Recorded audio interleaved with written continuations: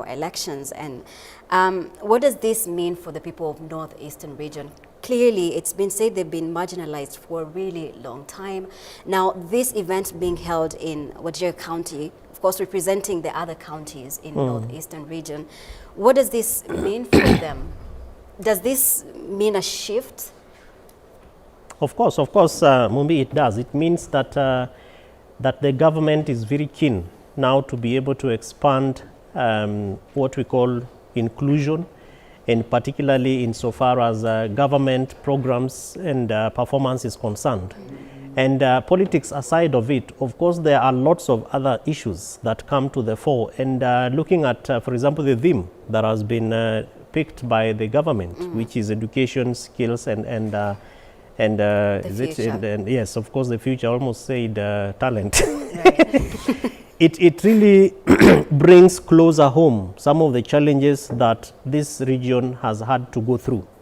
And if you look at education, places like Wajir never used to have proper education facilities. I remember when I first went to, whether you want to call it Wajir or Wajir, let me call it Wajir as it is. First and foremost, the infrastructure. There were no roads in those earlier days. You would probably even be on top of a lorry, you know, and you'd traverse probably 4 days to 6 days before you get there. My first time to Wajir, was a student at Daystar University, and as a member of the evangelistic team, we had gone there for a mission to one of the schools, and we were so surprised that, you know, even these things we see called houses were not there. And now when government is talking about affordable housing, I wonder what kind of image, you know, the people, the locals of Wajir are actually looking at when they see houses being built, because you would see, you know, structures, just grass-thatched structures and those kind of things. Number two, of course, is now the kind of things that happen with the education. Right now, because from County Governance Watch, we also assess performance of counties. And we take pride in counties like Wajir County, where, for example, initially there were only 3 secondary schools. You talk about Wajir High School, you talk about Wajir Secondary School, then you talk about a school called, I think it's called Sebule Secondary. But right now, they have more than 90 secondary schools just across Wajir County itself, before you look at the former wider northern frontier, or what was then called Northeastern Province. And so you bring in Garissa, you bring in Tana River, you bring in Mandera, Marsabit, etc. 90 secondary schools in a county is not small. You look at, for example, the ECD centers, and from our recent analysis and talking to, you know, the county government officials, you have more than 350 ECD centers, you know, areas that are now supposed to bring in, boost capacity for young people who are getting into the education, system. And so we can go further and look at, for example, the concerns around water, what the county government has been able to do with boreholes, where there used to be only, you know, less than 10 boreholes in the past.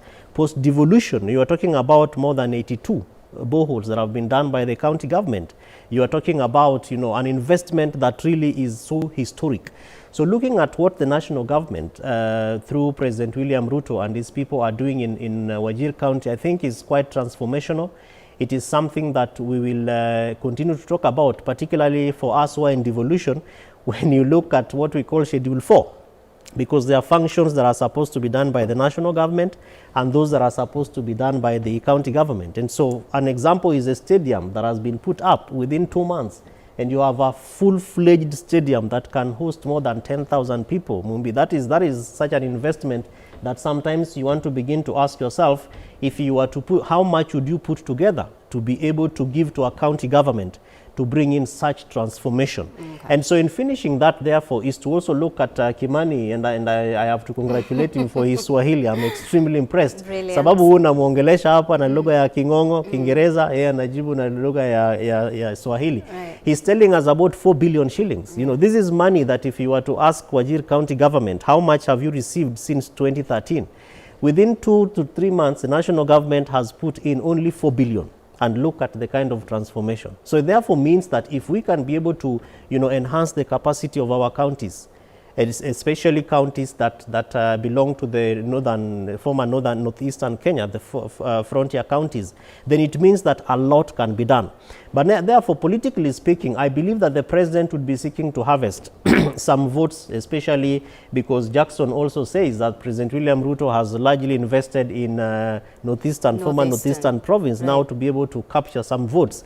But if you are to look at the summation of those numbers of votes against the other regions that Jackson says that is actually losing, of course, the fact of the matter, and they say that numbers don't lie, it will not be easy to match up.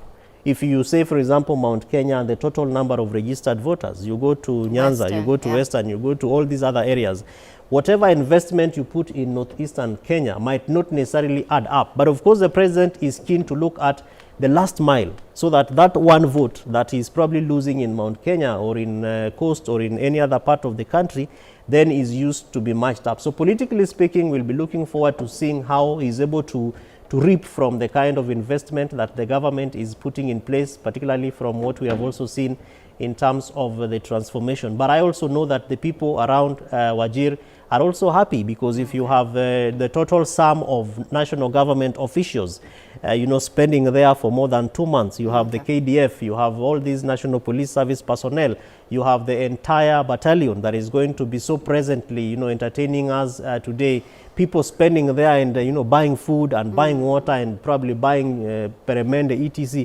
It is also an economic boost, and I hope that the people of Wajir are actually harvesting and reaping from it. Right, and of course we'll continue talking to Kimani Ngunjiri to just tell us what will be going on, the preparations, the leaders that are going to be arriving in Wajir County, Wajir Stadium that was recently constructed. Ngoima, coming back nationally, because it is 63 years since Kenya attained internal governance.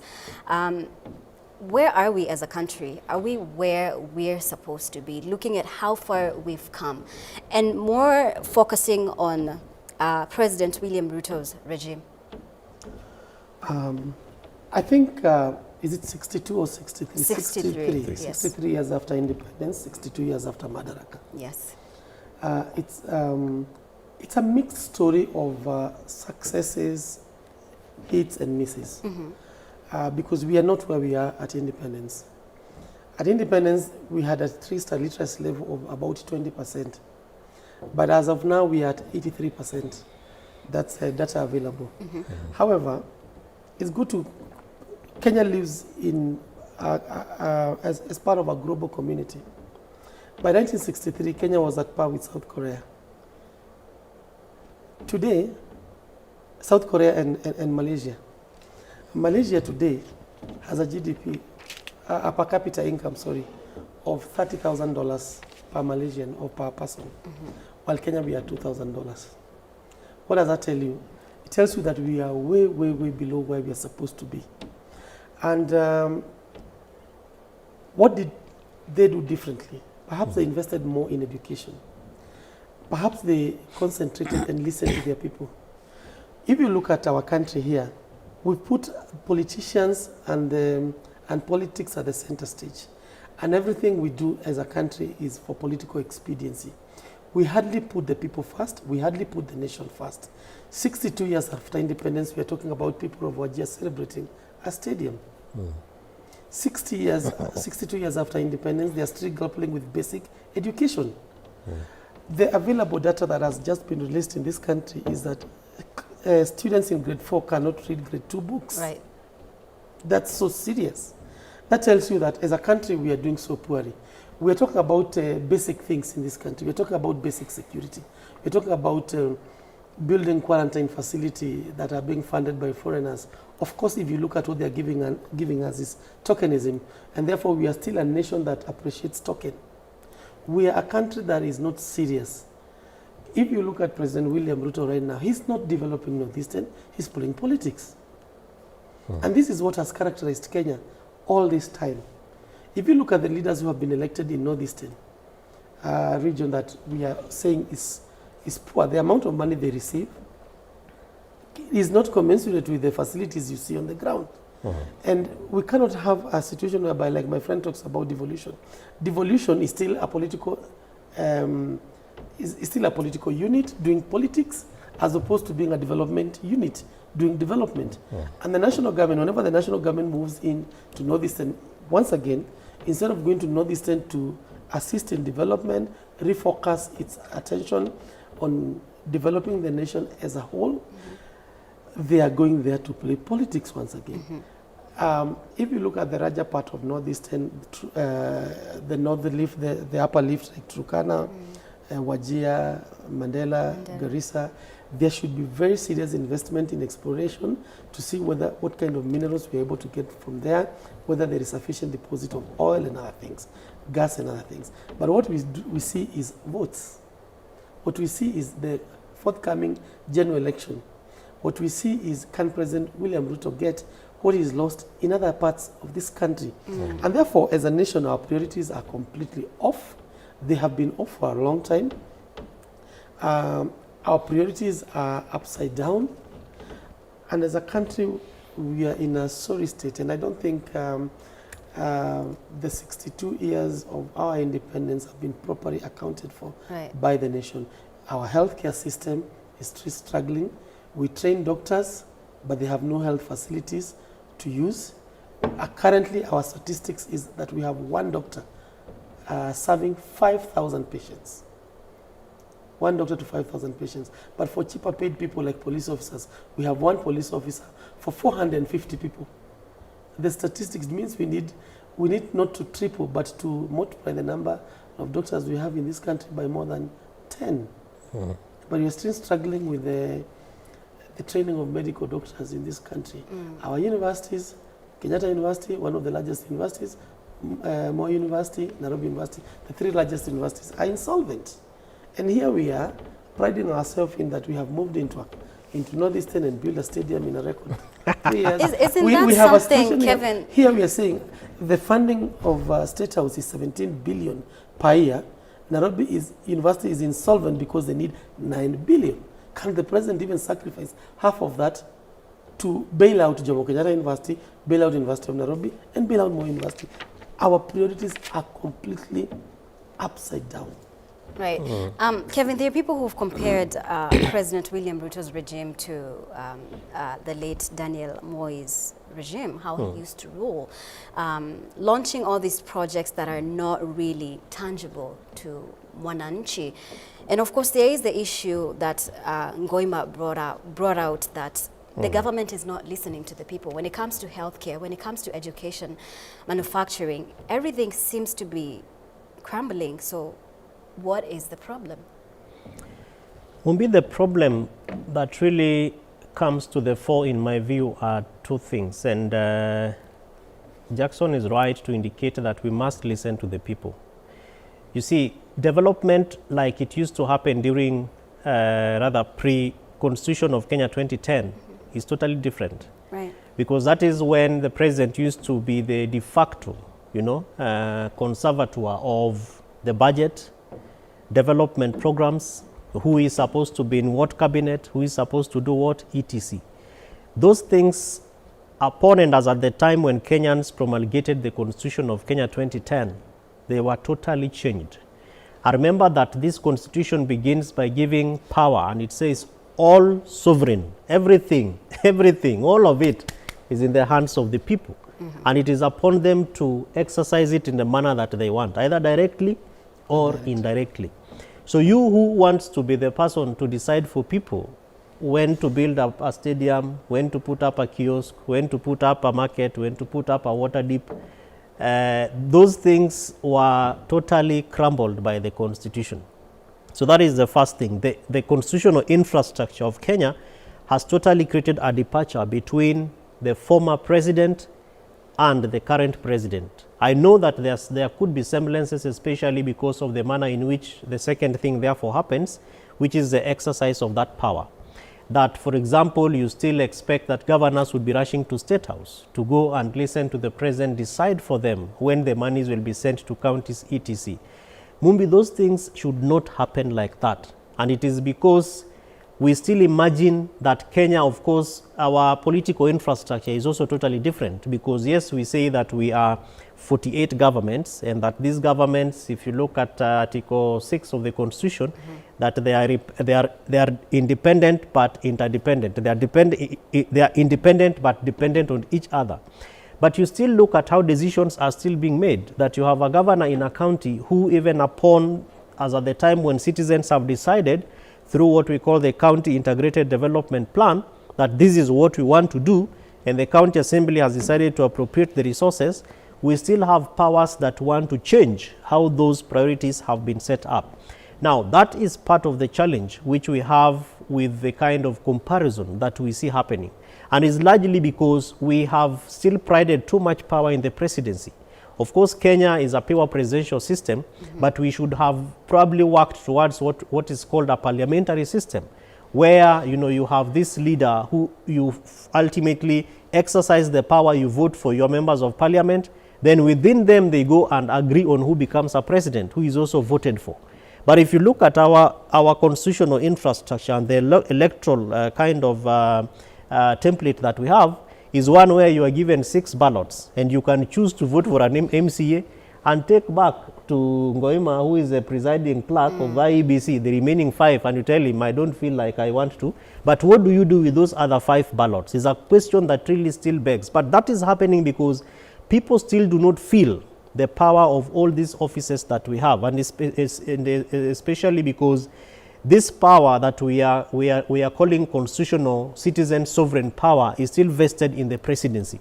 And that is why even today when we talk about Wajir, you still look at what people feel comfortable to say what the national government has done, and not what the county government has done, because that is the kind of architecture that we have given to ourselves. But moving forward, it has to be said that the power of the people must speak for the people.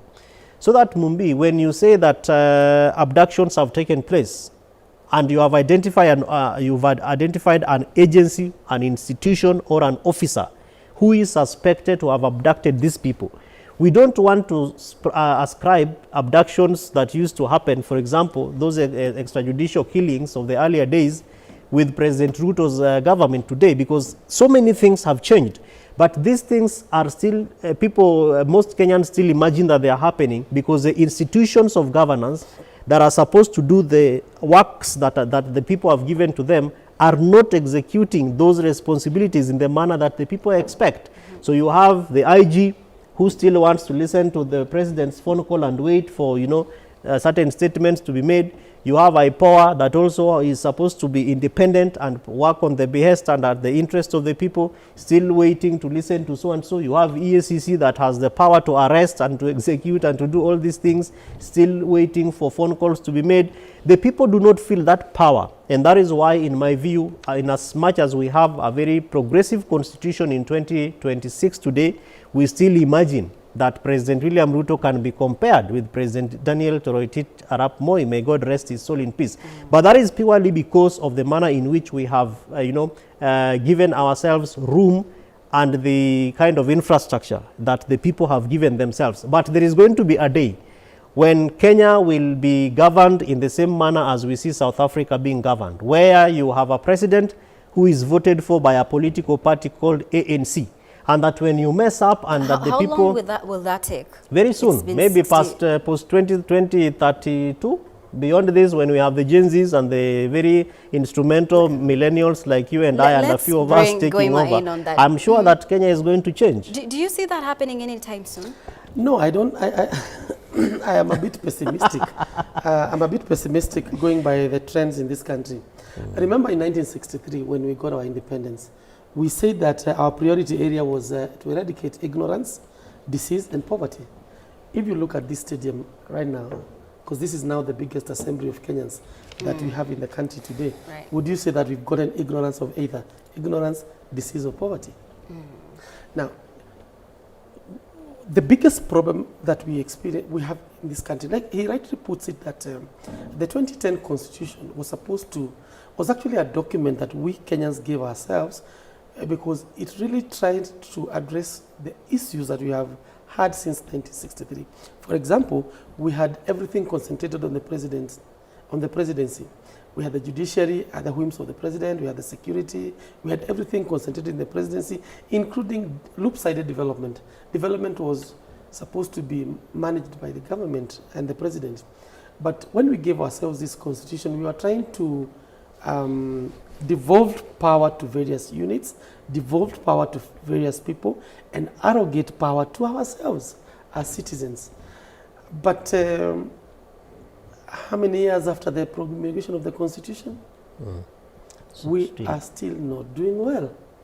The presidency has still tried to do what we call repurpose all institutions, which is now what we are calling state capture. You do not really abuse the constitution, but then you manipulate the systems of government so that they serve you. Now, if you look at, for example, this bravado that you're saying in government, this kind of thinking that has gone into building a stadium to just host Madaraka Day, the amount of money spent here, how many schools would it have built in It's Wajir? actually 4 billion shillings. 4 billion shillings. To build a classroom, let's say at a very, very exaggerated cost, it costs 1 million shillings to put a classroom. That means at a conservative figure of about 30 million, you have a modern school. How many schools would you, for example, build using this 4 billion?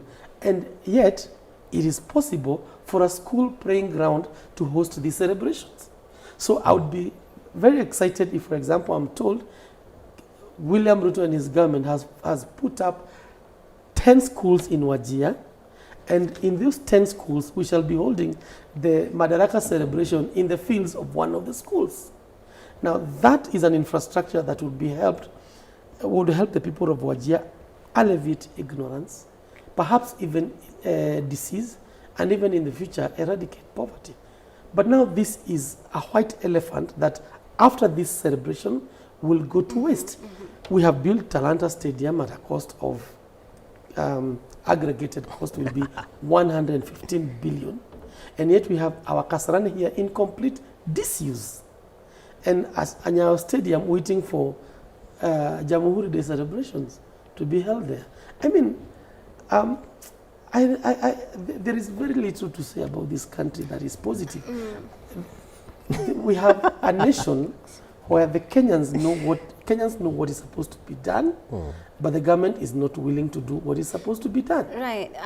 Kevin, are these celebrations worth it if the government has to spend so much? We're talking of 4 billion shillings. What is 4 billion shillings? What can it do?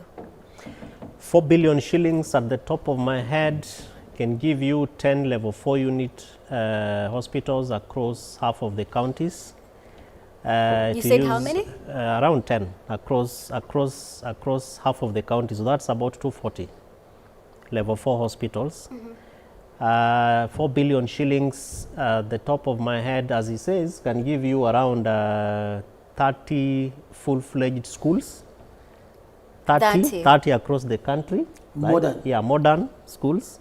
If you work with, say, 1 million per school, that gives you half of the counties again, if we were to go by 24 counties. 4 billion shillings probably can give you, Kenyans are grappling with cancer every day, we are in WhatsApp groups, can give you around 4 billion shillings, can give you maybe 6 cancer, full-fledged modern cancer facilities. So of course, depending again on the procurement issues and where it is being done, 4 billion shillings is not small. And remember, earlier on we were actually wondering whether the Ebola Center is supposed to be, is it 1.7 billion USD? And there was a lot of confusion about this, Kevin, because until yesterday, I thought it was 1.7 billion USD, yeah. It is 1.7 billion shillings. Which is a facade, because therefore you look at, you imagine, now we are talking about 4 billion shillings just for a celebration. Right. So again, prioritization issues remain a concern to us. The kind of, the kind of view or eye that the government uses to look at Kenyans, I think is something that we really have to refocus on. especially around, again, accountability. Because fact of the matter is that, yes, President Uhuru Kenyatta began this, rotational celebrations across the country. But you ask yourself, what else have we seen happening in some of these stadia that have been put up across the country? For example, have we had leagues, our local leagues, being celebrated in some of these countries, in some of these counties in the stadia? Other than, of course, Homa Bay Stadium, the Raila Odinga facility, we have seen a lot of, action and activity being put there. The other day, the county hosted the devolution conference. And Mumbi, I'm just wondering whether, again, we would see, beyond these celebrations that are happening here, whether we will see something mega and something quite elaborate happening so that we are able to celebrate some of these investments that the national government is putting in some of these counties now, like Wajir. But again, as I said earlier on, is to go back to the foundational aspects of governance. Where is the spirit of the national government and where is the spirit of the county government? So that these discussions around division of revenue, the delay in disbursement, we are talking about pending bills, right, across almost all the 47 counties, and of course the national government. If you give it a joint approximation of about 460 billion shillings, that is held out there in terms of pending bills, but yet we see investments, especially where the president's heart is, being fast-tracked and a lot of work is going on within 2 months. We see the transformation that has taken place. So again, the prioritization levels of both, prioritization of both levels of government, both national and county governments, really remain a and it has to remain a focus insofar as where the interests of the people lie. But again, we must also focus on how we hold our governments accountable. So that again, the people of Wajir should be organized to begin to ask themselves, how will we be able to sustain the roads that have been put in place? Do we have a budget to ensure that, that they are sustained, or they are just things that are put up and within a short time it is stale? I was in Kitui during the last celebrations when the president was there for some days, and indeed a lot of focus again remains insofar as the understanding of the locals against what the national government and even the counties are doing, because sometimes they tell you, sisi tumeshtuka tu, imefanyika.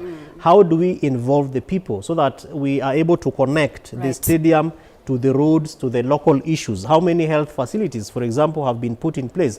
How many doctors are we going to ensure that Wajir, for example, hires? And when we talk about, because Kimani spoke about big numbers in terms of teachers, how many locals from Wajir, are going to be employed by the schools to be able to serve the people of Wajir? So whether the money, whether the human capital investment, I think the biggest concern is prioritization and accountability. Thank you so much, Kevin. We're going to be taking a short break, and of course we are keeping a close eye on everything that is happening in Wajir County, and Kimani Ngunjiri will continue giving us updates on all the preparations before the celebrations of Madaraka Day start in Wajir County.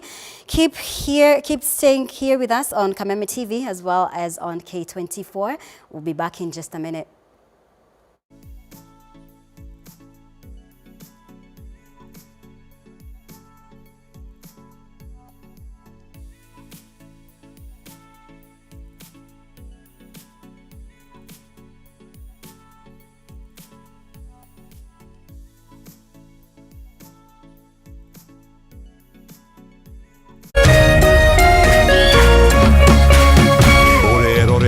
Kameme TV. Why wait for fun? K24.digital brings you 24/7 entertainment. From the pitch to the playlist, from celebrity gossip to the memes you love. We're not just news, we're your non-stop ticket to everything cool and trending. So get in the know. K24.digital. Follow the buzz 247.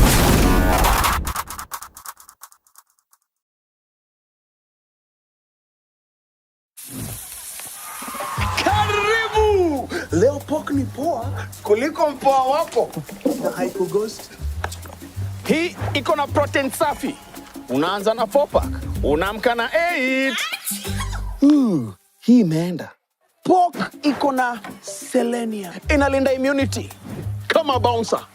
Na iko na vitamin B1, unaingia shift leo, unatoka kesho na nguvu. ingia utoke na testimony. Ewa yote, wet fry, dry fry, Stew, choma.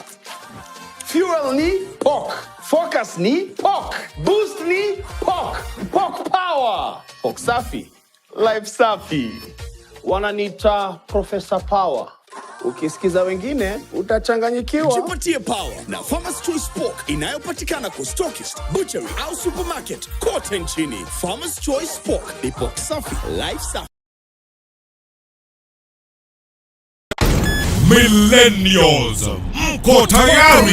Big Voices Fest Millennial Edition tarehe 6 Juni, Kiambu Valley Gardens, Kirigiti. Bonge la show. Unawakumbuka wakali hawa: Harry Kimani, haya jua kali, Jimwat, Narcisi, Derewama 3, Kodawama 3, Wairi the Love Child, DJ Pinye, na bado Samido, Tony Young, Boyza Kawai Jane, DJ Dibul, ndani ya nyumba.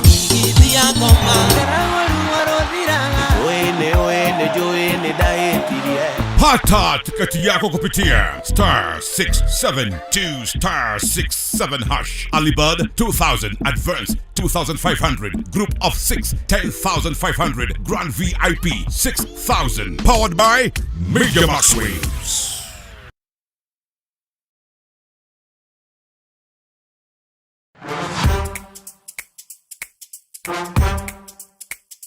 Hii ndo generation imekataa kabisa kunyamaza. From governance, youth power, and politics, the Gen Z Manifesto is where bold voices rise and honest conversations begin. Catch the Gen Z Manifesto kila Tuesday from 7:30 p.m. to 9 p.m. only on K24 TV na Kameme TV. Join hii conversation to challenge system na to shape future. My name is Majibu Kitao. And I'm Charlotte Kibet. Your voice, your power, your manifesto.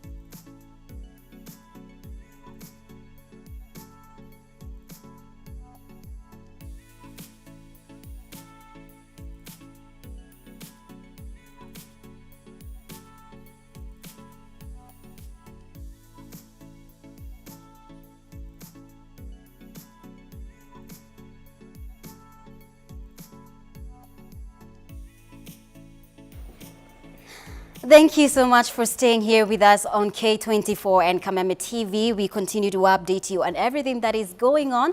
Remember, the Madaraka celebrations are underway at Wajir County, where President William Ruto is expected to preside over those celebrations. And of course, Kimani Ngunjiri will be giving us an update on everything that will be going on. Of course, the expectations from the people of Northeastern region. And of course, here in studio, we have Executive Director, County Governance Watch, Kevin Osido, and of course, Jackson Goima, who is a political analyst. But before we continue, stop paying high fees to send money abroad.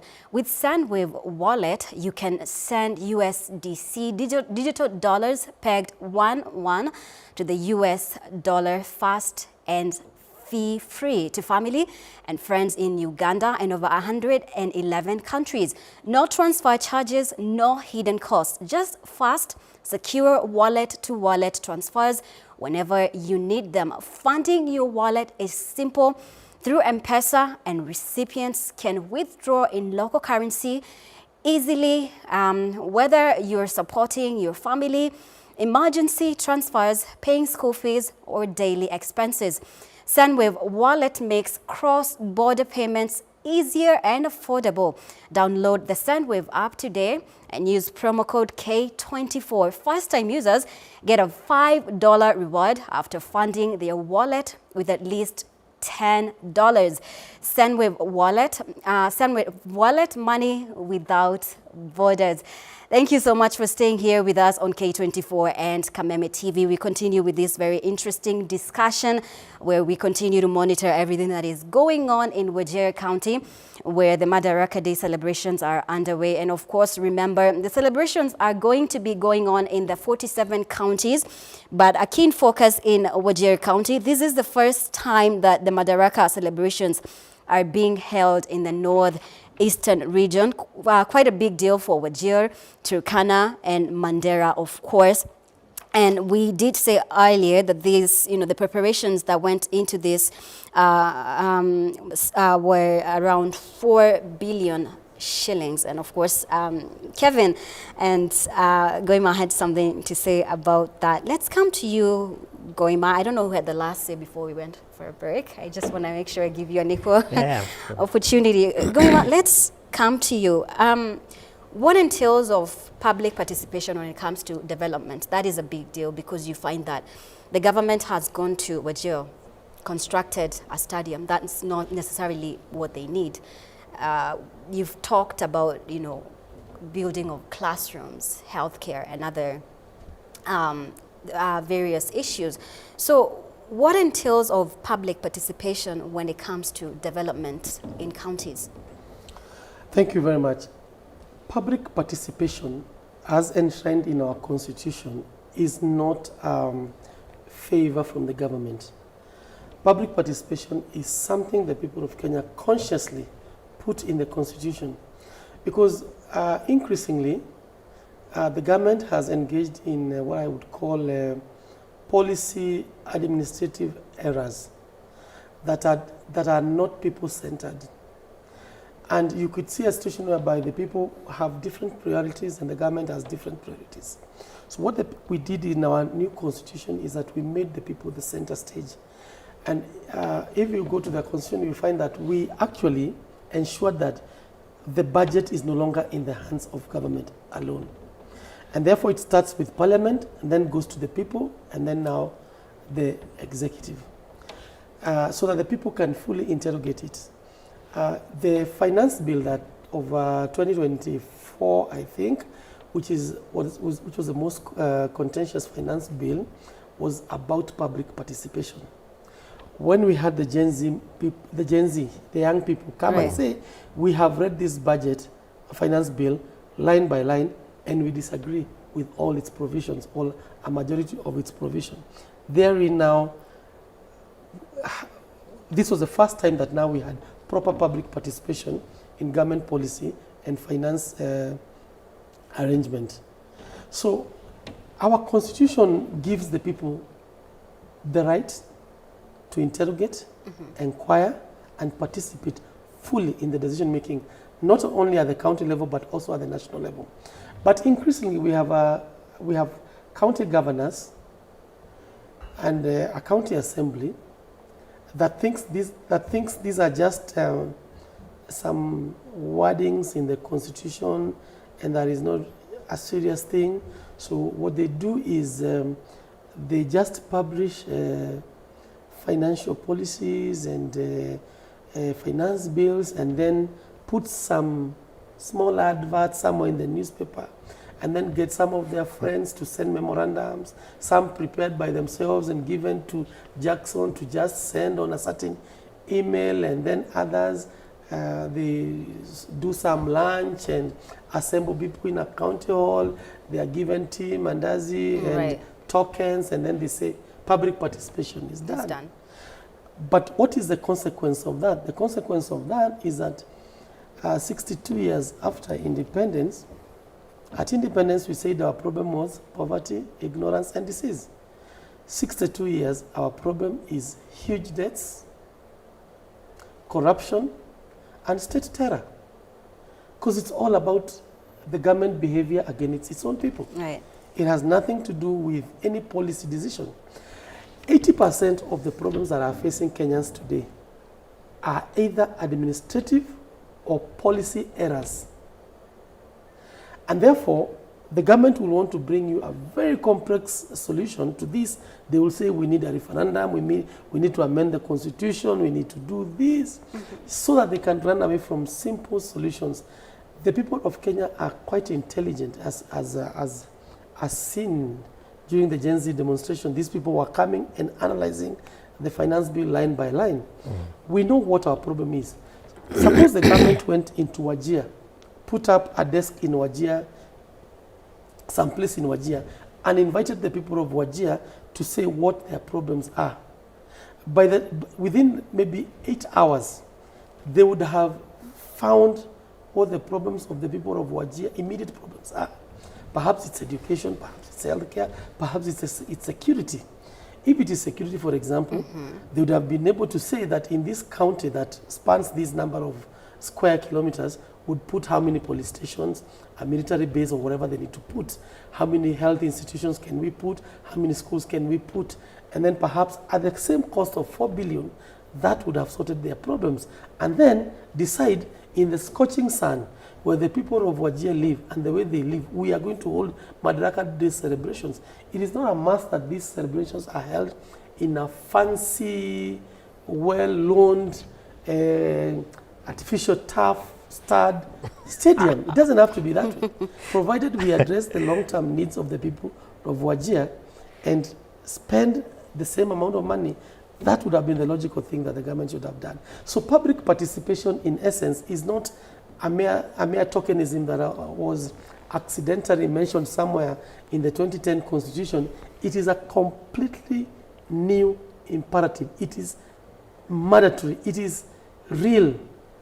And the government must listen very carefully to what the people are. And whenever they want to make a policy decision, they must genuinely and openly consult the people. That is what the law says, and that is what the people want. Every single government decision must be people-centered. It must be people-oriented, and the results must be people-friendly. Not tokenism, not... when there's a while ago, he talked about, you actually talked about the relationship between the President Moi's government and William Ruto's government. Right. And you say that whether they are the same. We say history does not repeat itself, but it rhymes. I would say very Sometimes clearly. it does. Sometimes it rhymes. The William administration rhymes completely with the Moi administration, talking about things that don't exist, saying things that nobody believes in, and then playing the victim card against government. I mean, pitting the government against the people and against the opposition. Right. We must be, patriotism is not about singing praises for government. It's about honesty, analyzing what is happening in the country, and speaking truth to power, and also giving alternative that is viable, that is credible, and that will uplift and change the lives of the people, not singing praises to government. Right. Kevin, as you weigh in on that, I want to read you a quote from the second president of the United States, John Adams. He said, I must study politics and war that my sons may have liberty to study mathematics and philosophy. My sons ought to study mathematics and philosophy, geography, natural history and naval architecture, navigation, commerce and agriculture, in order to give their children a right to study painting, poetry, music, architecture, statuary, tapestry. The reason why I read this, Kevin, was because there seems to have a way in which the United States took everything, one step at a time. This is what we gained our independence. This is what we're going to tackle in the first phase, the second phase, and so on and so on. You've come from war, this is what we need to do. We're going to learn how to deal with our allies and whatnot, how to establish allies, how to deal with our enemies. All right, we're at a place now whereby we can start building factories. Now we're at a place where we can move to this level. So my point is, Kevin, do you think our leaders seem to take on too much at a time, rather than study what does the country need at the moment?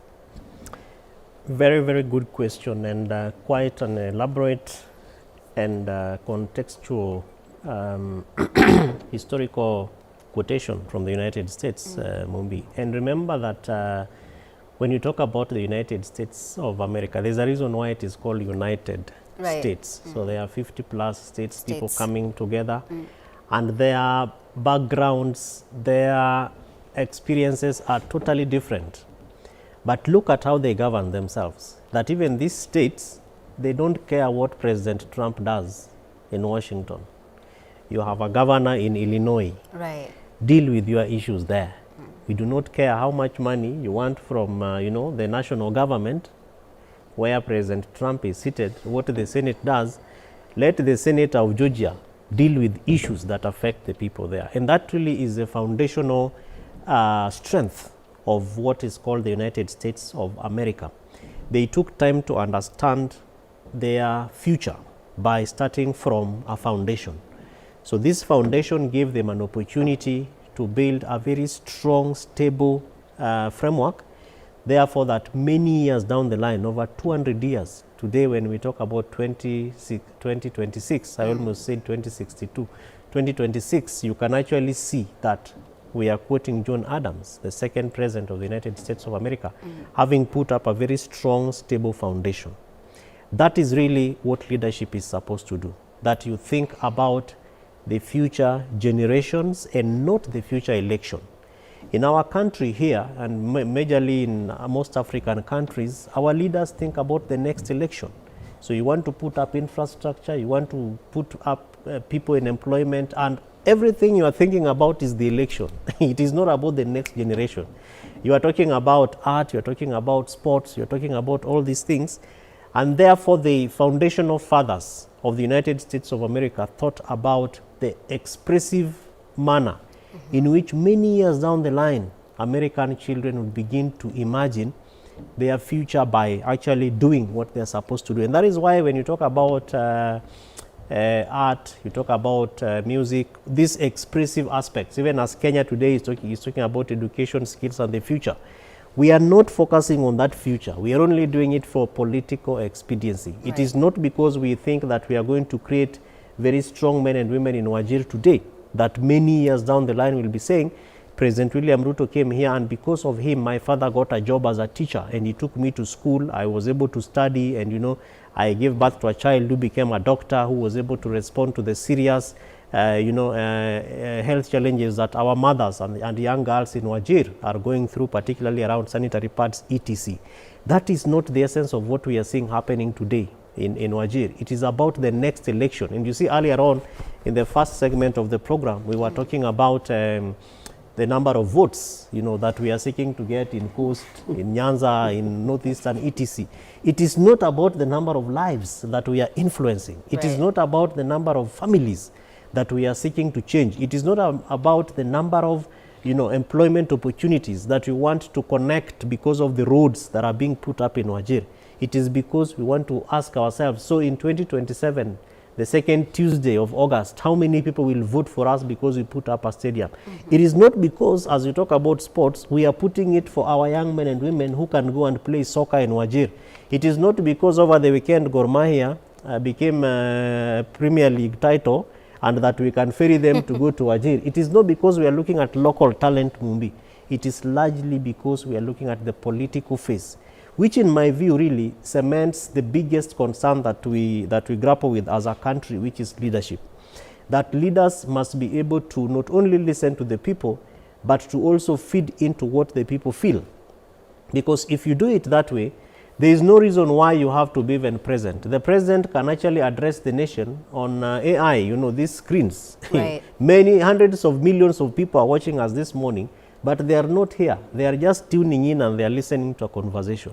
It means that when we focus on leadership, the leadership begins to provide opportunities. But sometimes in our country, again, because of maybe fear of the unknown, we are afraid to hold leadership accountable. As much as Goema talks about speaking truth to power, very few people will actually stand out there and say this thing is wrong and the government has not done right, etc. Most people want to massage the egos of the political class, and that is really what I feel and I believe. Even as we engage at the county levels and we have these town hall meetings at the counties, we have citizens, we call citizen action groups. They're like our shadow county assemblies down there. People are afraid to raise concerns, even to just sign a simple petition. People are afraid. But you see, John Adams never saw that fear. They were able to underscore the kind of big threats that they were talking about. When Jackson talks about poverty, disease, and ignorance, it is not that there is nothing we can do about it. When you go to our health facilities, we have some of the most qualified doctors, people who other countries are just wishing that they had them in their countries. But look at them, they are all leaving the country, you know, going for better pasture, greener pasture, etc. in other parts of the country, because our leadership has not done us very well to be able to cement a very strong foundation. So we are hoping that moving forward, even as because we'll be having Madaraka Day almost every 1st June every year. Next year, I'm sure, as this comes to a close. 4 billion, 6 yes, billion as this comes to a close, the president might again announce that we are going to like keep your county or whatever county, you know, and then we put another. But really, as we do all these things, can we write a quotation about President William Ruto many years down the line and we say, we were in Wajir County, and this is what we did, and because of this, many lives have been transformed. The insecurity issues and the fears that the people of Wajir have and the northern frontier counties have been transformed. You know, now we came here and investors have identified mega projects that they want to invest in just because we came, and out of this investment, 100,000 young people from across the country have come to Wajir and they have gotten employment. You know, our mothers no longer have to tread kicking buckets of 20-liter jerrycans looking for water, because those are the realities, Mumbi, that I believe the earlier founding fathers of the United States of America looked at, and they were able to put up a very strong foundation, and they moved on to be able to cement that even in the hearts and minds of their people. For us as a people, as we talk about again poverty, disease, and ignorance, what is the transformation that we are focusing on? I do not think that we have been able, we've done very well. Of course, both national and county governments and Kenyans have in their own ways tried to navigate the poverty aspects.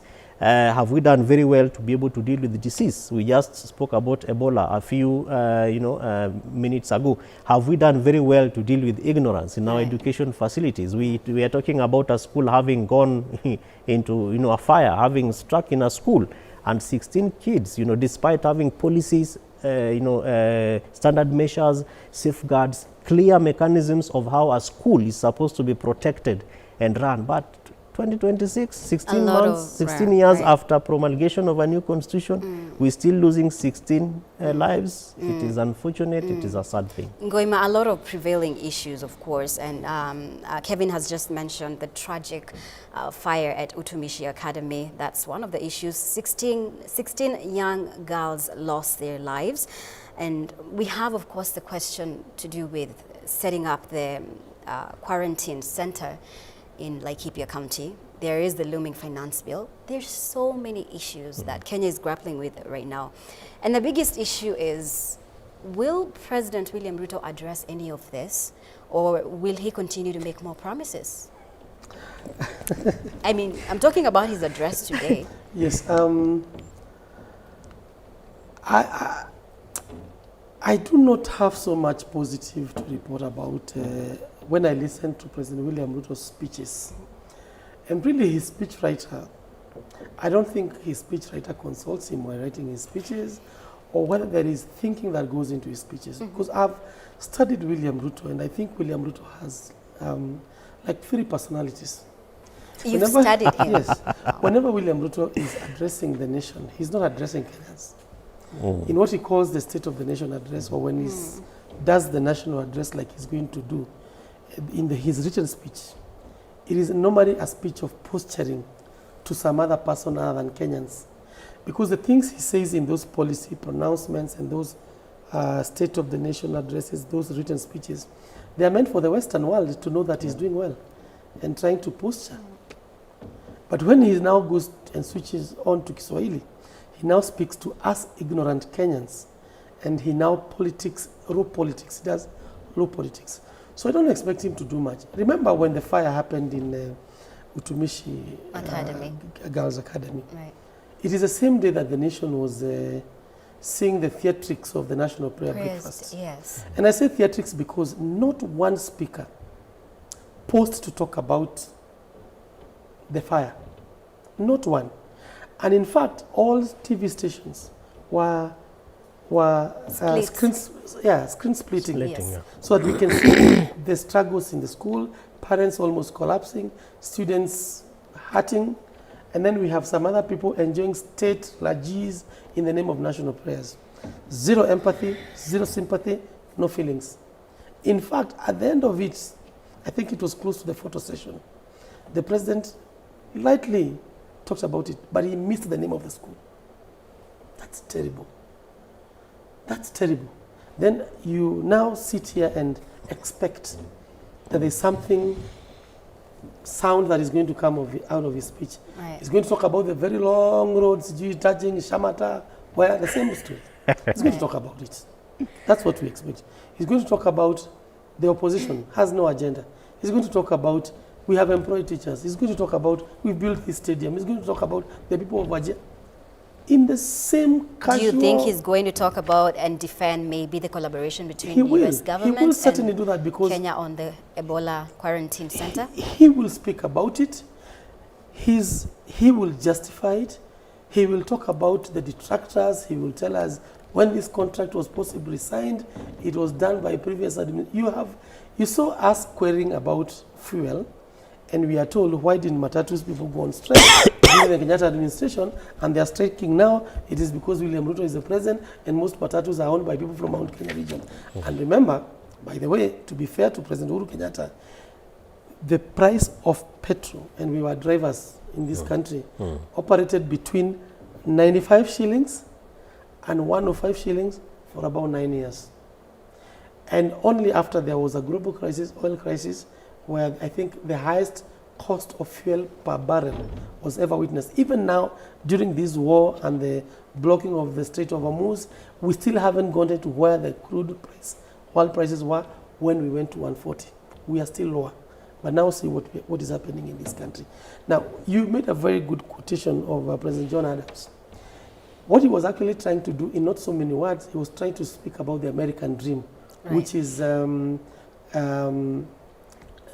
life, liberty, and pursuit of happiness. Right. That's why he was talking about his children being able to study mathematics so that their grandchildren can be able to study art and music. Right. If you look at the world today, we are consumers of American music, American art, the Netflix, everything American. It means they are moving steadily towards their dream, because they are now his great-grandchildren and grandchildren are actually enjoying life. Right. I remember in one instance, Bill Clinton went to a college and asked a university student, do you know who I am? And that girl looked at him and said, are you a basketball player? No. Okay. Are you a movie actor? Said, no. Well, I don't know who you are. Then he said, I'm President Bill Clinton, the President of America. She said, oh, I wouldn't have guessed that one. Right. No big deal. No big deal. Yeah. Really, because the nation is working. Something else. It's working. But now here we have a country where babies in grade 1 are shouting one term. Grade 1 pupils are shouting one term because they have seen it and they know that this country has a problem. And really, the American pursuit of happiness and the life, the liberty, is the same as ignorance, poverty and diseases. It's the same, coined in different language. But what are we talking about today? We are not in unalienable rights anymore. We are in government favors. We still can't access basic things. There is no basic affordable education in this country. We do not have available, not even affordable, available education, health in this country. If you take your patient to Kenyatta National Hospital suffering from cancer, you are not exactly able to tell, did he die of the severity of that disease or the fact that he was not fed? Is it hunger or the disease that killed him in Kenyatta Hospital? This is a sad reality. We have a situation whereby you are not able to tell, did the patient die of the worsening conditions Or did the doctors fail to treat him because they could not have even protective attire? Then we are here shouting at the top of our mouths how we are putting up a quarantine American facility at a cost of 1.7 billion. Some small tokens that are stolen by local governors in a single financial year. I mean, we are a country that is not taking our people seriously, and I don't know, and I don't think William Ruto is going to be the president that gets us out of that mess. As a people, we must be serious. As a people, we must go to the next general election that the government is looking forward, and they have told us that whatever happens, they will steal it. We are a people that must say that enough is enough with mediocrity. We must give unto ourselves a government that we so badly deserve as Kenyans. Right, and of course, Kevin, what Ngoima has explained, of course, we can't continue like this as a country, but for us to get to where we need to get, we can't one day have a president who is progressive, then the next regime we have a president who's not. Because, correct me if I'm wrong, but under President Mwai Kibaki the late, things seemed to be working, especially you look at the education sector. So now here comes in another president who isn't factoring in the strides we've made in various sectors and how to progress those sectors. So is it an issue of leaders? Is it an issue of our constitution? Is it an issue of our policies? What needs to happen for all of this to align? Because it's 63 years, it's like you're moving backwards. You're moving forward, you're moving backwards. Mumbi, what we must do is to implement the Constitution of Kenya 2010, which we have not done very well to be able to implement. And in implementing the Constitution is to undertake an audit of the same, so that when we say, for example, that we are going to send monies to county governments, let that be done, and strengthen accountability of how these counties use their monies. When we say that the judiciary as an institution of governance is going to work for the people, let the judiciary work for the people so that justice is not just done but is seen to have been done and is fully done, and people can actually be able to feel that justice has been done. Not that phone calls have to be made, files have to disappear, cases that can be dispensed within a few time have to wait for 7 years. You have governors who, for example, have been accused of having stolen resources, and they are still running and running and running for office, and many things. So of course there is the expectation that Kenyans have that our constitution will work for us, but that constitution cannot work unless it is made to work, because it is just a booklet. It is just a paper and print. It has to be given feet to work, so that, for example, when you talk about public participation, it is not seen to be a favor that is being done for the people. And we don't have to legislate it, because excuses have been made that we do not have a national law on public participation. We do not have a threshold on public participation. So when you call for a budget and you have a population of 40,000 people in a ward, for example, how many of them must participate? You don't have to impeach a deputy president over issues happening in Nairobi, and you expect people in West Uyoma ward, where I come from in Siaya, to vote over the same. Those people, some of them have never even been to Nairobi, but you still treat that as a public participation process, and you actually impeach a deputy president because of a vote that has been carried over issues that do not really warrant, in my view, the people that are meting their vote on them. So the President William Ruto had a very good opportunity, Mumbi, to be able to present this thing that we are calling the Kenyan Vision, Kenyan Dream Vision 2030, if we are to go that way. Because he's a gentleman who, for a better part of his life, has been in government. He served as a cabinet minister. He served for 10 years as a deputy president. And he told us that he understands this country than most of us. He's able to fix, what needs to be fixed. And 2 years to 3 years into his term, we are still grappling with a number of issues. And when you look at the president and listen to him, sometimes even in closed-door conversations, You can imagine the kind of, if you were to go to Singapore, for example, you'd imagine that this is the Lee Kuan Yew that we have been waiting for. This is the man that Kenyans have been waiting for. This is the person that we hoped would have fixed these issues. But when you open that door and you see what is supposed to be done, you cannot touch it, Mumbi. And that is really where the departure between the dream and hopes comes in. So the president has failed to be able to present hope to the people. You talk about SHA, for example, and you really give it a very nice name. You paint it so nicely, and you're able to say that kuanzia kesho wamama hawatafanya nini, kila mtu atakuwa na nini. But you walk into that health facility and you're even told, kama kuna shida, chukua simu nipigie, tutume polisi ashike huyo daktari. You actually feel like you're walking on the streets of Singapore. But that is not what it is.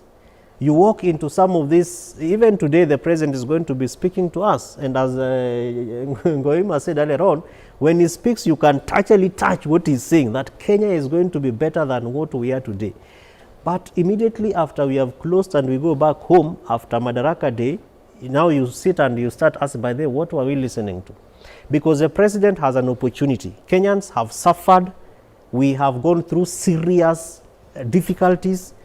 And to the extent that now you have the opportunity to present that hope and to pass it over to people, then it's like a bird that you close in your hands and you ask somebody, is it dead or is it alive? They say it is dead, you squeeze it. It is alive, you let it live.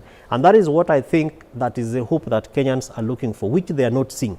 So President William Ruto, despite our history, has the best opportunity. Remember when you talk about President Emilio Mwai Kibaki, in 2002, Kenyans were arresting police officers. They would sit in a matatu and they see you folding some 50 bob and they say, dereva, simamisha gari. What have you done? Na wanashika huyo askari, wanamweka hapo kwa gari, wanamfikisha police station. It is because institutions of governance, Mumbi, at that time used to work. Education, when you were told there would be 100% transition, you'd walk into a school and teachers were motivated. Who empowered the institutions to work? Just attitude of the leader. President William, President, yes, at the top. Right. President Kibaki, in fact, many times he would go and say, sasa mumeniandikia hizi vitu hapa, mnataka niwasomee mkama nyinyi hamjui cha kufanya, bure kabisa. And he would be done because he had empowered people and people believed that you who is a head teacher in a school, you have teachers that you work with, you have gone through TSC, you've gone through training, go and do what you've been trained for. Right. You who is a civil engineer, when you do your quotation for a road and you have these procurement processes, you've gone to school, you've been trained the procurement laws, you know what is supposed to be done, you go and do your work. But to an extent where things have to, you have files of roads that are supposed to be done, put up somewhere, bado tunangojea PS atuambie ni nani amechaguliwa kama contractor. Those are things that will not take this country forward. And that is why, for example, for those who've watched Lee Kuan Yew's story, the story of Singapore from third world to first world, right, there's a point he's even telling his leaders that when you are caught up in a case of corruption, don't call me, don't come to my office waiting at the door that you want to see me. There is nowhere I am going to. Go and face the law and let the law take its course. In this country, we still even have, cases that have to wait for phone calls to be made. In that manner, there is no way we can be able to compare Kenyans in 2002 and Kenyans 24 years after. You are therefore right to say that actually we are making 8 steps forward and 24 steps backwards, which is really not the expectation of what Kenyans are hoping for. And with all these things that President William Ruto is doing, in my view, he would not even have been worried about his second term if Kenyans were able to resonate and feel what the government is investing in. If you go to Nyanza, he's put in almost 220 billion shillings in all these travations that the president has been doing. You go to now he's in northeastern Kenya. Ultimately, we'll be able to also analyze how much has been put. We're already talking about 4 billion. You go to Coast, where he was last week, you can ask yourself how much investment the president put up. And so if Kenyans are able to feel all these things that the president is doing, there is no reason whatsoever why the president should be worried about two-term, one-term, all these conversations. Focus on what needs to be done, focus on the task, and then assemble a winning team. Right. The team needs to come forward to be able to do their work. Let them do what they are supposed to do. Right. Ngoima, as Kevin has explained, clearly those around the president are an integral part on his delivery. And looking at those around President William Ruto, cabinet secretaries, advisors, when you look at them, what does that speak to the kind of leader that he is? Well, it doesn't spell good to Kenyans. He's surrounded by characters who are very proud, very arrogant. They don't listen to the people. I've listened to Honorable Duale speaking, even answering questions in Parliament. He's very condescending. I've listened to Ari Hassan Joho, extremely condescending. I've listened to Bandi. He's bullying people who are even members of Parliament who are asking questions. I've listened to Opiyo Wandayi, same. I've looked at majority of the cabinet ministers in his administration are as rude as you can get. And this is the kind of person then he must be. Because if, for example, he was the president of the Republic of Kenya, right, and my Minister for Health is asked a question about who was paid by SHA, and that we had more than 16,000 fake hospitals, I would fire him. I would not even wait for him to answer questions. And I would, first and foremost, if then he answered questions before I would fire him, I would call him and ask him, what the hell was that? What were you saying? So I think there's a very clear problem in this country, and the problem is at the head itself. Right. It is not the way Joho answers questions. Joho has been in government before, and some of these people were in government before. But the language they are now using is given support by the administration. I have listened to Bandi as an opposition member of Parliament, and I've listened to the same Bandi. I've listened to Opiyo Wandayi question who are the advisors and who are the cabinet secretaries of government. Right. Now he's an advisor and in government. The only thing that has changed is his attitude. It is it is nothing that the government has not corrected anything, but his attitude towards people has changed. He has dipped his hand in the cookie jar, and therefore he can be arrogant and proud. Now, if going back to Madaraka Day, because today is Madaraka Day, self-rule.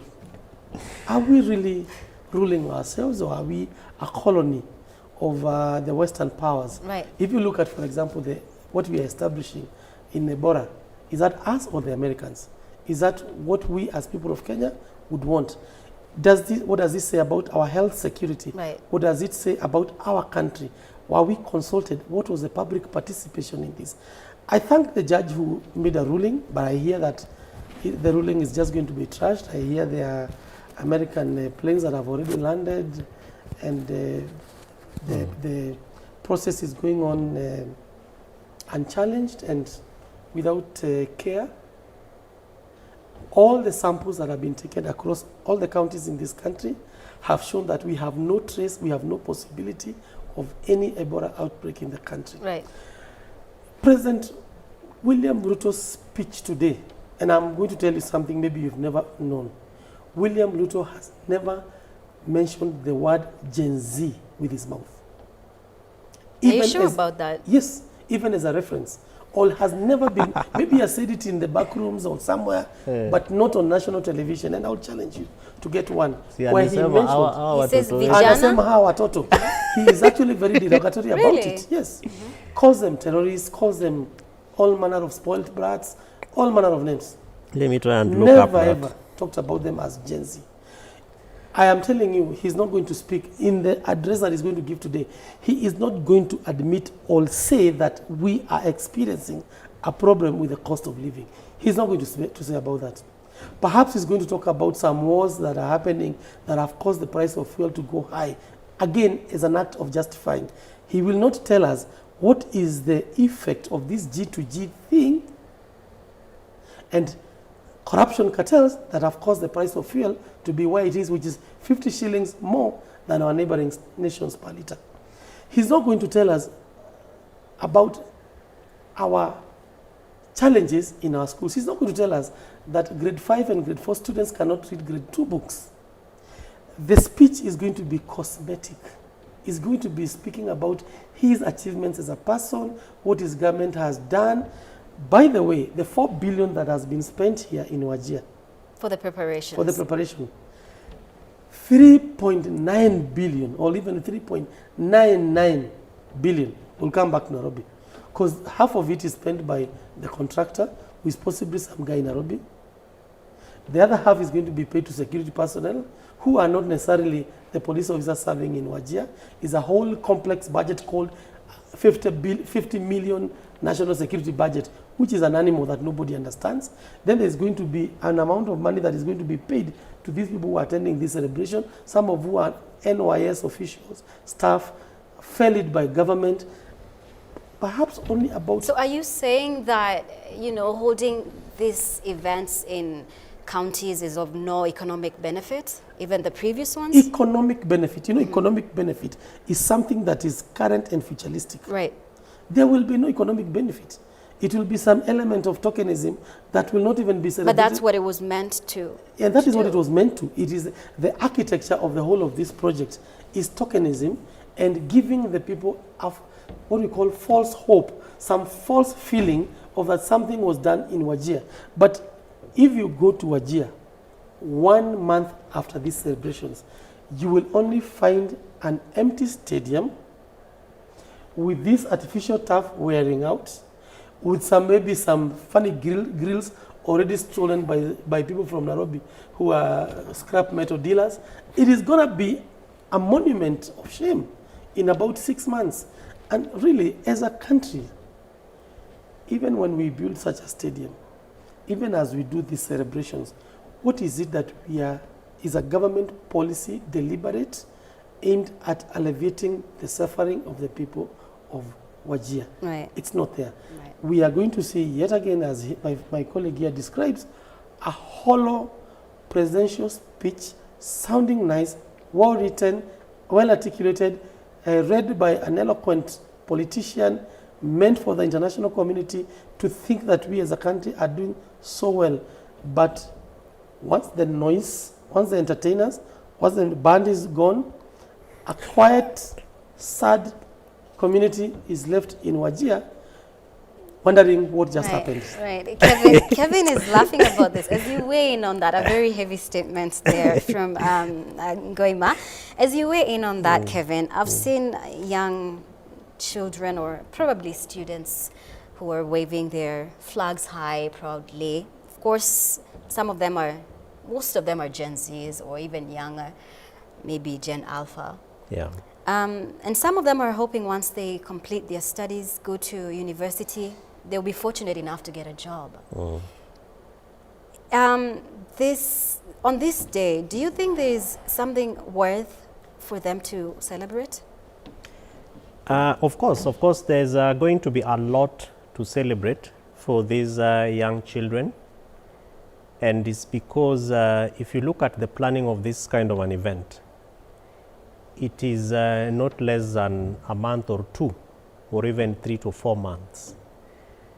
And that therefore means that from the moment you begin to pick up the young ones who are drawn from a number of schools within the county and maybe even the regions, depending on proximity and levels of interest, then you begin to write a history. And that is the kind of history that earlier on we were actually calling hope. That the president, in planning all these processes, must begin to be able to work together with his team to be able to plant hope, which in some places the president is very actively doing. I belong to a board of to the board of management of some schools, and one of those schools is a top performer in drama and music in this country. Right. And the other day they were at State House, and every time when we go there, even for meetings or even just passing by, we always brought the learners who actually went to State House and brought different trophies, and you can see their photos with the president, etc. And that, to be honest with you, is hope. And the other day, 2 weeks ago, we had a meeting, and the head of institution was actually telling us that one of the learners who went to State House was the top performer in drama, was actually fully sponsored by one school in Germany. So you can imagine what that means to that kind of a student. So even from this particular engagement, there are histories that are being written. There are stories that are being written today that were identified many, many days before this particular event. How that is sustained really brings into the fore even the theme of the event, because we are calling it education, skills and the future. Yes. So what kind of future are we presenting to these young children? And so Mumbi, this therefore goes even beyond the head of state himself. Yesterday, I am aware that they had a session with the governor, and of course, even the CS of education has had a panel with different speakers and a whole town hall of people engaging in education, levels of education, including Professor Ngondo from KICD, who was being put to task, especially around equipment for education and even the books in terms of what is required per school. And so there's a hope that these learners have, that when we get involved in this thing and we participate, there are questions that we can ask and will be answered. There are also things that we'll be able to present that can be worked on, not necessarily as the event is happening, but even maybe later, which is where I think that the president and his team has not done very well. Because ultimately, when the band is gone, then the question that begs is what remains? So are we able to sustain the kind of hope that we are going to plant in the young ones? And Mumbi, I'm sure you've also seen that sometimes they're even able to do very artistic drawings on the field. They can write Madaraka, young children running around and playing music, and before you know it, they have written Kenya at 63. They have written Madaraka Day. And you can imagine what that means. Even for the instructors, the teachers, it is something that I believe that the government must be ready and willing to begin to think through the kind of investment that we put in our talent, in our, even the instructors. How do we motivate them when it comes to promotion, when it comes to some of the challenges that they are facing?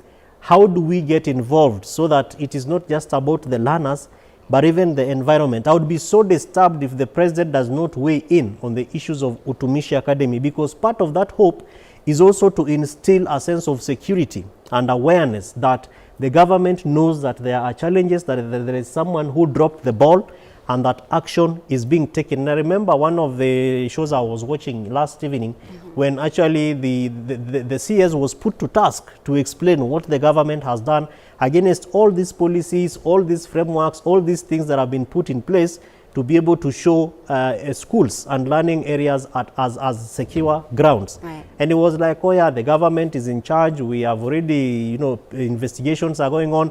We want to see something much more meaningful that really also sends some sense of safety, security, and hope among the young ones. So it is, of course, not just an event that I believe is going to happen. Having participated in planning some of these in the past and actually been a present consumer, I know that President William Ruto's government has an intention that sometimes drops. Maybe they get surprised that, hey, by the way, haikuenda venye tulifikiria. We did beyond what we had expected, and then they begin to celebrate and they forget. But there must be a team that has to be left there thinking through, how do we sustain this? How do we move it forward? And that is the only way we are going to instill hope. But if you only give me a minute to disagree very briefly with Jackson, that of course there's some sense of economic value. Soldiers have been here, for example, for 2 months practicing ETC. I'm sure they are eating, they are buying water, they are buying some chewing gum, sweets, ETC. There's some local little money that is going to trickle down, even if it is not into the billions. There are visitors who are spending in hotels. In one of the groups from Nyanza, I saw a hotelier actually celebrating that over lunch he had more than 56 guests that he didn't even think about, people who have come to celebrate. So I'm sure that somehow there is some little of this 4 billion that is going to drop off the tables, and a few people are going to benefit. All right, let me get your final remarks. I'm going to start with you. If we gather again here for Madaraka, let's say 10 years from now, what is the one thing you hope will have changed for the people of Wajir, the people of Northeastern, and for the country as a whole? Let us start it this way. We call this Madaraka Day celebration. Right. Are they really celebrations or commemoration? I think the real celebration was in 1964 when the Kenyan flag went up and the British flag came down, and we got our self-rule. 2026, Madaraka, poverty is still with us. Ignorance is still with us. Unemployment is still with us. Poor education is still with us. Nothing really has changed in the lives of the people. People are still grappling with real issues and gaps that are avoidable and problems that could have been solved and haven't been solved, and there is no way of telling whether they will ever be solved. Now, if we gather here, the three of us, 10 years after today, after Madaraka Day, will entirely depend on the decision we make in 2027 and the decision we make in 2032, because then it will be 2036, 10 years. Right. Yeah? The decision we make in 2027, 2032, if we get a good president who focuses, who removes the 80% policy and administrative problems that this country faces, and then deals with the gaps that exist, and then we do the same in 2032, then we get a progressive president, progressive members of parliament, a progressive judiciary and everything, then we are going to sit here and talk of a transformed nation. Remember, we had 24 years of Moi misrule. I call it misrule. It was, the Nyayo era was a terrible era for this country. And then in only 10 years, people were talking about what it is that President Mwai Kibaki had done, transforming the country, just 10 years. And therefore 10 years is sufficient time. Sometimes we fail to give President Uhuru Kenyatta the flowers that he deserves. Perhaps it's because he's still alive, and the world is very good at worshipping dead heroes as opposed to recognize living prophets. President Uhuru Kenyatta found an education system that had a base to build on with what Mwai Kibaki had done. But remember, he ensured that we moved free primary education forward. He also ensured that national secondary education school fees came down from 100 to 53 and fixed it at that. He ensured that a university student in Kenya can go to university at 30,000 in a whole year, and then ensure that we had 100% transition. Therefore, 10 years is sufficient time to transform a country where there is goodwill, ability, and focus and vision. And therefore, 10 years from now, with right decisions, we have something to celebrate. All right, thank you so much, Ngoima. Kevin? Mine is, of course, to just indicate that if we really have to get to Singapore, there are basics that will take us there. Human capital investment, which really borders on investments that we put in our young people, particularly in the ability to not only get jobs, but create those jobs, to have a very stable environment that also supports innovation, that also supports the kind of expertise that we see among our young people. And then the second thing is that we will be able to ensure that there is a very strong engagement between national government and counties, so that from Wajir, where the president will be addressing the nation, some of the issues and challenges that that county governments grapple with must be addressed. And ultimately that the president is going to speak some sense of hope, especially hope around the issues that Kenyans are going through, the cost of living, the sense of insecurity in our schools, and ultimately what this message would mean 10 years, as you ask. All right, and of course we've seen various leaders making their way in Wajir Stadium, where the Madaraka Day celebrations are underway before President William Ruto does make his way. Thank you so much, gentlemen, for making time for us. Executive Director, County Governance Watch, Kevin Osido, asante sana, and of course Jackson Ngoima, who is a political analyst. Thank you so much, gentlemen, for making time for us. Asante. Thank you so much for staying here with us. We will continue to monitor everything that is happening in Wajir County.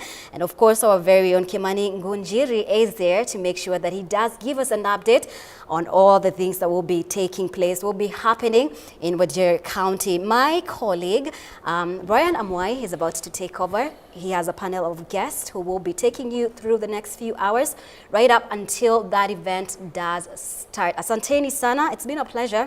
My name is Mumbi Chege.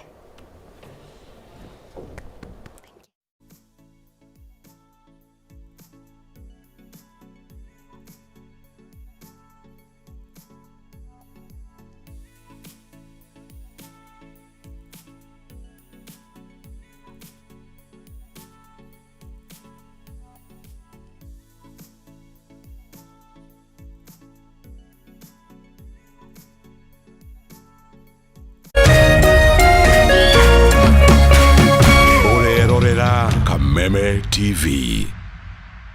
Do you know what's inside that prepackaged food? Those unhealthy ultra-processed foods high in sugar, salt or unhealthy fats can lead to diseases. According to the Ministry of Health, approximately 39% of all deaths in Kenya are as a result of non-communicable diseases such as obesity, diabetes, cancer, and high blood pressure.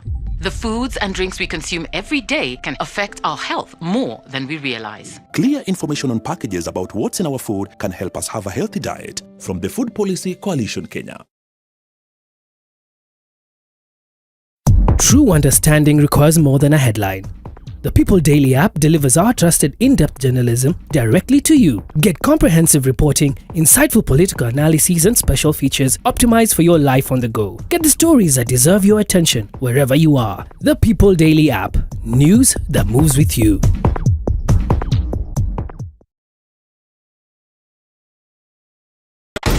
Millennials, mko tayari?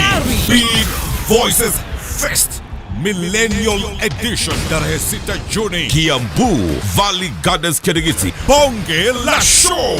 Unawakumbuka wakali hawa: Harry Kenani, haya jua kali, Jimwat na Sisi, Derewa Mathri, Konda Mathri, Waire the Love Child, DJ Pinye na bado Samido, Tony Young, with the Kawaii Jane, DJ Dibul, ndani ya nyumba.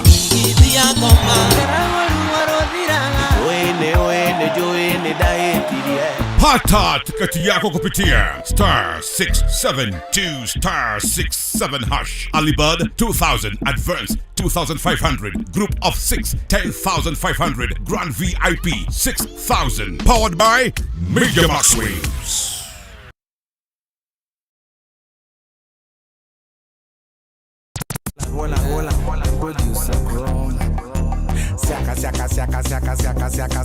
Hey, Mondo. Woza. Mr. Mavela, Mr. Mandunya, Mr. Mavujeng. Hii ni mbaya mtu wangu. Ni mbaya. Golden Pineapple aka Mama Sita Miss Kanyoni. Monday ginya Friday. Kuma zai komisia hwaine ginya zinashara. Ni mweche. It is Reremboka o'clock. Dokire kana irogero deda hiki nonginya nderute bwomboko. Na rwe boka negererio tiongenenie DJ Jan 254 Mr. Moto kama pass. Na kwa muthenya wa mwambĩrĩrio tugakurehera aka African Music Afro Monday. Why you do me like Joanna? Naguo wa kerĩ tukaingira thĩinĩ wa kĩgoco. Oh yes, ngoro yakwa nĩrakena. #kanitha wa Reremboka.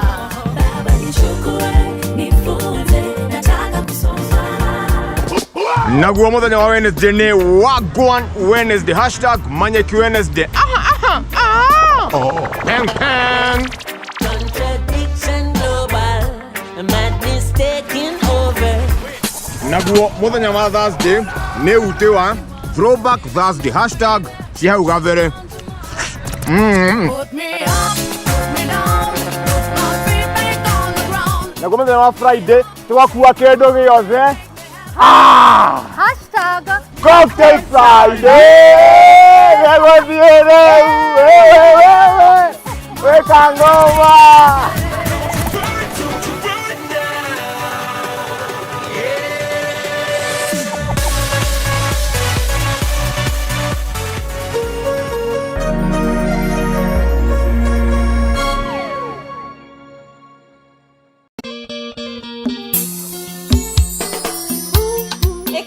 Weroatia magwethete ni ndio haha no kuharia thani ici reke ngwire irauma mwaki wa mwambĩrĩrio nĩ Kĩgoco Monday, tukagoca na tugathathaiya watheru.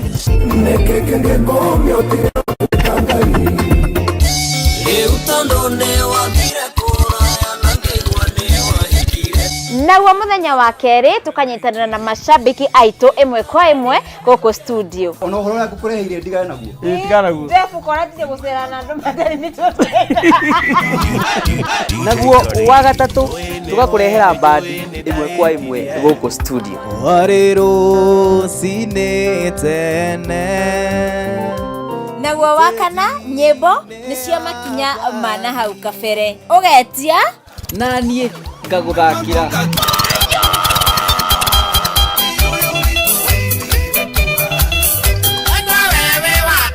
Naguo muthenya wa gatano nyimbo nacio nĩ cia makinya mothe. Wako wapi wale walisema It's DJ Curtis. Cihanda thaa 5 nginya thaa 7 tabarĩinĩ ya kũrekereria kodi gũkũ gwa Kameme TV kũriumaga mwaki. Nyitanagĩra na ithuĩ tũkĩrekereria beat nacio vibes cikambatĩra. ti kũngĩ nĩ gũkũ gwa Kameme TV.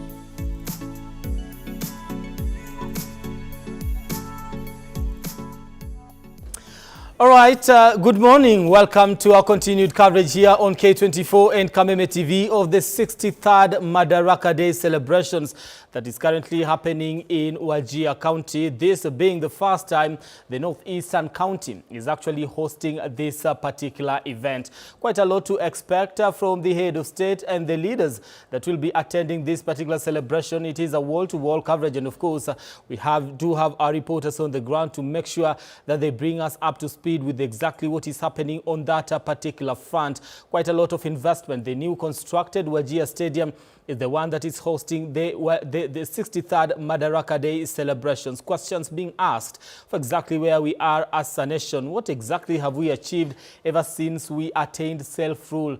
And that is 63 years later. Have we made strides to the right direction or not? Those are some of the questions that Kenyans are asking. And of course, engage us on our socials at K24 TV, across all our social media platforms, and Kameme TV. This is a live production and a joint production coming live to you here from Nairobi studios, and of course also on the ground in Wajir County. Like I said, our reporter Kimani Ngujiri is on that particular front. Mumbi Chege was here earlier talking about exactly what we are, where we are as a country, some of the things that we are able to get as far as devolution is concerned, and the devolution rather of these particular celebrations. Remember, there are national celebrations that are a very intentional government from the previous government of President Uhuru Kenyatta to the now current government of President William Ruto. They are very intentional about taking these particular celebrations to the county level, making sure that each and every other Kenyan feels part and parcel of the government and the country that is Kenya. And not having to say, by the way, I'm leaving my county and I'm going to Kenya. That means coming to Nairobi. So these are very important celebrations. And of course, we'll also be trying to understand exactly what the counties get to benefit as far as these celebrations are concerned. We remember that where the event is actually happening at this particular moment, it is the Wajir Stadium, and this is the newly constructed Wajir Stadium. So to some extent, the residents are very elated to say that because of these particular celebrations, we've gotten a new stadium. However, questions are being asked. Can it be sustainable in terms of making sure that it has actually been maintained to the standards that it deserves? Or after the celebrations, we are going to have a whole different conversation, all the same? Of course, so those are just some of the questions that are coming up in regards to this particular stadium, and of course just what is happening as far as counties are concerned and there's national celebrations in the country, that infrastructure development seems to be coming to those particular areas. However, can it be maintained? Do we have the best of intentions to making sure that we actually maintain those particular standards? Some of the scenarios have been given in regards to Kakamega County and the first time it hosted the national celebrations, and whether that particular stadium is still intact at this particular moment, and if the same scenario will actually apply here in Wajir. However, we also do expect is quite a packed up speech, and of course issues to do with development with the head of state, and of course expected to give us a breakdown in terms of what he's been able to achieve as far as education matters, employment, and of course issues to do with skills and the youth is concerned. What has the government been able to achieve for this particular people of Wajir and the country at large? That is our conversation. That is our coverage here. And of course, the conversation that we might be having later on to try and just make sense of where we are as a country 63 years later, politically, socially, economically. Right now, the economy seems to be struggling with the government having a different say to what the Kenyan people are feeling on the ground. The Kenyans are saying, we are struggling as far as this economy is concerned. The prices of fuel are high, making it hard for us to survive as far as the cost of living is concerned. What exactly is being done on that particular front? There's been an indication, by the way, that we are going to see a reduction when it comes to matters fuel in the coming months. However, that is also just a subject of wait and see. And of course, we'll also be following up on that to see on this particular conversation as far as the economy is concerned. 63 years later, where exactly are we? Politically, are we making the right choices when it comes to matters politics? Development, are we making the right development choices for the people of this country 63 years later? What does this actually mean for us? And of course, live pictures coming to you from Wajir County. There, the parade, of course, organizing itself ahead of President William Ruto's arrival.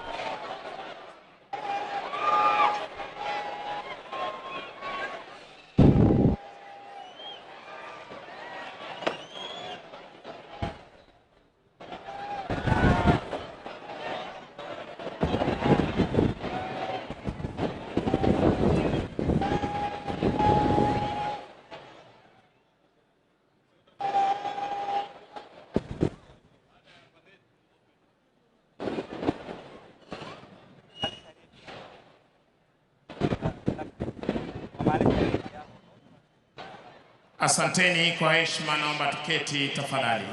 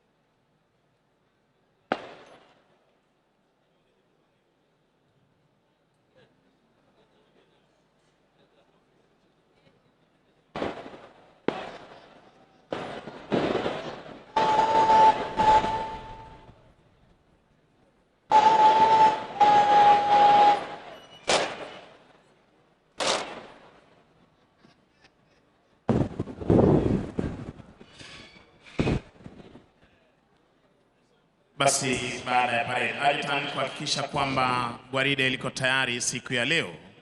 Ni zamu ya mkuu wa gwaride hili, Luteni Kanali Onditi Vincent, kuchukua usukani wa gwaride hili tayari kwa gwaride siku ya leo.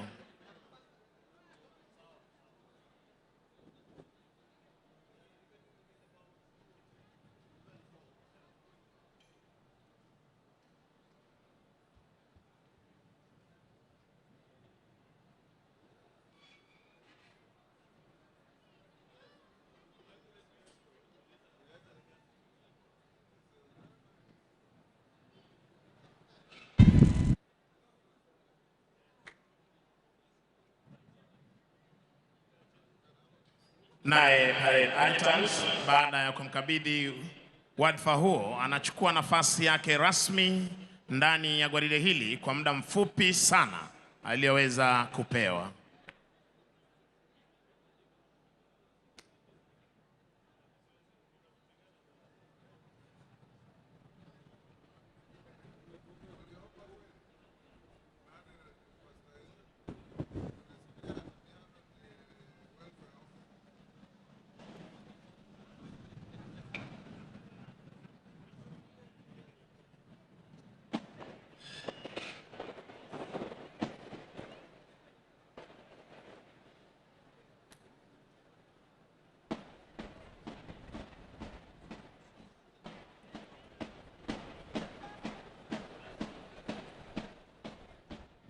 Basi kwa ishara ya ngoma ndogo hiyo, wakuu wa divisheni mbalimbali wakiingia ndani ya gwaride, simama mbele ya vikundi vyao.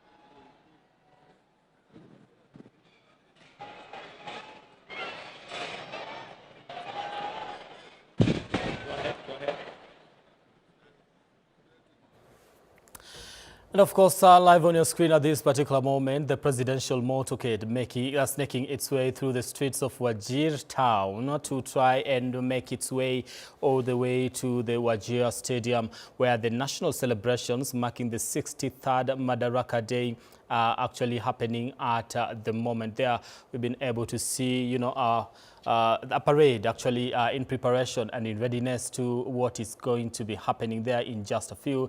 Of course, you can also see the second in command, that is the second, the Deputy President of the Republic of Kenya, that is Professor Kithure Kindiki, also having made his way together with the second lady at Wajir Stadium for the national celebrations to mark the 63rd Madaraka Day celebrations here in the country. And of course, President William Ruto is currently on his way. We can see his motorcade, making its way to that particular stadium, with this being the first time that the national holiday is being hosted in the northeastern Kenyan region, and of course quite positive reception, and of course just celebrations as far as this particular national celebrations are concerned, and the fact that they're actually being hosted in the northern Kenya region, and this being the first time, of course, we've been able to report that residents have been quite positive about it, and the fact that they've been able to receive a stadium that is one of the biggest. And of course, it is a 10,000-seater Wajir Stadium, which features a synthetic football pitch, and of course designed to withstand extreme heat, considering the fact that it is a northern eastern region, and of course a tartan running track, VIP lounges, and its own solar-powered boreholes. And of course, this is just one of the developments that will be counted as a positive one in regards to these particular celebrations. The official theme of the celebrations are themed around education, skills, and the future. This is the theme today. It is education, skills, and the future, which actually gets to emphasize the government's reforms and investment in the education sector.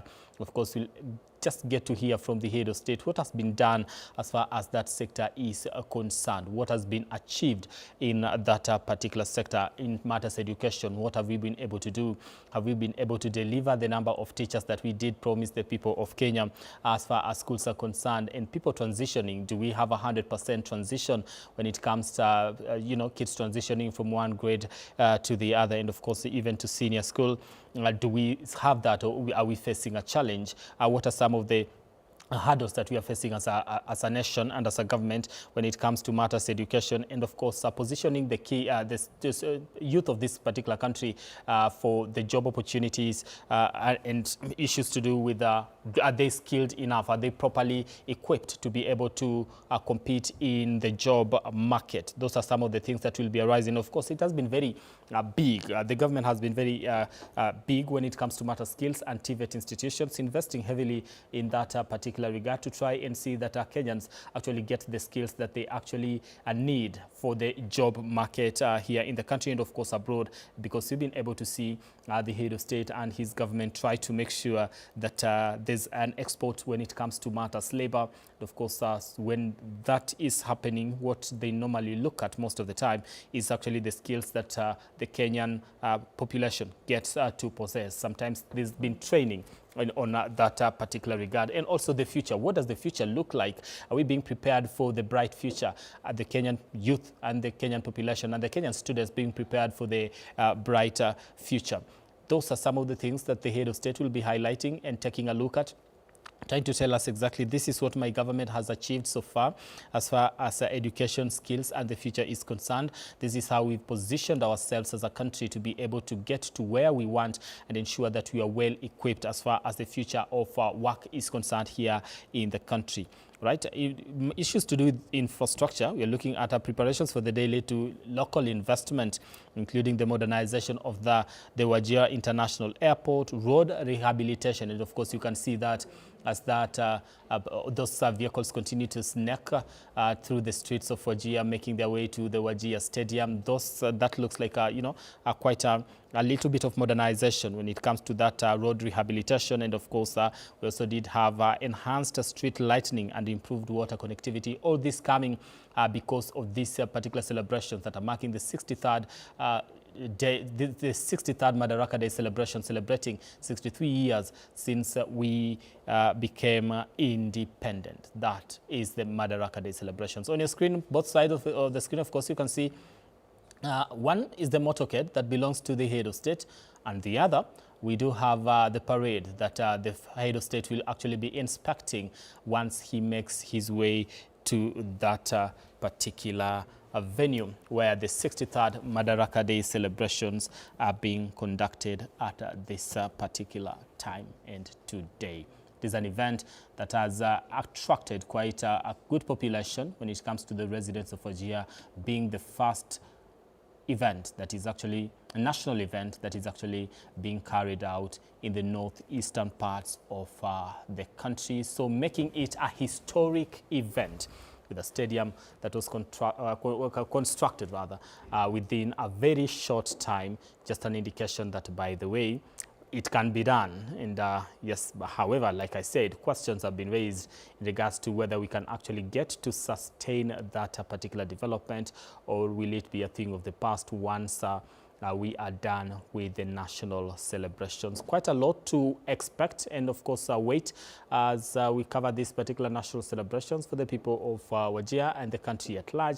That, yes, the photo that was just, or rather the footage that you're seeing on your screen, of course, is the presidential motorcade making its way there. And of course, right now it's just to do with song and dance and celebrations, and as we wait for the head of state to make his way there, leaders have already arrived, including the Deputy President of the Republic of Kenya, that is Professor Kithure Kindiki, was already made his way there, ready to receive President William Ruto. And of course, just a little bit of details in regards to this particular stadium where this event is actually happening at the moment. And before we get to that, that is of course our Wajir Governor and the Deputy President of the Republic of Kenya there, at, having a charter before as they wait for the head of state. Now, it has taken 100 days to put up the 10,000-seater capacity stadium in Wajir County, and that is what we are saying. It has become a spectacle for residents who might never have imagined they could host a national celebration this soon. And of course, 100 days, that is the amount of time, just about 3 months and some days, the amount of time that it has taken rather to construct this 10,000-seater stadium.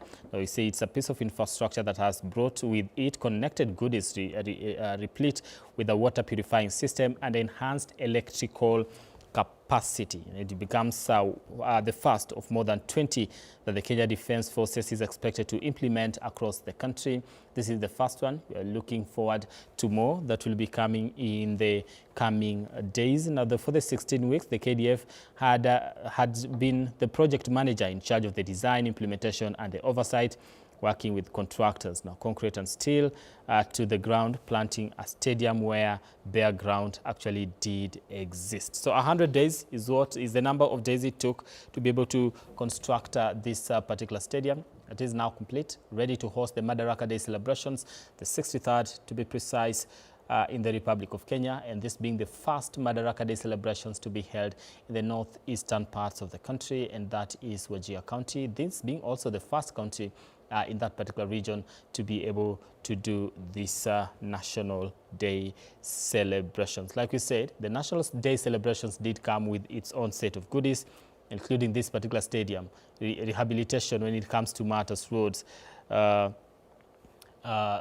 water connectivity, and also issues to do with electrical connectivity. All these things have come as a result of this national celebration, bringing with it, of course, the goodies, and of course, just as celebrations to the residents who are now looking at it and saying, by the way, there is some good that comes with hosting national events. Remember, this is not the first national event, however, that is being devolved.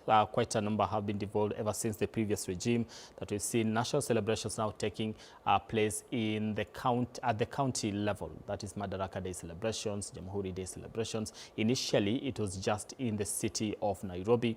However, they were devolved to make sure that each and every part of the country feels part and parcel of the government of the day, to avoid people feeling like they are marginalized and unable to reach the power, that is the center of power, if I may, or be closer to the executive, right? Yes, it is the first time this national holiday is actually being hosted in the northern Kenyan region. Like that is the presidential motorcade, of course, making its way to Wajir National Stadium. And like we say, Wajir Stadium, I beg your pardon. Like we said, of course, we are on the ground with our reporter, that is Kimani Ngunjiri, who will also be joining us later on to try and make sense of what exactly is happening there. Of course, once the event is done, we'll also be crossing over to just get to feel the mood of the people and how much has been invested in that. What is their take? What exactly are they saying? Those are live pictures coming to you from that particular front, looking at what looks like a very, very, very new construction. Like we said, it has taken just 100 days to be able to do that. And of course, a pitch that we say can, withstand quite a lot of heat, considering the fact that it's quite hot on that particular front. Earlier, Oscar, of course, was reporting that the event is set to start earlier, so, bearing in mind that, the conditions when it comes to matters, the weather in that particular region, and also just the prayer when it comes, timing for prayers, especially for the Muslim community, so that we don't get to interfere with their schedule, but also at the same time get to host this particular event while also respecting what they get to do as far as religion is concerned. Like we said, the theme of this particular event today is education, skills, and the future. And on matters education, looking at what the country has been able to do on that particular front. Are we headed in the right direction? Have we made the right steps? How many teachers have we employed? Are we employing teachers from that particular region or different regions to be able to impart knowledge when it comes to matters? Students on the education front, are we struggling or are we on the right track? Those are some of the areas that we'll be looking at. And matter skills, are our youth skilled enough to be able to compete for jobs both locally and of course internationally? Is our education system good enough to be able to guarantee that particular skill, that particular competition that we're looking at, and how does the future look like for the people of Kenya, and of course the youth of this particular country, and just the the future of work. If you're talking about education, is it preparing us for the future? And of course there on your screen, that is this First Lady, Mama Rachel Ruto, arriving at Wajir Stadium for the national celebrations, the 63rd national celebrations here in the country. And of course, we do expect the head of state to also be making his way just any minute from now to preside over this particular national celebrations in Wajir. First Lady Rachel Ruto has already landed. The second lady, and of course the deputy president, the second in command, have also landed at the Wajir Stadium, and of course ready for these particular celebrations on this day. This is the 1st of June, a day when Kenya gained independence. 63 years later, where are we? What have we achieved? What is it that we are looking to achieve even more? Where exactly are we going? Do we have a roadmap on that particular front, politically, socially, economically? What are some of the things that we still are lagging behind, and how can we even get to that particular point? Those are some of the questions that we get to ask. Of course, have conversations around in this particular country as we reflect on where we've come from, the past, the present, and also how the future looks like in the coming days. 63rd celebrations of the Madaraka Day celebrations. President William Ruto there, of course, can see his motorcade making his way, now entering the Wajir Stadium, ready for the Madaraka Day celebrations. There he is with his motorcade, the head of state, this 5th President of the Republic of Kenya, President William Samoei Arap Ruto. Now we cross over to the stadium for this particular live event. Of course, we'll be here to keep tabs and also just make analysis later on.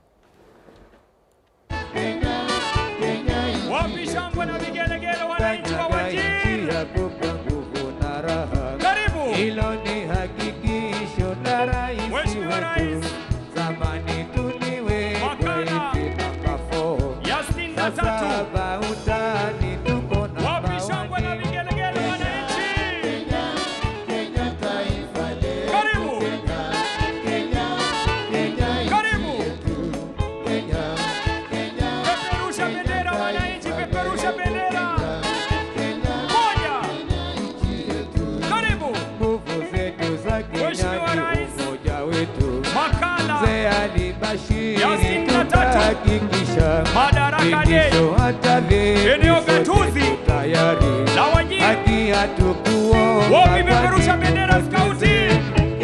Karibu Mheshimiwa Rais, utuongoze kwa sherehe ya leo. Moja, mbili, wapi shangwe wanafunzi, tumkaribishe rais wetu kwa furaha. Karibu Mheshimiwa Rais,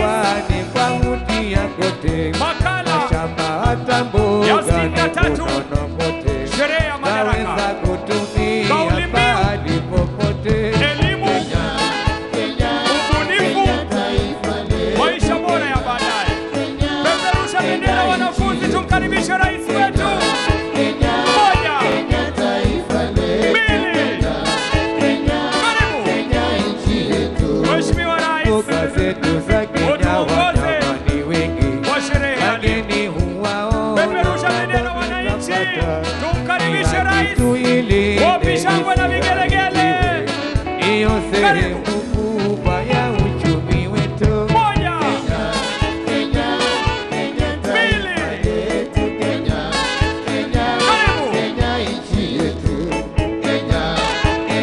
Wapi shangwe wananchi.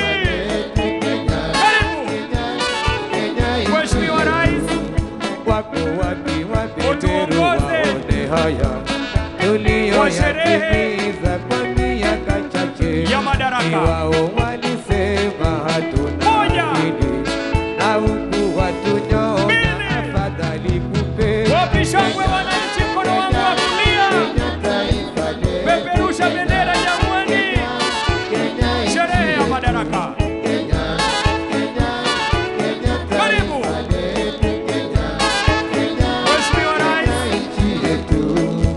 kanyaga nchi ya Kongo na raha. Hilo ni hakikisho la rais wetu. Walio kwenye jukwaa rasmi mkono wa kulia. Tumkaribishe rais kwa bendera, peperusha bendera.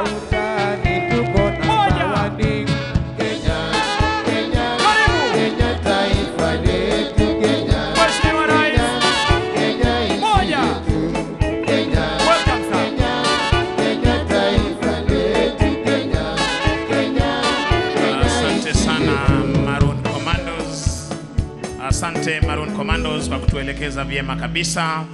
Niombe kwa heshima tubaki tukiwa tumesimama kwa wimbo wa taifa na wimbo wa Jumuiya ya Afrika Mashariki.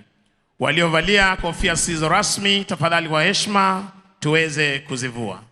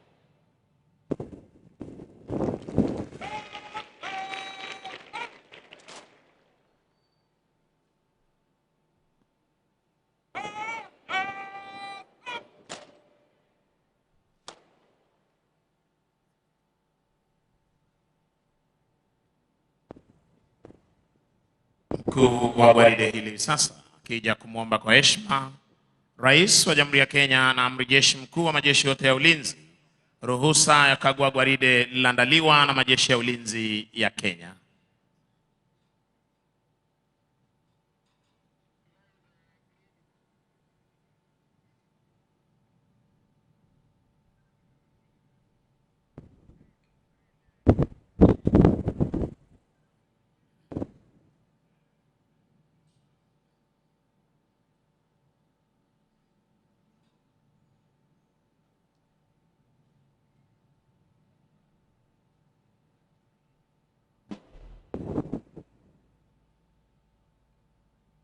Asanteni kwa heshima, naomba tuketi tafadhali. Anayemsindikiza Rais wa Jamhuri ya Kenya ni Mkuu wa Jeshi la Kenya, Jenerali Charles Mreu Kahariri.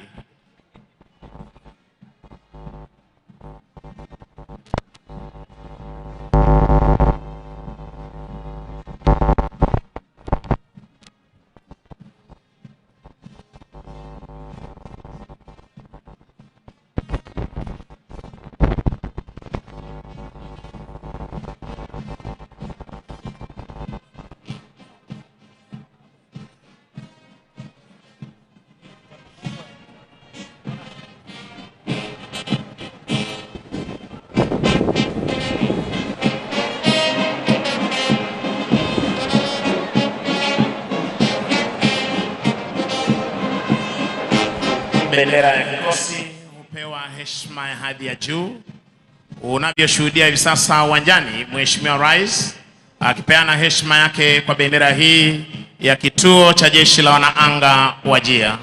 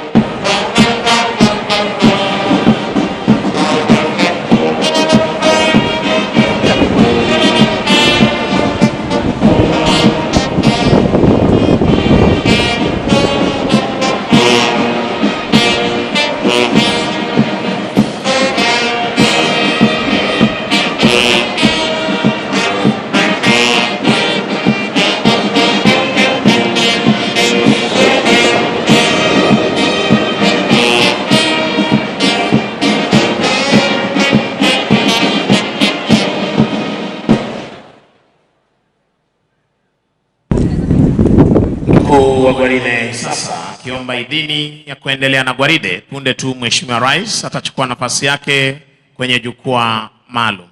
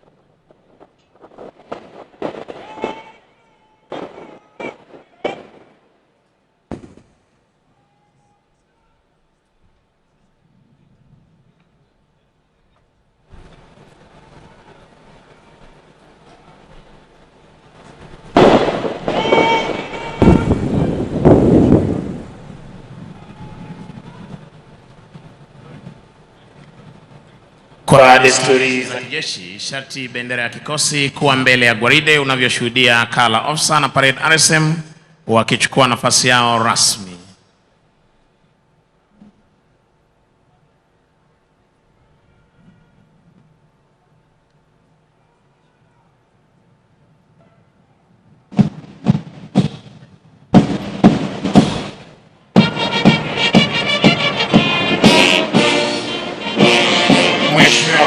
Kwa amri hiyo, wanajeshi hawa baada ya kuandaa gwaride la kufana siku ya leo, sherehe za Madaraka, kaunti ya Wajir, wanaondoka hapa uwanjani kujiunga na wenzao kudumisha ulinzi wa taifa letu la Kenya, kuhakikisha kwamba anga, mipaka na fuo za bahari zetu ziko salama masaa 24.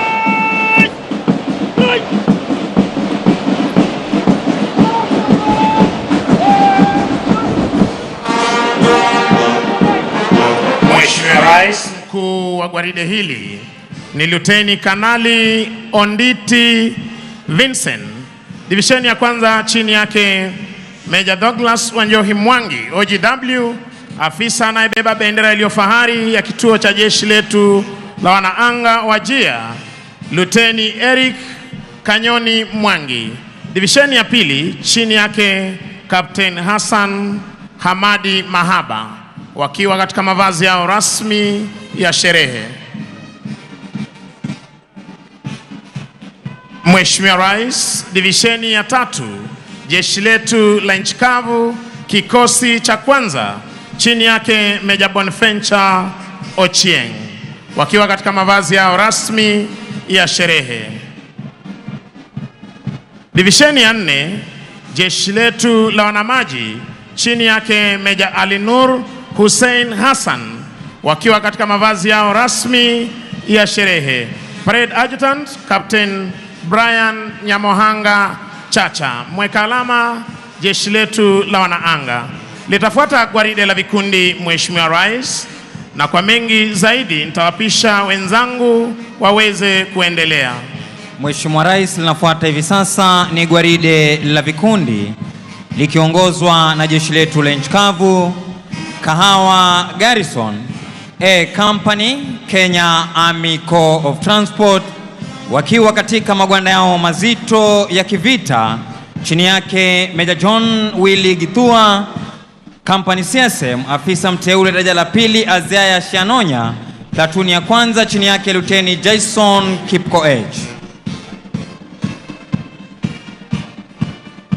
Platuni ya pili chini yake Luteni Dorcas Naliaka Wahungu.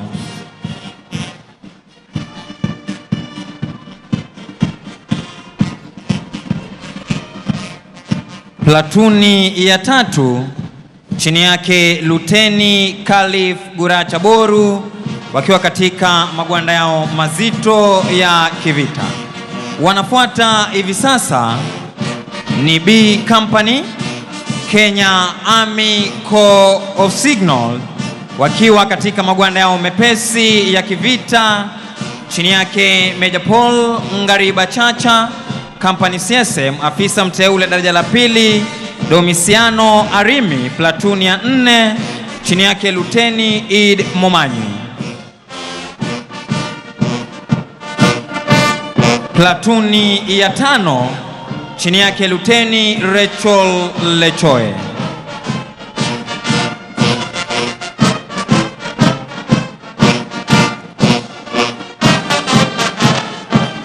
Platuni ya 6 chini yake Luteni Hosea Kiplagat Kipkeu. Wanafuata hivi sasa Mheshimiwa Rais ni polisi wa kitaifa Kenya Police Service wakiwa chini yake Superintendent Paul Omolo akishirikiana na Chief Inspector Paul Leado. Kikundi cha kwanza chini yake Inspector Adandis wakiwa katika mavazi yao rasmi ya sherehe. Kikundi cha pili, kikundi cha kinadada chini yake Chief Inspector Yusila Jepkosgei akishirikiana na Inspector Lilian Chale katika mavazi yao rasmi ya sherehe. Wanafuata hivi sasa ni GSU wakiwa chini yake Chief Inspector John Diane Lekuye akisaidiana na Inspector Vincent Korir wakiwa katika mavazi yao rasmi ya sherehe. Wanafuata ni GSU katika magwanda yao mazito ya kikazi chini yake Inspector Said Kalama.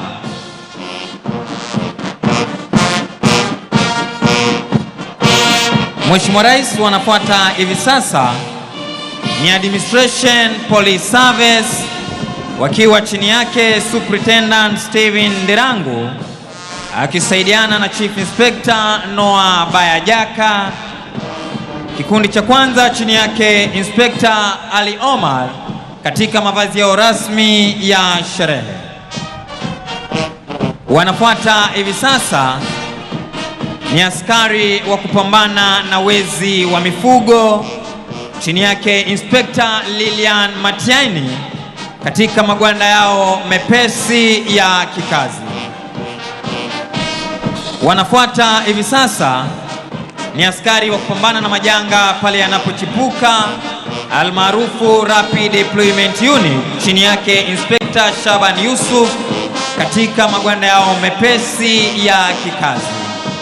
Wanafuata ni askari wa kulinda mipaka almaarufu Border Police Unit chini yake Inspector Rafael Muneria katika magwanda yao mazito ya kikazi. Mheshimiwa Rais, wanafuata hivi sasa ni askari wa kulinda fuo zetu za bahari pamoja na maziwa yetu ya ndani almaarufu Kenya Coast Guard Service chini yake Sub Lieutenant Susan Mtakaye.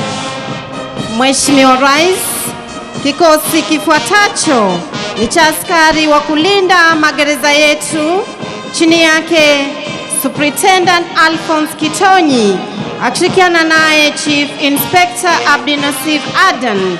Kikundi cha kwanza chini yake Inspector Musa Mtai wakiwa kwa mavazi yao rasmi ya sherehe.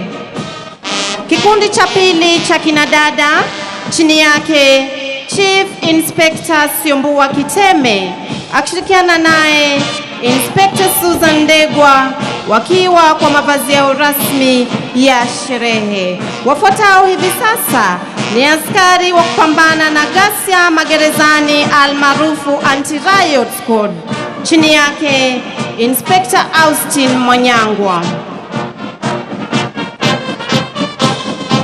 Wafuatao hivi sasa ni askari wa kulinda mbuga zetu za wanyama chini yake Warden 2 Daniel Kirui akishirikiana naye Assistant Warden 1 Victor Kibiwot wakiwa kwa mavazi yao mepesi ya kikazi.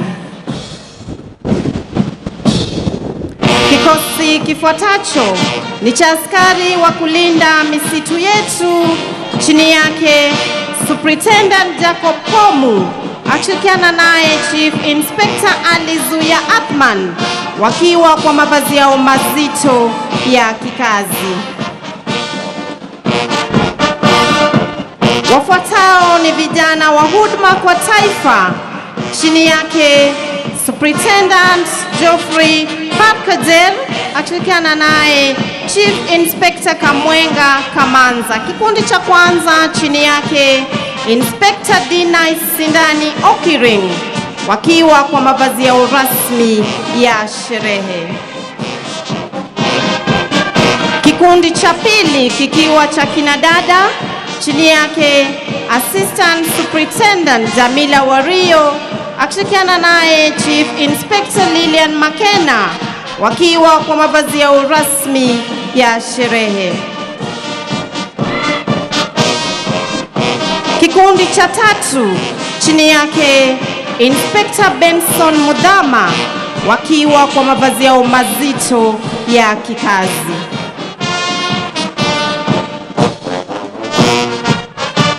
Kikundi cha nne kikiwa cha kinadada, chini yake Inspector Rose Adwar wakiwa kwa mavazi yao mazito ya kikazi. Mheshimiwa Rais, wa kutufungia gwaride hili la vikundi ni askari wa gatuzi hili la Wajia, chini yake Chief Inspector Abdullahi Farah akishirikiana naye Inspector Said Mohamed wakiwa kwa mavazi yao rasmi ya sherehe. Tuwasindikize askari hawa wa gatuzi la Wajia kwa makofi tafadhali kwa kazi nzuri wanayoifanya. Mheshimiwa Rais, ni zamu ya bendi za majeshi ya ulinzi kuondoka hivi sasa uwanjani baada ya kuletea muziki uliopangwa ukapangika siku hii ya leo. Nampisha mwenzangu aweze kuletea tamasha za ndege zetu tukiletewa na jeshi letu la wanaanga. Kwako Senior Sergeant George Kisuya. Asante sana mwenzangu Senior Sergeant Misango Mbae. Mheshimiwa Rais, yatafuata sasa ni maonyesho ya ndege za majeshi ya ulinzi. Leo hii tukiletewa na jeshi letu la wanaanga. Ndege za kwanza Mheshimiwa Rais zitakuwa ni ndege za mafunzo kama tunavyoshuhudia kutoka upande wako wa kulia, ikiwa ni ndege aina ya Globe 120 Alpha, zikiwa ni ndege za mafunzo ya msingi kwa marubani wetu, rubani pamoja na mwanafunzi wake wa kipaa leo hii kuweza kuyapasha makali mafunzo ambayo wameendelea kuyapokea katika chuo hiki. Mheshimiwa Rais, ndege zitakazofuata sasa ni Globe 120 TP, hii ikiwa ni ndege ya mafunzo kwa marubani kiwango cha juu ambayo hakika inashiriki hafla ya kitaifa kwa mara ya kwanza kabisa, na shukrani za dhati kwako Mheshimiwa Rais kwa ndege hizi ambazo zitatuwezesha kuwafuzu marubani wengi wa jeshi letu la ulinzi, marubani wa asasi mbalimbali za usalama, sekta zingine za serikali kuu pamoja na marubani wa nchi marafiki, zikiwa ni ndege za mafunzo kwa marubani za Aviation Center of Excellence.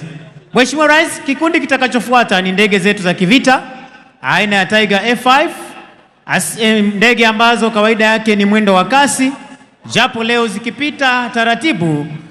Kutoka upande wa kushoto Mheshimiwa Rais, 7 ship Arrowhead formation. Tuwape makofi marubani wa ndege zetu za kivita wanapoyapamba makala ya Madaraka. Mheshimiwa Rais, hivi sasa kila rubani akiweza kujiondoa katika mfumo huo ili waweze kutuletea maonyesho ya manuva, vile wao hukabiliana na adui angani, ardhini na pia kwenye fuo za bahari. Onyesho la kwanza Mheshimiwa Rais, rubani wetu atatuletea manuva ya kivita ambayo rubani huidua ndege digrii 30 akipaa kuelekea juu akizungusha ndege kushoto au kulia ili aweze kuhepa makombora ya adui na pia kupata nafasi nzuri ya kuweza kutekeleza shambulizi. Kisha rubani wa pili atatuletea onyesho roll of top, onyesho ambalo atapaa na ndege kwa kasi, kisha anapofika upeo wa kupaa kuweza kulaza ndege chali na kurudi anakotoka. Mheshimiwa Rais, rubani wetu akiwa tayari kutoka upande wa kushoto akituletea onyesho aileron roll, akipaa kwa kasi kama tunavyoshuhudia, akiinua pua la ndege na kuweza kuizungusha upande wa kushoto. Tumpe makofi tafadhali. Rubani anayefuata akiweza kutuletea onyesho roll of top, akipaa kwa kasi kama tunavyoshuhudia hivi sasa, akiinua pua la ndege, ndege kupaa ikiwa wima, akifika upeo wa kupaa na kurudi mahali ambapo ametoka. Onyesho linalofuata Mheshimiwa Rais ni vertical roll, ikiwa ni manuva ya kivita, akipaa juu kabisa, pia akiweza kutupa mizunguko ya kushoto. Tuwape makofi marubani wa ndege zetu za kivita. Anayefuata Mheshimiwa Rais atakuwa anatuletea onyesho roll of top. Rubani huyu kuweza kupaa na ndege kwa kasi kama tunavyoshuhudia, kuenda juu kabisa pia akiweza kufika upeo wa kupaa na kurudi mahali ambapo ametoka. Onyesho linalofuata Mheshimiwa Rais ni 4-point hesitation roll, onyesho ambalo rubani atapaa na ndege na kuigeuza degree 90 mara 4, mara ya kwanza, ya pili, ya tatu na ya 4 kukamilisha degree 360 pasipo kubadili mkondo wa ndege. Mheshimiwa Rais, anayefuata ni rubani wetu Captain Kennedy Kipto akituletea onyesho high speed pass. Na kwa kawaida Mheshimiwa Rais, wengi husikia tu sauti lakini ndege hawaioni. Naomba tuweze kuyaelekeza macho yetu, akiweza kufika kwa umaridadi, akipaa kwa kasi kabisa, akiacha nyuma sauti ya ukombozi almaarufu Sound of Freedom. Tuwape makofi marubani wa ndege zetu za kivita kwa kazi nzuri wanayofanya kuhakiki kwamba taifa letu liko salama masaa 24. Basi Mheshimiwa Rais, kutufungia maonyesho leo hii ni utility helicopter aina ya Yuhi, ndege ambayo imetumika katika operesheni mbalimbali ikiwemo kuwafikisha vikundi vidogo vya wanajeshi wa dharura kuweza kufika katika ngome fiche za adui. Leo hii ikiwa imebeba ujumbe spesheli kwa Jamhuri ya Kenya. Na kwako Mheshimiwa Rais, naomba wananchi tusome kwa pamoja Happy Madaraka 2026. Tuwape makofi marubani wetu kwa ujumla kwa kazi nzuri ambayo wanafanya kuhakiki ya kwamba taifa letu liko salama. Niweze kumpisha mwenzangu Senior Sergeant Misango Mbae aweze kukamilisha ratiba ya kijeshi kwa ujumla. Kwako Misango Mbae. Mheshimiwa Rais, na huo ndio utakuwa mwisho wa tafrija zetu za kijeshi kwa pamoja.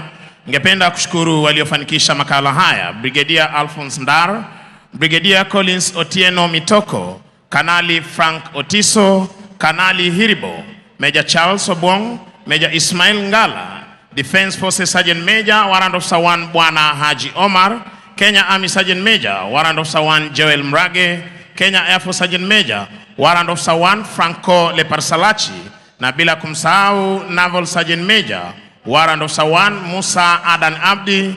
Ni washukuru wenzangu Senior Sergeant George Kisuya, Sergeant Masi Chitai, Corporal Kitty Jeffwa, Senior Private Ndiwa. Jina langu ni Senior Sergeant Misango Mbae, nikimpisha mwenzangu Mike Gitone aweze kuendelea na ratiba ya siku. Shukran za dhati mwenzangu Senior Sergeant Misango kwa kutuvalia njuga kipindi ambacho kimetamatika. Mheshimiwa Rais, nikubalie sasa nikupasulie mbarika kipindi kitakachofuata ambacho ni gwaride la maskauti wa kike na kiume pamoja na Girl Guides. Siku ya leo Mheshimiwa Rais, gwaride hili litaongozwa na bendi ya maskauti wa Muthare, ambao ni shule ambayo imebuniwa na kuweza kuwapa wanafunzi wa hawa masuala ya muziki na kuboresha hasa muziki wa ala. Leo wako chini ya himaya za drum major Zanela Wangoi pamoja na conductor siku ya leo akiwa ni Liza Gitau. Walimu wao Bi Elizabeth Nduta na George Hinga. Mheshimiwa Rais, itakumbuka kwamba maskauti au skauti ulibuniwa mwaka 1910. Hivi leo ikiwa na wafuasi milioni 4.4, na ni furaha yangu kukutangaza na kukushukuru Mheshimiwa Rais kuwa mlezi wa maskauti wetu wa Kenya.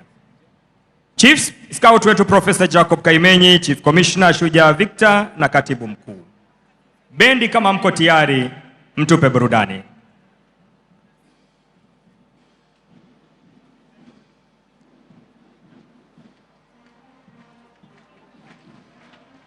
Wanaongozwa na bendi yetu ya shule yetu ya Muthare, wimbo ukiwa Kenya nchi tunayoipenda. Mheshimiwa Rais, madhumuni ya maskauti ni kuchangia maendeleo ya vijana na kuwawezesha kuwa na majukumu makuu katika kujenga taifa na kukuza mtazamo wao kuwa raia wanaowajibika. Maono yao unda ulimwengu bora.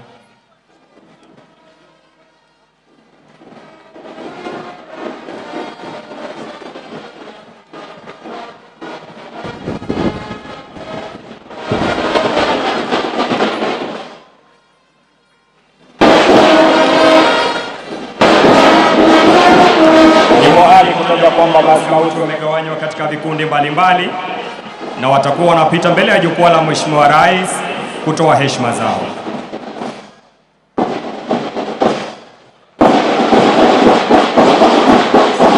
Ikiwa ni katika sherehe za Madaraka makala ya 63 hapa katika bunge wa Wajir, kauli mbiu elimu, ubunifu na maisha ya usomi. Karibu Mheshimiwa Rais.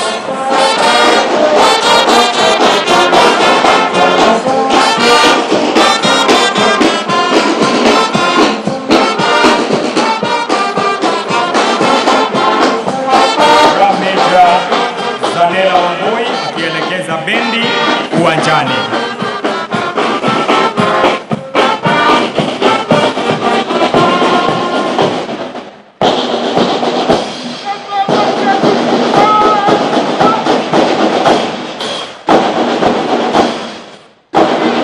Wanaofungua kurasa la gwaride hili Mheshimiwa Rais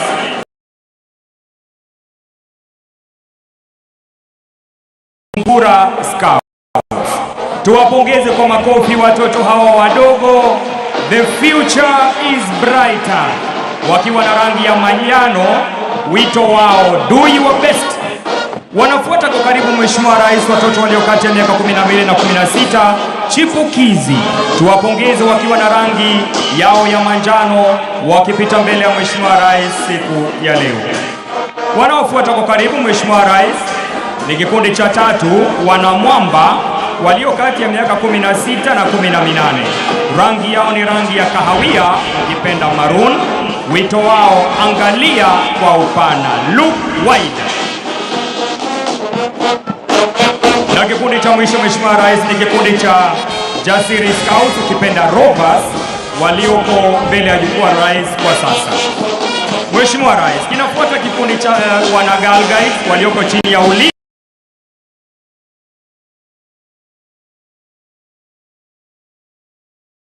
mbele yako kwa sasa Mheshimiwa Rais. Wana Rainbow ambao ni watoto wetu wa shule ya chekechea, wakifuatwa na Brownies ambao wamevaa scarf ya kijani kibichi, kisha Girl Guides walioko miaka 10 hadi 14 red scarves, na vile vile Ranger Guides ambao wako kati ya miaka 14 na 18 shule ya sekondari, na vile vile wanaofunga kurasa ni Young Leaders ambao wako katika elimu ya kiwango cha juu.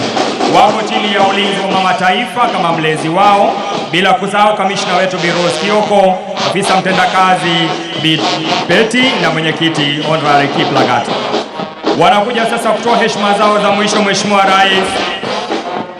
Ni drum major wetu akitamatisha, ambaye ni Zenela Wangoi anapotamatisha selio. Tuwapongeze kwa makofi maskauti wetu wanapoondoka uwanjani. Gwaride safi siku ya leo.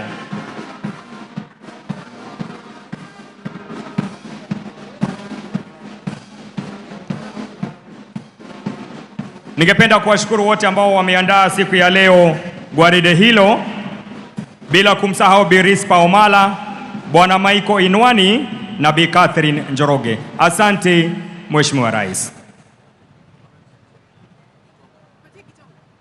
Naomba nimpishe Bwana Mike Gitonga.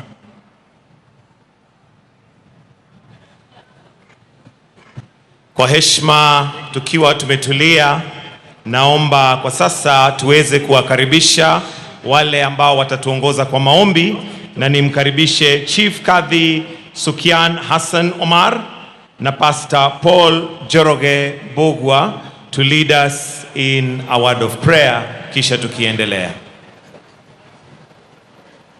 أعوذ بالله من الشيطان الرجيم. بسم الله الرحمن الرحيم. الحمد لله رب العالمين، ثم الصلاة والسلام على سيدنا رسول الله صلى الله عليه وعلى آله وصحبه وسلم تسليما.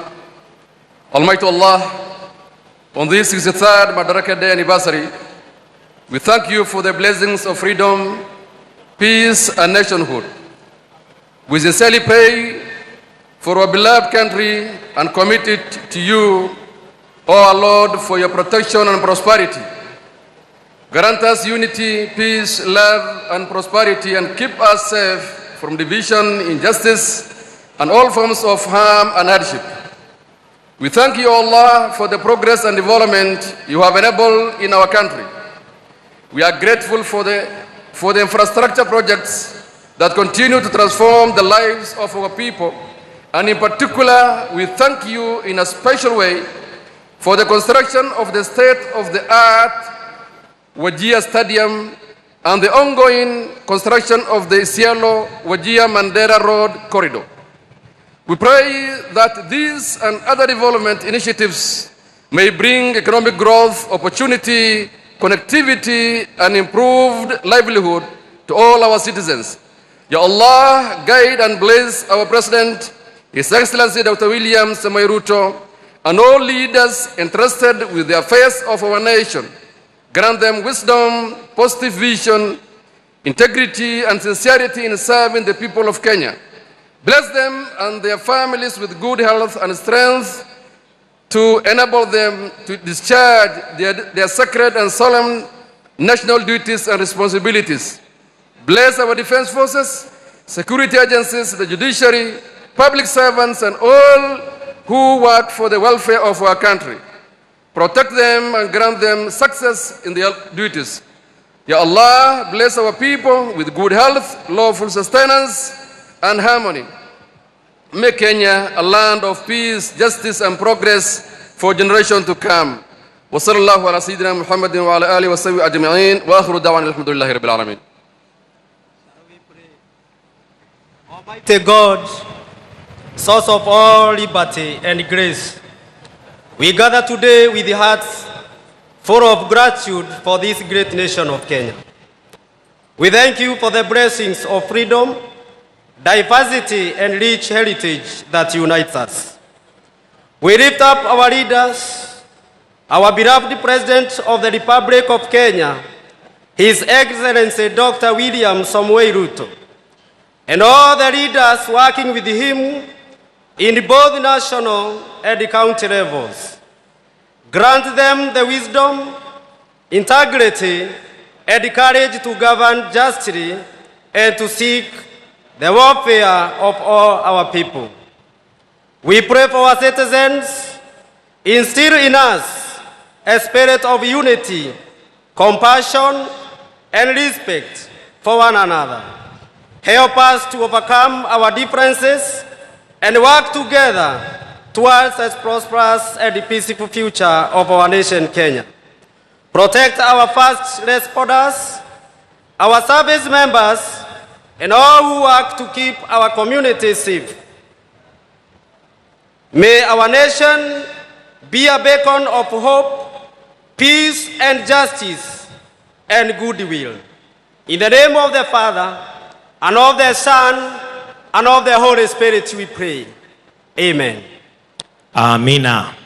Mheshimiwa Rais Daktari William Samoei Ruto, Rais wa Jamhuri ya Kenya na Amiri Jeshi Mkuu wa Majeshi ya Ulinzi, Mama wa Taifa Bi Rachel Ruto, Naibu wa Rais Profesa Abraham Kithure Kindiki, Daktari Joyce Kithure, mkewe Naibu wa Rais, Spika wa Bunge la Kitaifa Mheshimiwa Moses Masika Wetangula, Spika wa Seneti Mheshimiwa Amason Jeffa Kingi, mawaziri wote waliofika hapa wakiongozwa na Waziri wa Usalama wa Ndani Mheshimiwa Kipchumba Murkomen, Mkuu wa Utumishi wa Umma Mheshimiwa Felix Koskei, makatibu wote wakiongozwa na Katibu wa Usalama wa Ndani Daktari Raymond Omolo, Mheshimiwa Gavana wa Wajir Ahmed Abdullahi, kiongozi wa walio wengi katika Bunge la Seneti, Gavana wa eneo Gatuzi na magavana wote waliofika mahali hapa,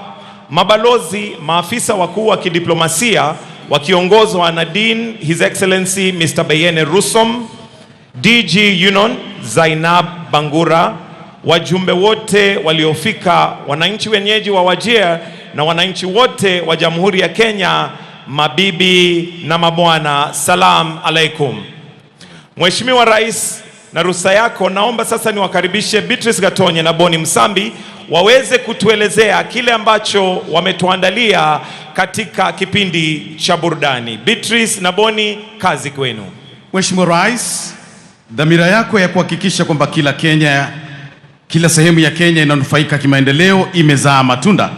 Leo tunashuhudia fahari ya uwanja wa Wajir, na kwa mara ya kwanza katika historia ya taifa letu, sherehe za kitaifa zinaandaliwa katika ardhi ya kaskazini mwa Kenya.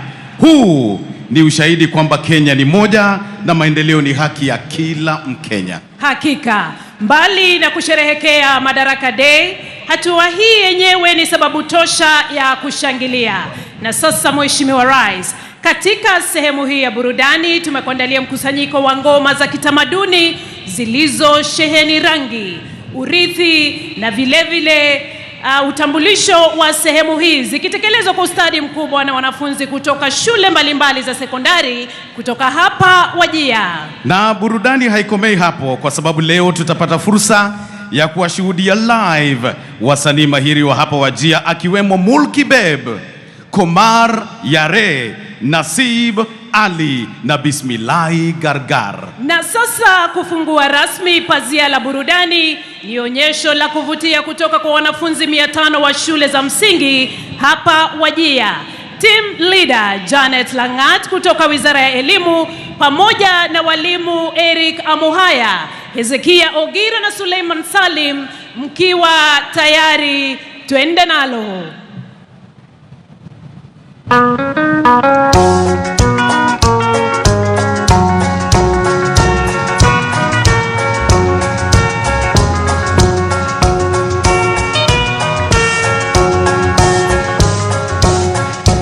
Wimboni naimba sio wimboni maombi, nikiomba Mwenyezi Mungu aibariki Kenya yangu, kwa jina la Baba na la Mwana Roho Mtakatifu, amina. Kwa jina la Baba na la Mwana Roho Mtakatifu, amina. Ewe Kenya nchi yangu, ewe Kenya baba yangu, ewe Kenya mama yangu, sitakuacha milele.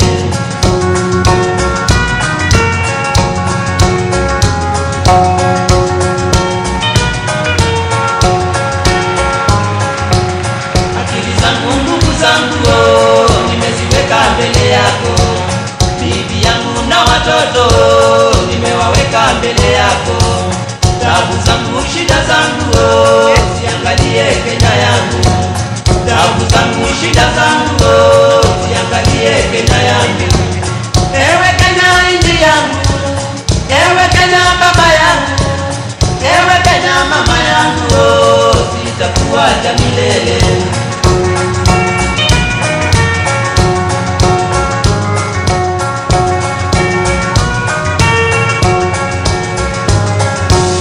Matajiri masikini, sisi sote binadamu.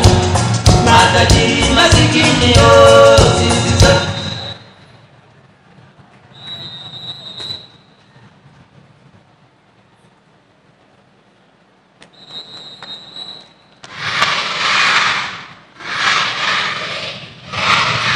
Mheshimiwa Rais, wamechora ramani ya nchi yetu ya Kenya kuashiria uzalendo kwa taifa letu.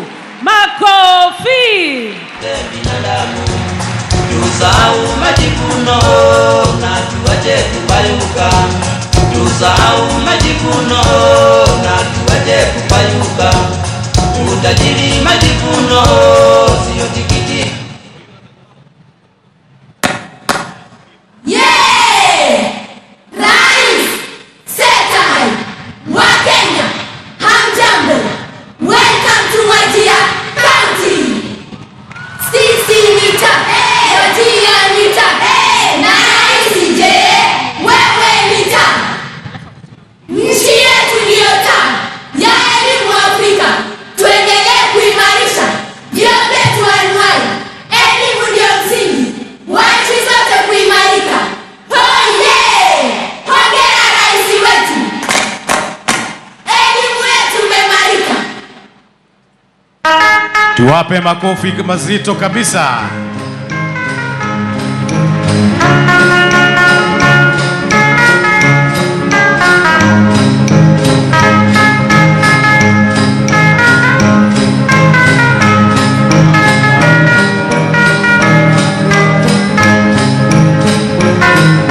Harambe, harambe,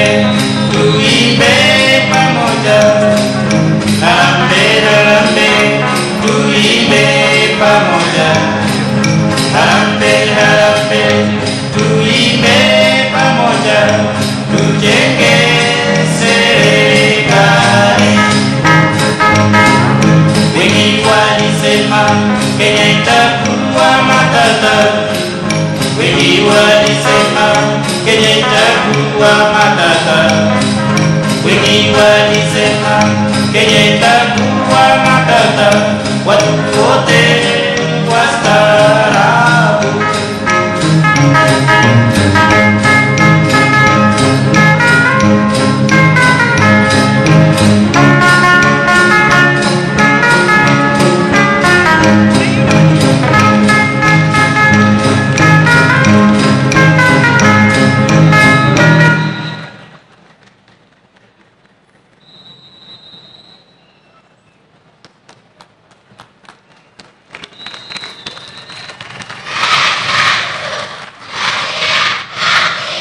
Tazama unavyopendeza mchoro wa jina Wajia. Wapi vigelegele?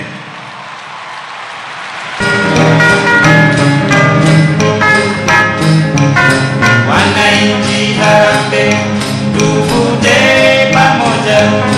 Wananchi harambee, tuvute pamoja. Wananchi harambee, tuvute pamoja. Wajia, dole!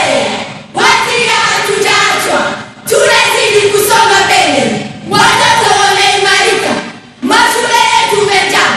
Wajia tutajenga elimu, sayansi na teknolojia. Oye! Hongera rais wetu. Elimu yetu imeimarika. Wamesema Wajia haijaachwa nyuma. Hongera Rais William Ruto.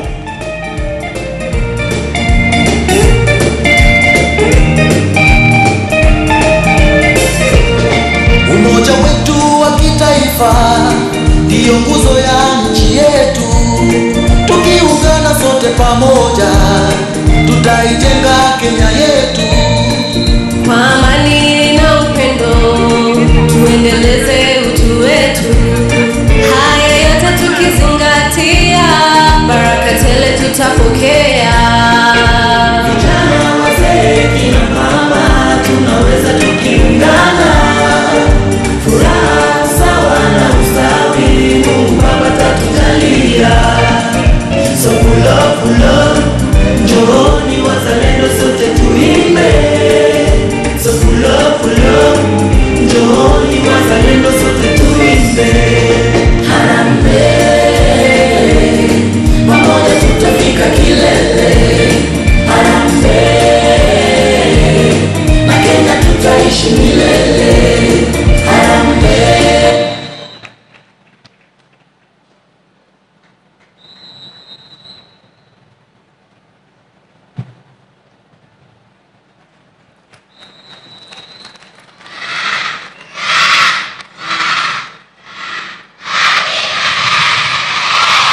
Happy Madaraka Day! Wametupa mchoro wa neno Madaraka. Tuwape makofi.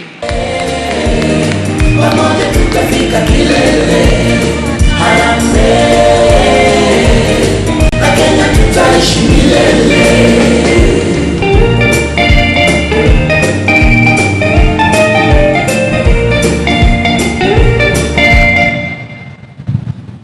Darasa umejenga. Darasa umejenga. Ujenzi wa madarasa unasambaa nchini. Wanafunzi wameingia gredi 10, 100%. Walimu kuajiriwa, mafunzo kuongezeka. Hoye! Hongera rais wetu. Elimu yetu imeimarika. Bidii yako Mheshimiwa Rais ya kujenga madarasa 23,000 kote nchini imetambuliwa na watoto hawa. Wakenya tumetoka mbali, Wakenya tumefika hapa, Wakenya tunasonga mbele, kwa juhudi zetu wazalendo. Wakenya tumetoka mbali, Wakenya tumefika hapa, Wakenya tunasonga mbele.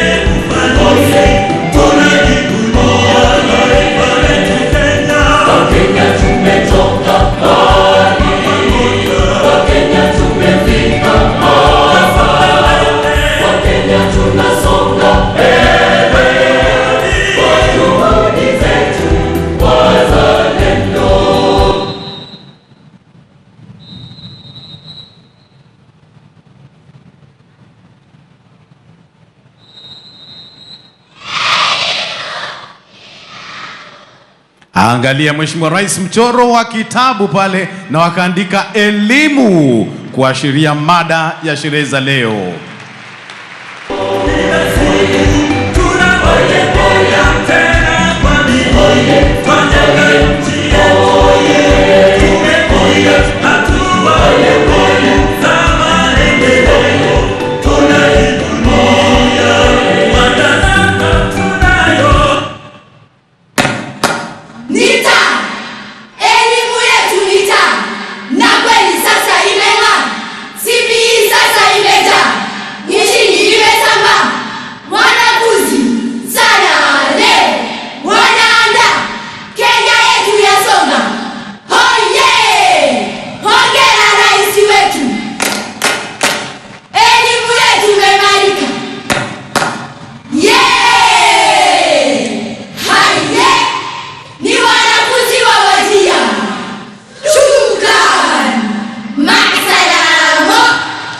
Tuwape makofi mazuri.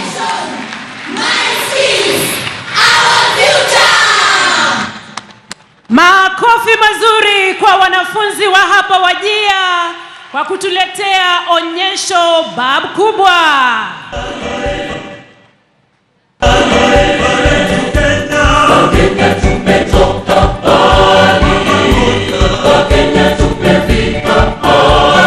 Tuwasindikize kwa makofi wanafunzi wetu wanapoondoka uwanjani tafadhali, na tuwapishe wasanii kutoka eneo hili ambao watatuletea burudani.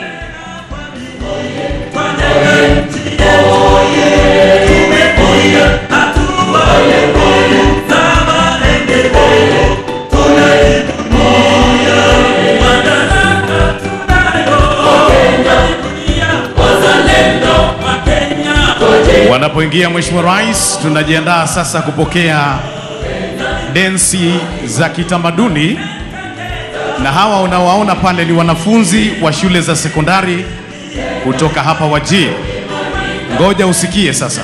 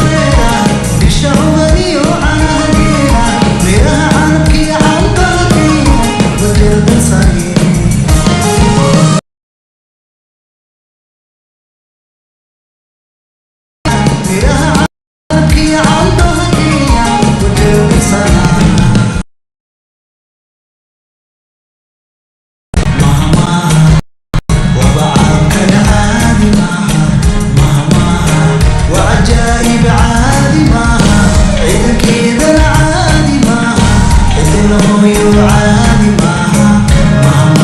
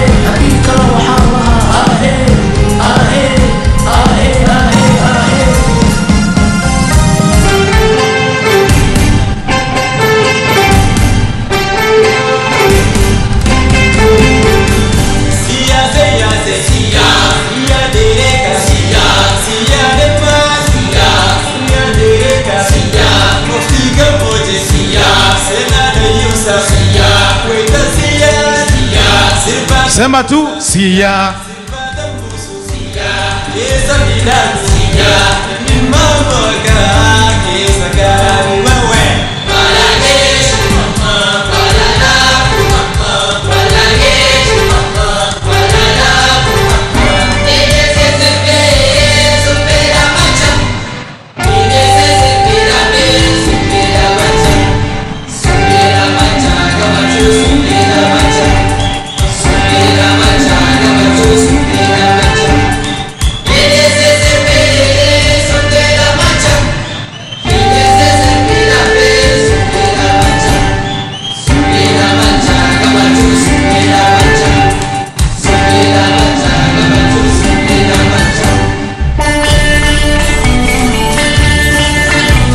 Ikifurahisha sana wapi vigelegele Wajia.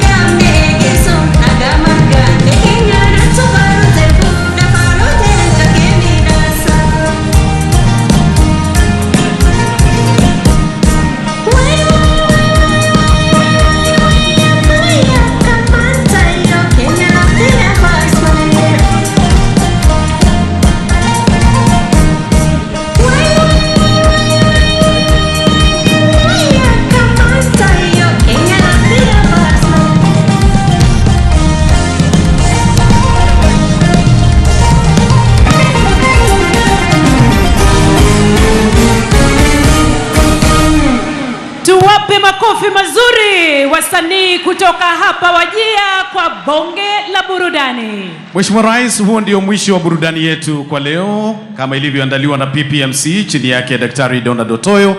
Na sasa naenda moja kwa moja hadi kwa mkuu wa sherehe za kitaifa Michael Kitonga. Asanteni sana, tuwapigie makofi tena kwa burudani safi kabisa. Mheshimiwa Rais, hiko na bahatikana naelezewa watu kushajaa nje ya bustani hii, kwa hivyo haigo naomba ya kwamba tutizame runinga ili tuweze kuona video ambaye inatuelezea mambo ya education, ikiwa ndio kauli mbiu yetu, tukiwaruhusu wananchi waweze kuingia. Naomba tafadhali tuweke video na tuwaruhusu wananchi ambao wako nje waweze kuingia ili tuweze kusherekea pamoja. Burudani ama video iendelee.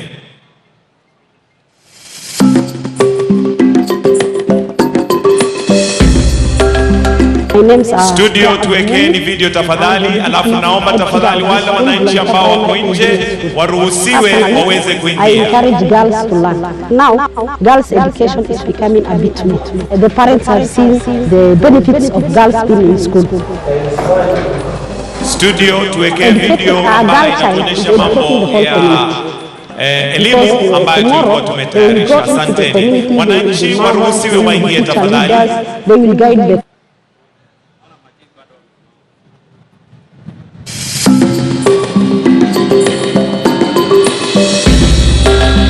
My names are Kea Abdumumi. I'm the deputy head teacher of this school, Volunteer Primary and Junior School.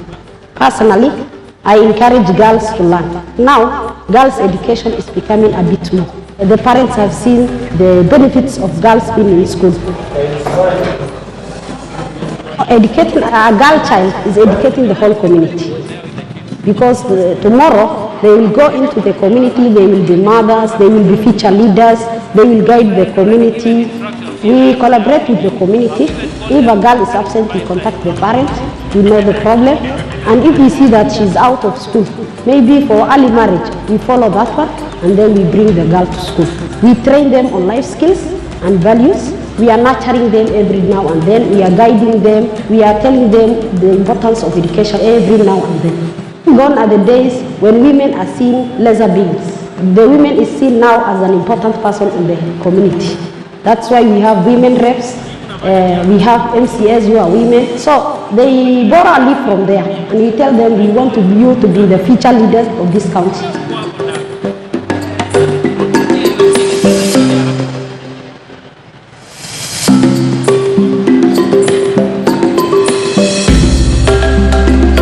I'm called Naima Mikael, and we are currently in Wajir Vocational Training Center, and I'm doing beauty therapist. When I was a kid, my mom actually, she used to do home-based henna. She did not go to school actually, so she used to teach us how to draw.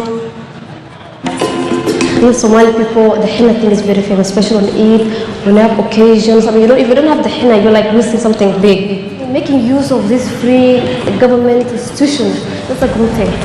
Joining Wajir Vocational Training College, even when I could not pay fees, meant a lot because it saved a lot of burden for my mom. Because I'm raised by a single mom, I don't have a dad. So she could not support because we have many kids. I have like 5 siblings back at home, and I'm the eldest. The county government of Wajir has done a lot of good things for Wajir vocational training. We are given a budget which is mainly supply of instructional material and sponsoring of students, food for retention. So this place was actually like kind of a dream for my Yankee, and up to right now, I have my own business actually.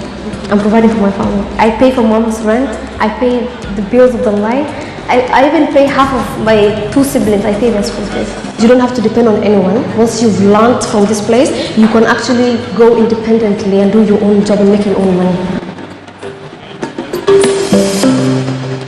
Basi wananchi wakiendelea kuingia, Mheshimiwa Rais, naomba unipe ruhusa niweze kumkaribisha gavana wa eneo gatuzi la Wajir, Mheshimiwa Abdullahi Ali aweze kutukaribisha. Tumpigie makofi tafadhali nikimkaribisha gavana aje aweze kutukaribisha hapa Wajir. Karibu gavana.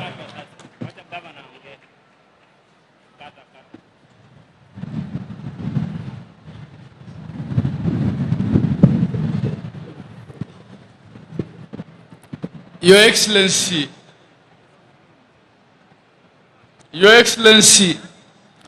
the President of the Republic of Kenya and Commander-in-Chief of the Defense Forces, Dr. William Samoei Ruto, Your Excellency Mama Rachel Ruto, the First Lady of the Republic of Kenya, Your Excellency, the Deputy President of the Republic of Kenya, Professor Abraham Kindiki Kithure, Your Excellency Mama Dr. Joyce Gatira Kithure, Cabinet Secretaries, Speakers of both houses, Members of Parliament, Governors present, distinguished guests, ladies and gentlemen.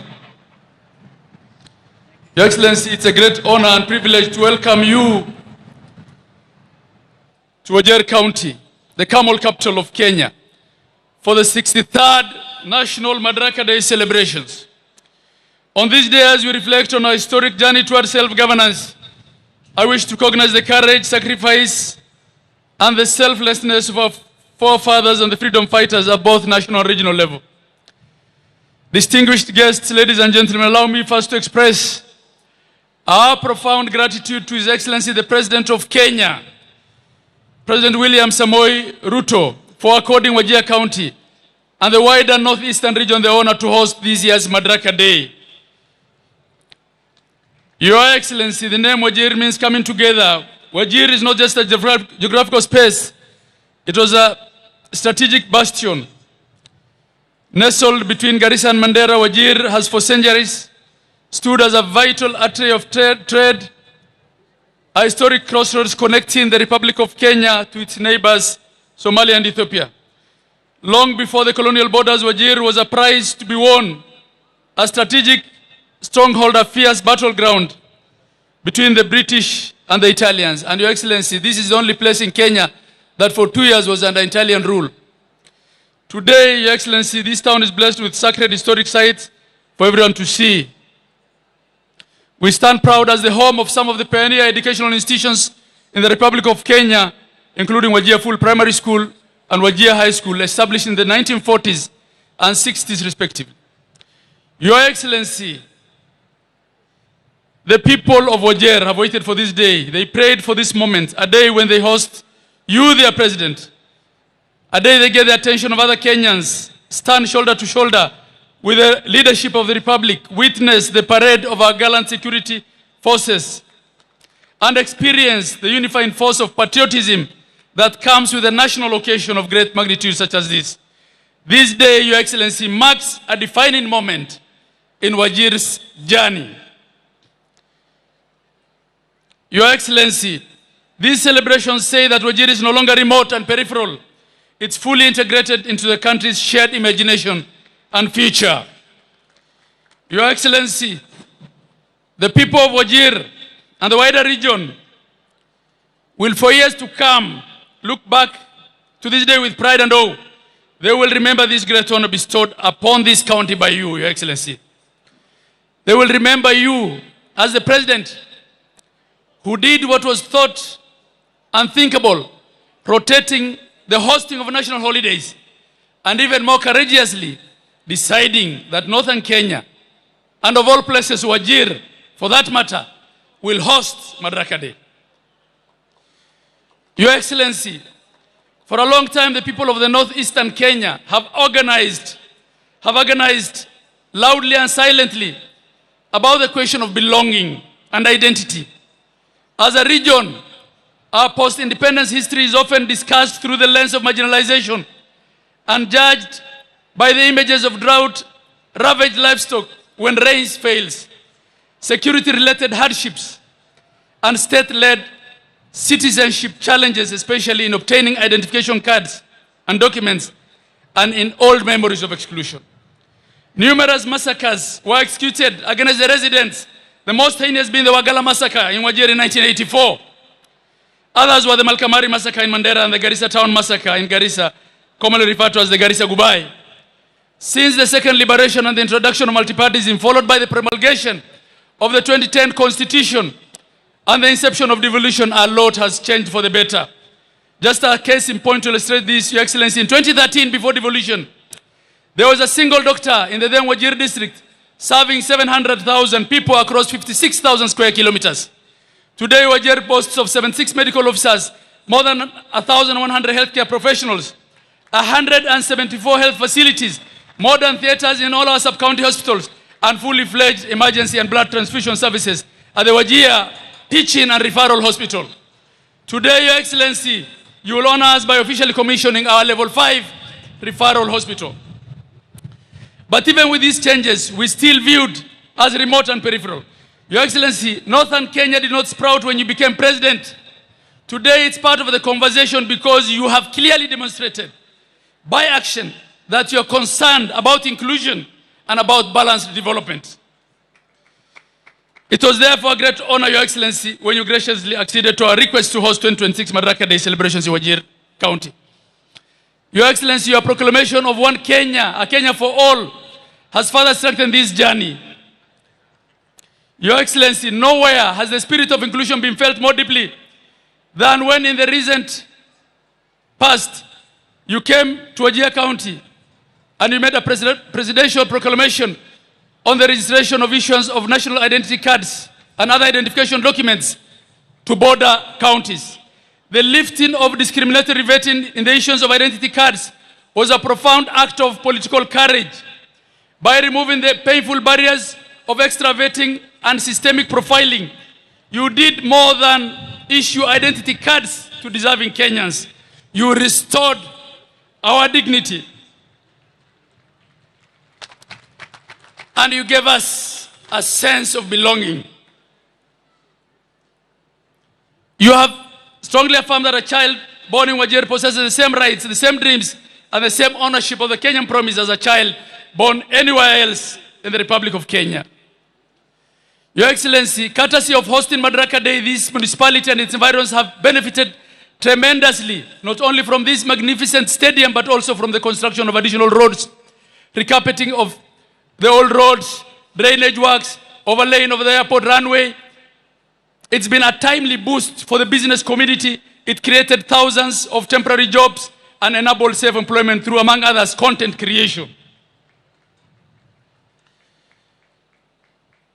Wajir content creators sprang up overnight and became famous by posting every stage of the construction of the stadium.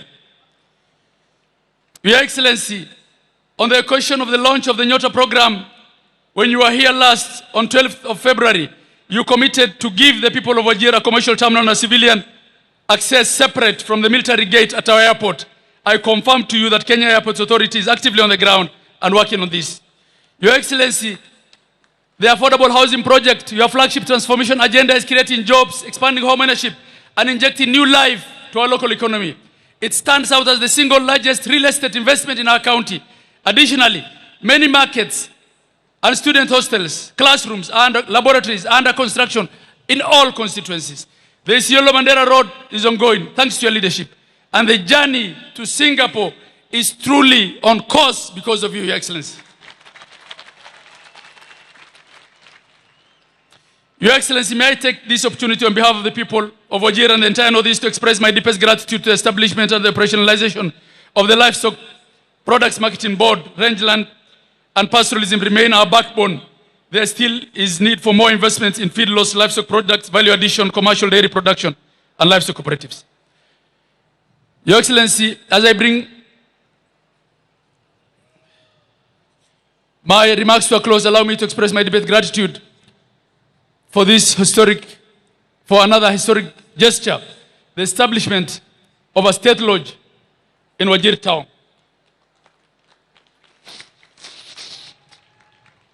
By placing a permanent seat of presidential presence here in Wajir, Your Excellency, you have brought the highest office of the Republic of Kenya to our people. In many years, in many ways, Your Excellency, you have become our resident 001. I look forward to your holding of the first cabinet meeting at Wajir State Lodge.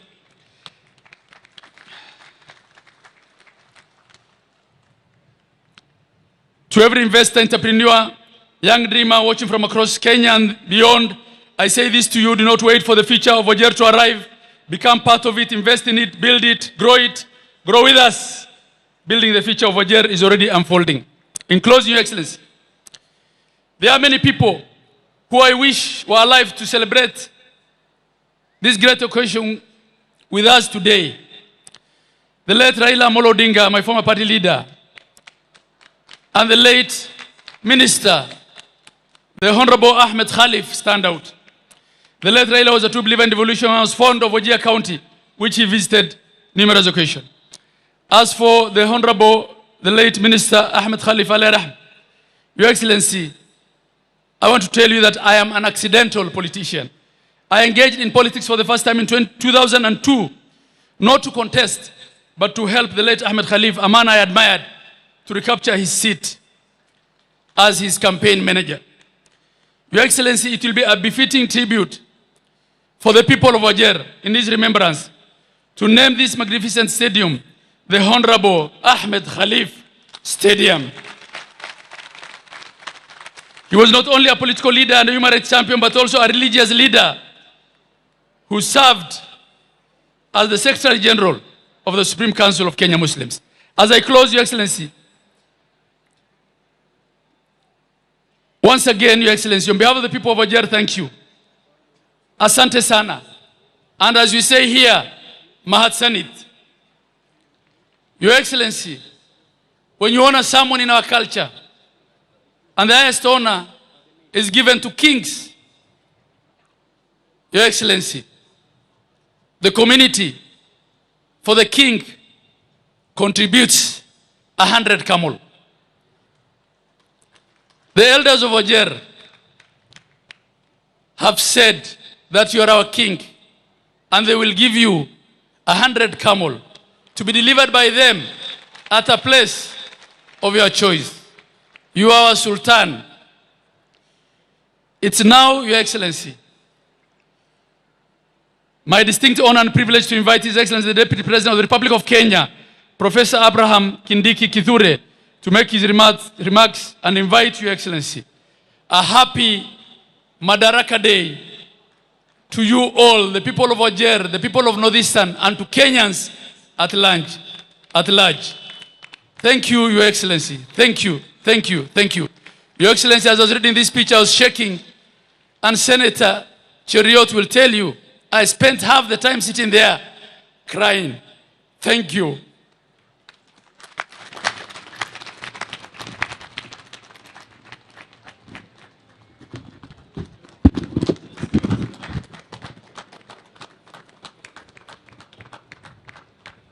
Wajir hoye! Wajir hoye! Kenya hoye! Ni leo si leo, ni sasa si sasa. Mheshimiwa Rais wa Jamhuri ya Kenya William Samoei Ruto, viongozi wote nikizingatia itifaki zote zilizowekwa, leo ni siku kuu kwa jamhuri yetu kwa sababu ya hafla hii ya siku ya leo ya 63 ya Madaraka ambayo tunafanyia hapa Wajir. I want to congratulate you, Mr. President, for taking the inclusivity and equality agenda of our country a step further.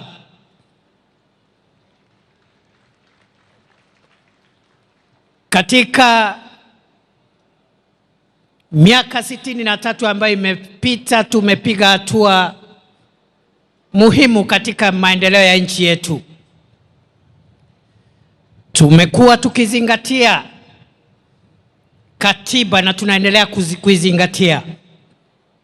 Lakini Mheshimiwa Rais, katika miaka ambayo umekuwa mamlakani, serikali ya awamu ya 5 ambaye wewe ni kiongozi wa hiyo serikali imefanya mambo muhimu ili kuweka mbele utaifa wetu na kuunganisha taifa letu la Kenya. Umetoa utaratibu ambao ulikuwa unabagua wananchi kutoka sehemu hii ya kaskazini mwa Kenya, na sasa utaratibu wa kutoa stakabadhi za kitaifa zikiwemo vitambulisho, utaratibu ambao unatumika sehemu zote za Kenya ndio utaratibu unatumika hata hapa Wajir na kaskazini mwa Kenya na pwani, na hakuna tena sababu ya kuwa na utaratibu tofauti ambao unalinganisha wananchi kulingana na dini zao ama maeneo ambao wametoka. Rais Ruto ni fire si fire. Mr. President, you have not only brought dignity to all the people of Kenya, but also you have put our inclusivity agenda forward by making sure that the development projects of our country are equitably shared. And Mr. President, we are looking forward to the completion of your famous road connecting Mandera to Ramu, to Gare, to Elwak, to Kobo, from Kobo to Kotulo, to Tarbaj, to Wajir, to Samata, to Modogashe, past Garbatula, all the way to Kulamawe and Isiolo. Rais Ruto ni fire si fire. Ajenge asijenge. Mr. President, just yesterday you opened the power plant in Abaswen. There are similar power plants your government has done in Eldas, in Elwak, in Merti, and for bringing the people of this part of our country into the integrated energy and well-lit Kenyan nation. We salute you na tunasema uendelee rais.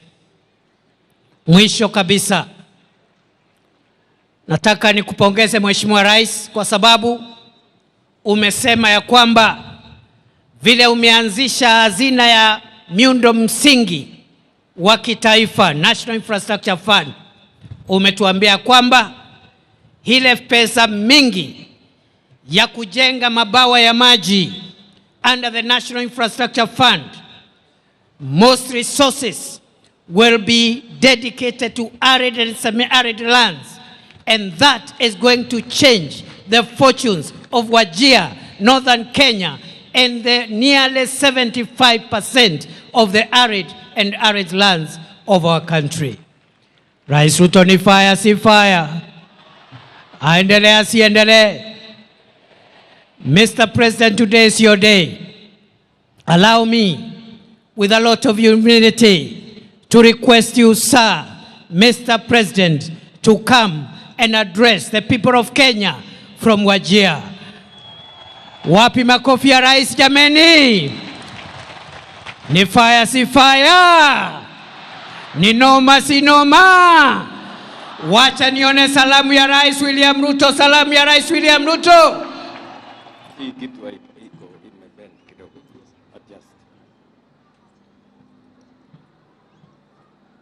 The other way, the other way. Wewe, the other way. Basi, tafadhali tunaweza keti chini. Thank you very much. You can take your seats, those who have seats. No. It's the opposite direction. No, the other way.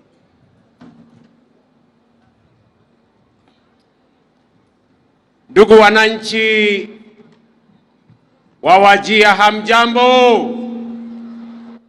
Wajir hoye! Wajir hoye!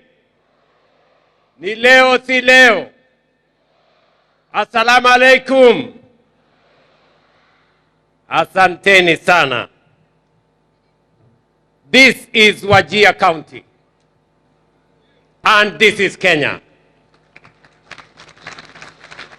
This is what we meant when we said we would leave no one behind. The great people of Wajir County, distinguished leaders, ladies and gentlemen, Today, we make history. For the first time in 63 years of self-rule and national celebration, Madaraka Day is being hosted here in Wajir, in the heart of northern Kenya. This is not a mere ceremonial gesture. It is a national declaration.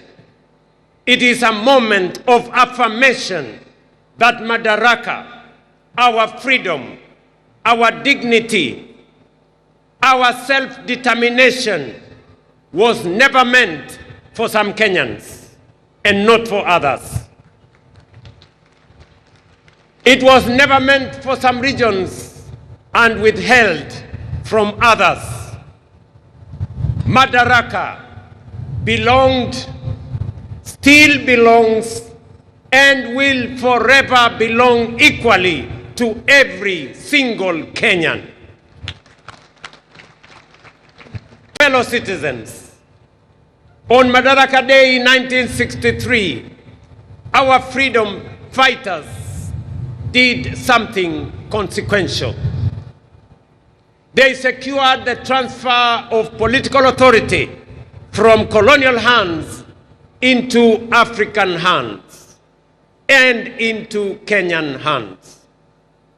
But self-rule was never simply about changing who holds power.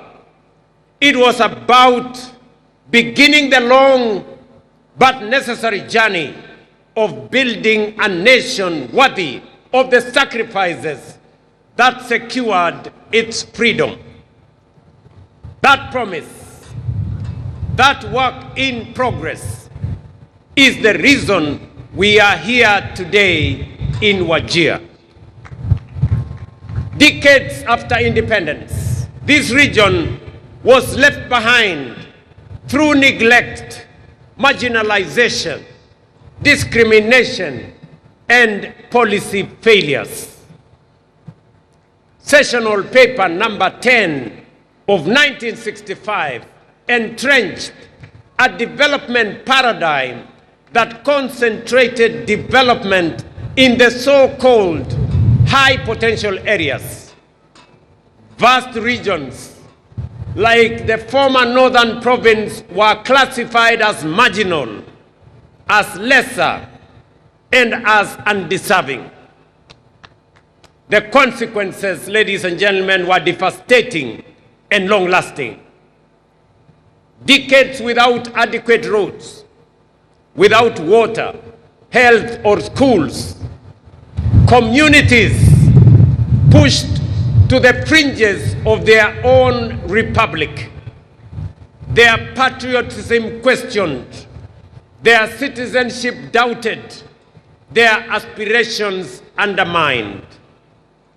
For too long, some said this region was too difficult, too dry, too remote, and too insecure to deserve any development. That was wrong then. It is wrong now. It will forever remain wrong. But we are dismantling that legacy of exclusion. One road, one health facility, one school, one project, and one opportunity at a time. Fellow citizens, I want to tell you that on behalf of the people of Kenya, today, as I stand here as president and leader of our great nation, to the people of Kenya, in northern Kenya, for this marginalization, I want to apologize on behalf of the nation of Kenya. Poleni sana ndugu zetu. It was never meant to be this way. And as my brother governor has said, This has been a very emotional moment for me.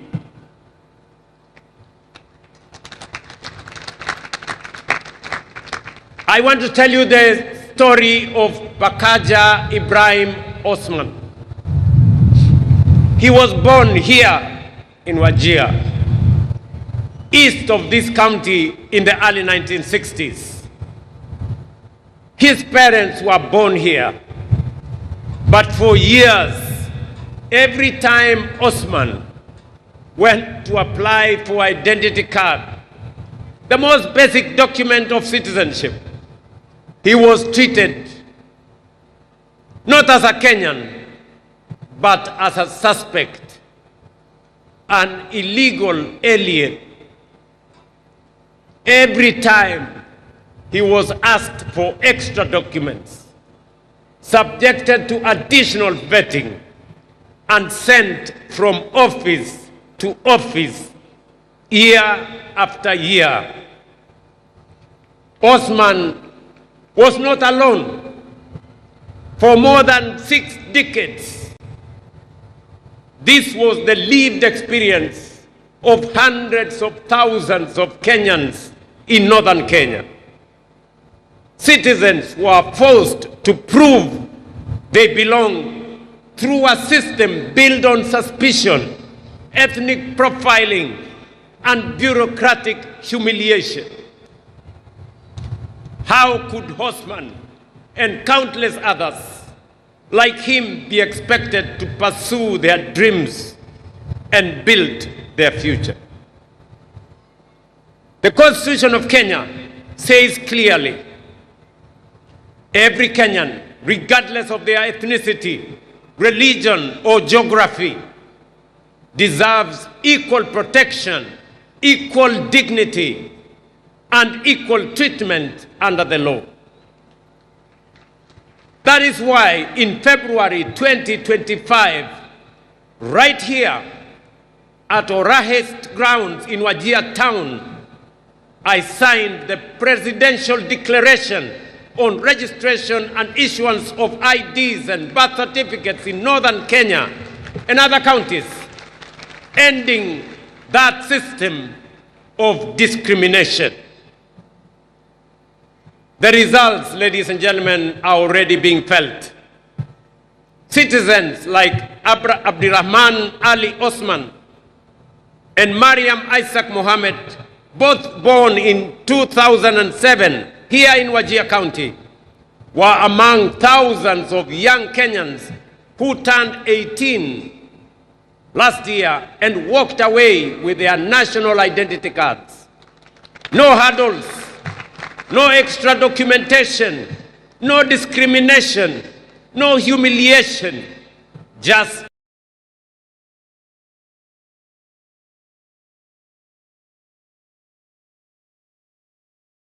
that is how it must work.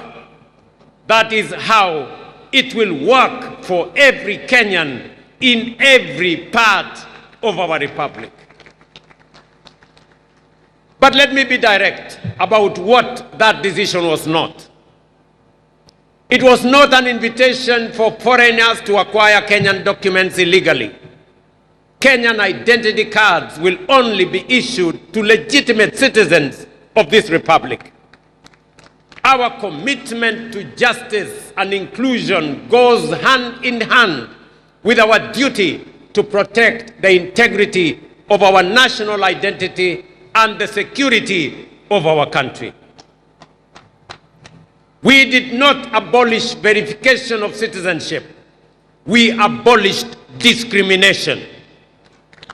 We abolished the targeting of entire communities simply because of their ethnicity or place of birth.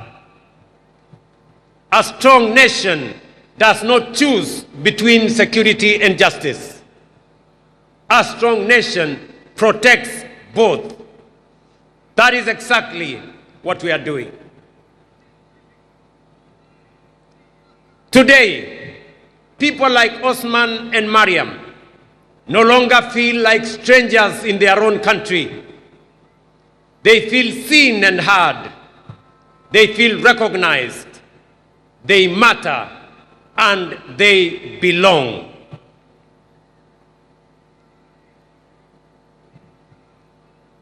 Ladies and gentlemen, yet we know that inclusion does not end with recognition. It must be reflected in people's daily lives, in the education of their children, the health that they access, the opportunities available to their young people, and the roads they travel on. That is why the bottom-up economic transformation agenda was conceived not merely as an economic program, but as a deliberate strategy for inclusion. This administration, my administration, has deliberately invested in northern Kenya and historically marginalized regions of our republic. Of all the investments, ladies and gentlemen, we are making in northern Kenya, none is more important than education, which is also the theme of this year's Madaraka: education, skills, and the future. Of all the tools a nation possesses, education is the most potent. It is the bridge between promise and possibility, between poverty and prosperity, and between exclusion and belonging.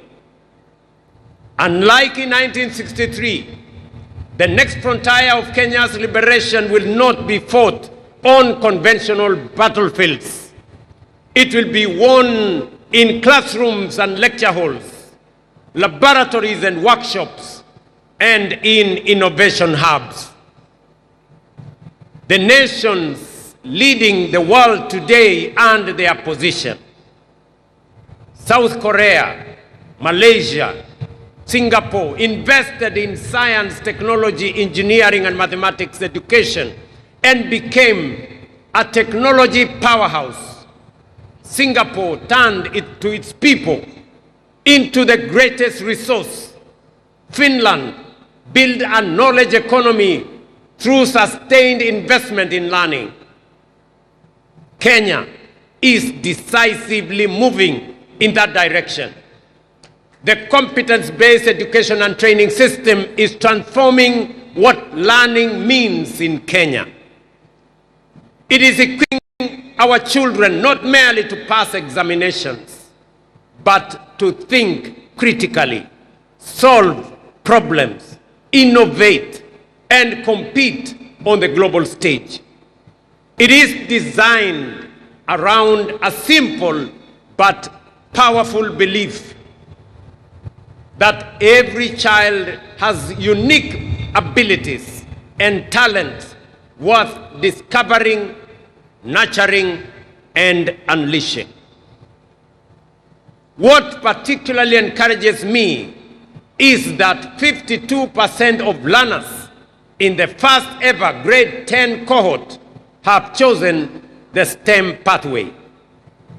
This tells us that a new generation is rising, one that will drive Kenya and Kenya's industrial transformation, power our technological advancement, and build the innovation economy that will define our nation's next chapter. That is why this administration has made education not just a priority, but the foundation of our future. No nation can rise above the knowledge, the capabilities, and the skills of its citizens. Our education budget has grown from 500 billion in 2022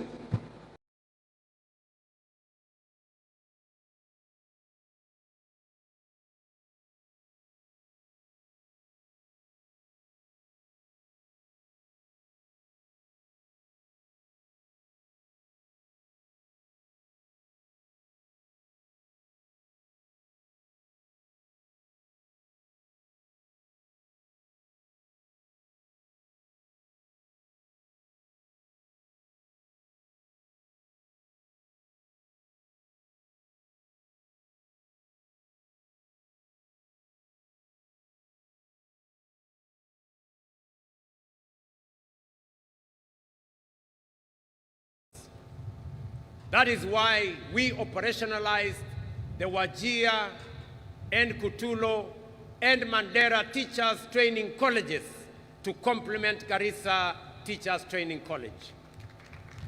Today, through this affirmative action program, a record 1,800 local teachers from 3 counties of Wajir, Mandera, and Garissa have been employed and will be deployed in the region.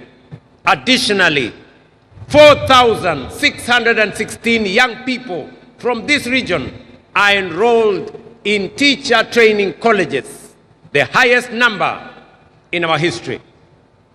This is how lasting solutions are built, by investing in people. On infrastructure, we have built 23,000 classrooms and a further 1,000 laboratories are under construction, many of them in ASAL regions that have waited for too long for modern learning facilities. At the same time, more than 850,000 young Kenyans are enrolled in our technical vocational education colleges, acquiring the skills, the tools, and the confidence needed to build this nation with their hands from the bottom up. Here in Wajir and across northern Kenya, our commitment is this: no child will be denied the opportunity to learn because of geography or historical neglect. School feeding programs are already supporting 2.4 million learners in arid and semi-arid regions. While we continue to deploy teachers, build infrastructure, and expand digital connectivity across this region. Yet, some children in northern Kenya and other marginalized regions remain outside the formal education system because of certain alternative learning pathways that have not been adequately recognized or accommodated within our education framework. This challenge is particularly evident in the absence of a clear framework to recognize and integrate Tuksi, Madrasa, and the program for pastoral instructions into the national education system. Today, I direct the Cabinet Secretary for Education to engage all relevant stakeholders and take the necessary measures under the Basic Education Act to consult widely and recommend appropriate measures for the formal integration of the same. This will ensure that every child, regardless of background or circumstance, has a recognized pathway into learning, skills, and opportunity. Every child deserves a door into learning. It is our duty to open every door. Yet, operating and opening the door for opportunity is only part of the journey.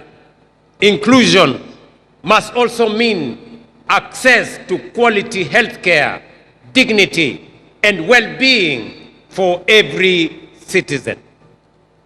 Today, of the 31.5 million Kenyans registered with the Social Health Authority, about 800,000 are residents of Wajir, Garissa, and Madaraka counties, representing one of the most significant expansions of healthcare inclusion since independence. To date, SHA has paid 8.1 billion Kenya shillings in claims for services provided in these 3 counties, demonstrating the transformative impact of this reform on access to quality healthcare. Beyond healthcare, ladies and gentlemen, inclusion must translate into opportunity for our young people. Already, more than 2,500 youth across all 30 counties of Wajir County have benefited from the Nyota program through business support, capital, training, and mentorship. Across Wajir, Garissa, and Mandera counties, more than 7,200 young people are beneficiaries. We are also investing in Jitume digital hubs, ICT centers, digital skills programs, and digital infrastructure so that a young person in Wajir can compete with any person in Kenya and globally. Through the labor mobility program, we are opening pathways to jobs, skills, and international experience. Our message to the young people of Northern Kenya is simple. Your future will not be defined by geography. It will be defined by your talent, your skills, and your determination. But talent and determination flourish where opportunity is accessible and infrastructure is strong. That is why we are investing not only in people, but also the foundations of economic transformation. Today in Wajir County, through our affordable housing program, we have invested 15.6 billion shillings in the development of 4,600 housing units, including markets and including hostels, which are at various stages of procurement and construction. This is the largest housing development Wajir has witnessed since independence. One of these projects, located just 3 kilometers from here, stands as a visible symbol of our commitment to ensuring that development, opportunity, and decent living are not reserved for only a few regions. These projects are creating jobs for our young people and generating opportunities for local enterprises. But this is only one part of a much larger transformation. Across Wajir, Garissa, and Mandera counties, projects valued at approximately 38.5 billion are currently at various stages of implementation. These investments are delivering affordable housing, student accommodation, modern markets, police housing, classrooms, and other supporting infrastructure that will improve lives, expand economic opportunity, and accelerate the region's development. Alongside housing and other social investments, we are investing in the infrastructure that connects communities to opportunity. That is why connectivity remains central to Northern Kenya's transformation. For decades, distance was used to justify exclusion. Today, we are defeating distance. With a 750-kilometer Northern Kenya Gateway Corridor linking Isiolo, Wajir, and Mandera, we are undertaking the most significant and consequential road investment in this region since independence, and connecting communities that were once isolated from markets, from investment, from development, essential services, and economic opportunity. This investment of road, this single road, is going to cost the government of Kenya close to 100 billion Kenya shillings. Si munajua ile barabara ya kutoka Isiolo, ile inakuja Modokashi, inateremuka inaenda Samata, inakuja mpaka hapa Wajia, alafu inatembea hapa Tarbaj, iende Kotulo, iende Kobo, iende Elwak, Gare, alafu ifike kule Mandera. Yes. Na pia ile barabara inatoka kule Lamu kuja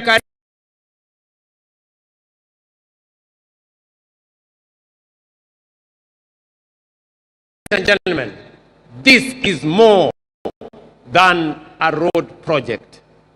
It is a bridge between exclusion and opportunity, between neglect and investment, and between the Kenya that was and the Kenya that we are building together.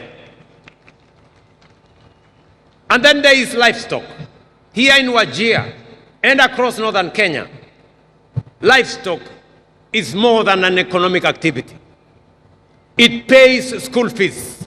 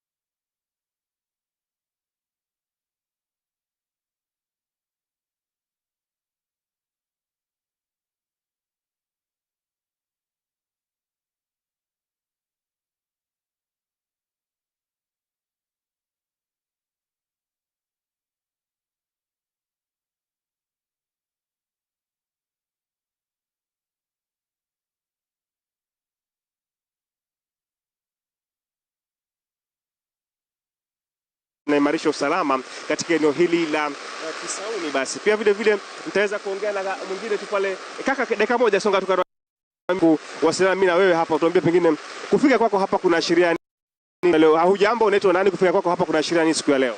Yes, kwa jina mimi naitwa Oduru William, almaarufu najulikana kama dawa yao. Leo tumekuja hapa kusherekea siku yetu ya Madaraka Day. Siku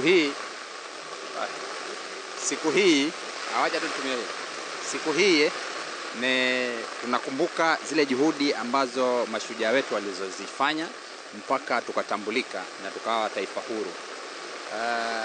Pia ningependa kushukuru sana County Commissioner na timu yake ya ngao Mohamed Noor kwa ile kazi ameifanya kuhakikisha kwamba hii shughuli inaletwa. Yes, next time tunaomba mashinani zaidi. Waitupelekea huko Junda Ngombeni huko kiwanjani hapo. Ndio. Tatizo la kiusalama unaliongezeaje wewe? Tatizo la kiusalama ni ukweli kumetokezea na sarakasi kidogo za vijana ambao umeletwa na utovu wa nidhamu. Na unajua eneo letu hili ambalo tuko sisi limekuwa na sifa mbaya. Japo kwa miaka hii ambayo siku kadhaa tumeona kwamba kuna tofauti kidogo, kwamba kumeimprove kidogo. Japo bado tuko na zile changamoto. Lakini mimi hii hata sioni kama ni ambayo peke yake, ni kwamba ni shida ambayo inaanzia pale nyumbani. Sisi kama wazazi tuko na jukumu kubwa sana kwamba tunalea watoto wetu kwa misingi ile ambayo iko sawa. Kwa sababu tusipoyapatia yale maadili mema ndio unaletwa hivyo utovu wa nidhamu. Na unaona saizi imekuwa kwamba utovu wa nidhamu hauko mitaani peke yake, umefika mpaka shuleni. Juzi tumeona shule ya Utumishi Girls, watoto wamechoma wenzao, watoto 16, tumepoteza maisha ya watoto 16 ambao pengine wengine wangekuwa kuja wakatuongoza katika hapa nchini na wakatuletea mambo mazuri, wakajisaidia na wakasaidia familia zao. Shukrani sana. Naona mvua inaweza kunyesha na pole kwa kuweza kutota kama mimi vile nimeweza kutota kwa sasa.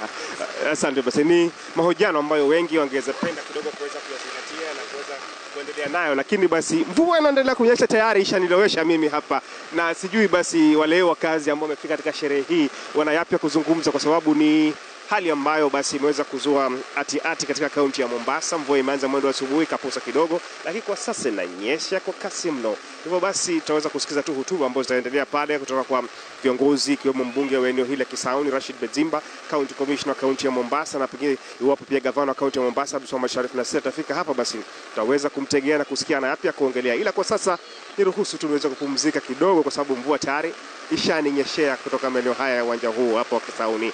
Jina langu naitwa Boniface Msangi, kwako studio.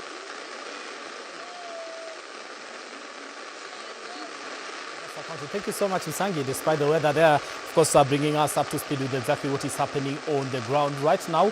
I want us to cross over back to Wajir County, where Kimani Ngunjiri, that is Oscar, is on standby with the mood on the ground, the latest and exactly what is happening. It is raining in Mombasa. I don't believe it is raining in Wajir because we've just been there a few minutes ago. So that weather is totally different. And also one of the contributors to why this particular event came to an end earlier today. Right now, I don't know if Kimani or rather Oscar, good morning. How are you? And the event has come to a close. The head of state gave his speech. He's left. What is he leaving the people with? What are they saying on the ground? Over to you. Sema bwana, ninyi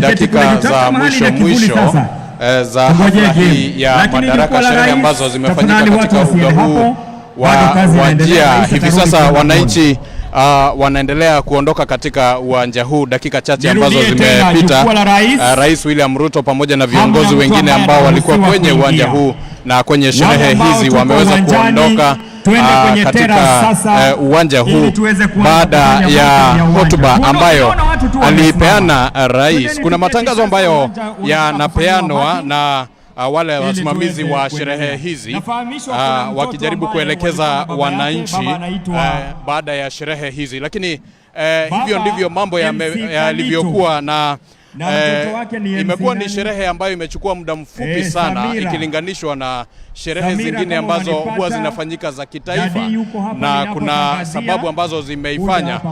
Hapo awali tulikuwa tumetaja ya kwamba katika kaunti hii ya Wajir na vile vile kaunti zingine ambazo ziko kwenye ukanda huu kuna joto jingi sana. Hivi sasa nyuzi zikisimamia degree zaidi ya 30, kumaanisha ya kwamba joto liko katika viwango vya juu sana, na hiyo ni sababu moja ambayo imefanya kwamba sherehe hizi zikaweza kupelekwa kwa haraka, na vile vile kuna masaa yale ambayo yanazingatiwa ya maombi ya wale ambao wanaishi katika maeneo haya.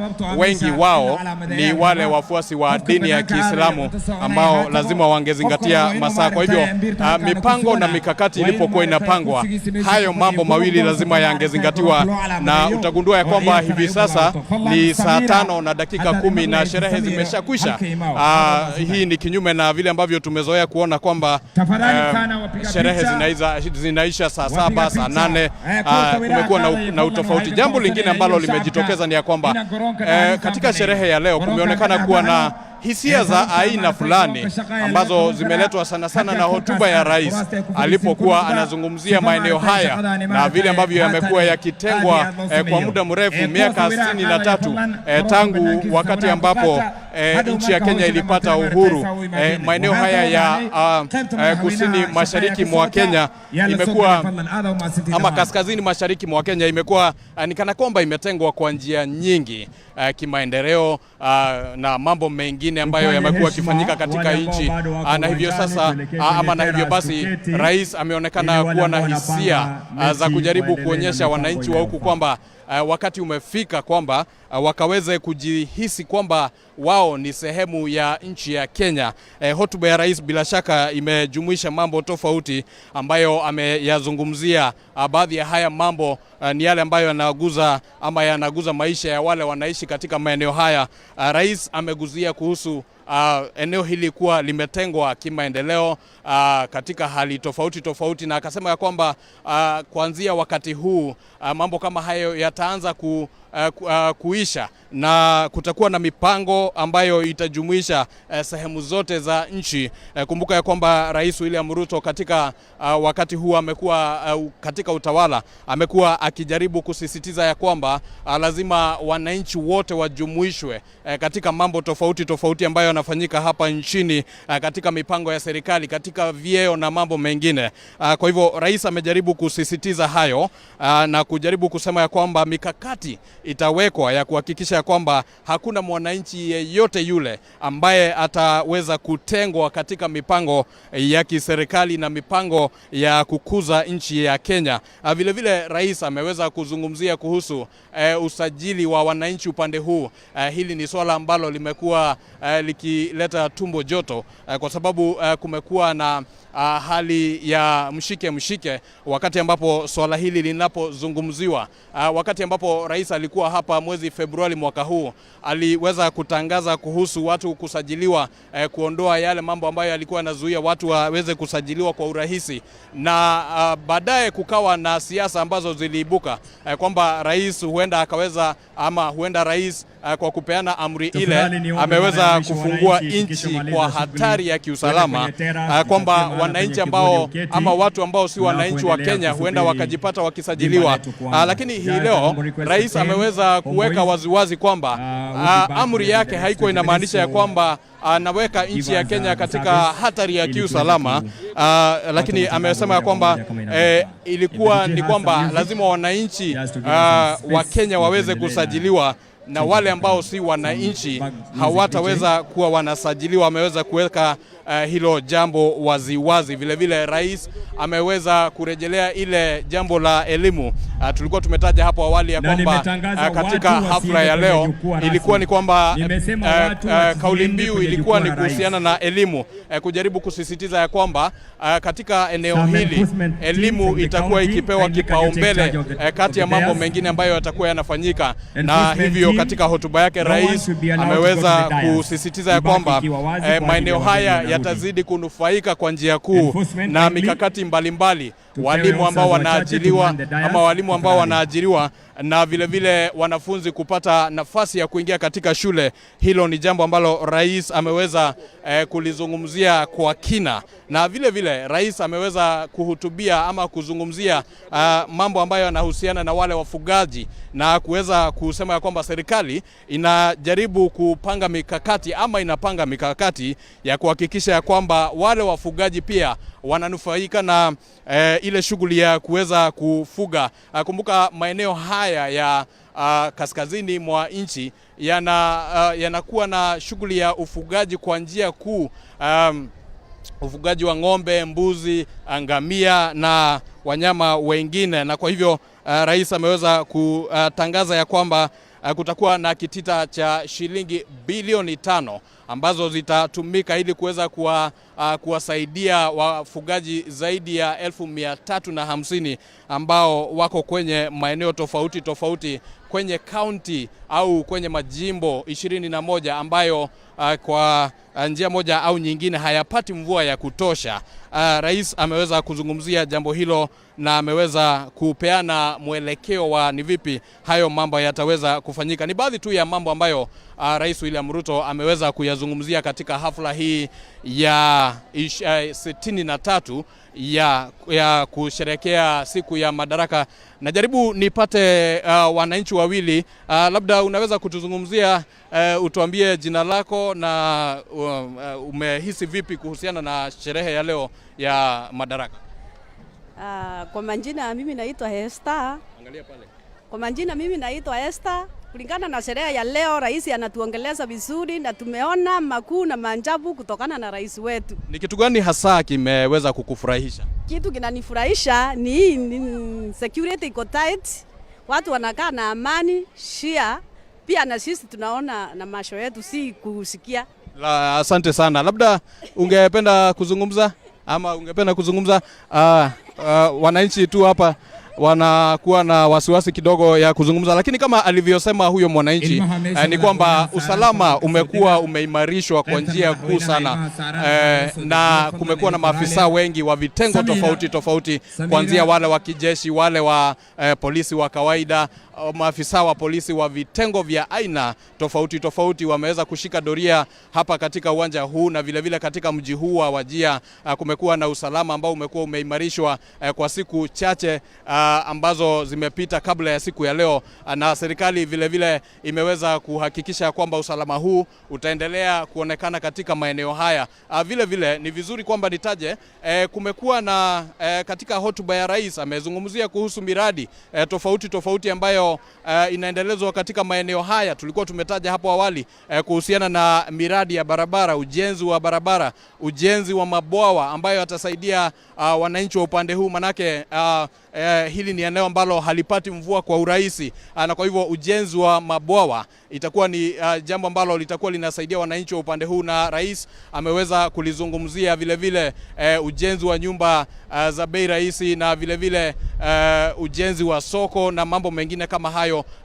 Ni baadhi ya mambo ambayo yameibuka katika hotuba ya rais. Hakuja kuwa na siasa ambazo zimejitokeza waziwazi, lakini alipokuwa anazungumza hapo awali, naibu wa rais Kithure Kindiki aliweza kudokeza kwa umbali kwamba ni vizuri rais akaweze kupewa nafasi ya kuendelea kuhutubu, sio kuhutubu, kumradhi, ni kuendelea kushughulikia wananchi ama kuwatumikia wananchi katika muhula wa pili, na hilo ndilo lilikuwa jambo ambalo alikuwa anauliza wananchi ya kwamba wakaweze kumpatia hiyo nafasi ya kuendelea kutumikia wananchi katika muhula wa pili baada ya uchaguzi mkuu wa mwaka ujao, mwaka wa 2027. Lakini bila shaka baada ya hafla ya leo kutakuwa na mabadiliko mengi ya mambo vile ambavyo yatakuwa yakifanyika upande huu, kuanzia mambo ya miradi kuelekea hadi semi za siasa.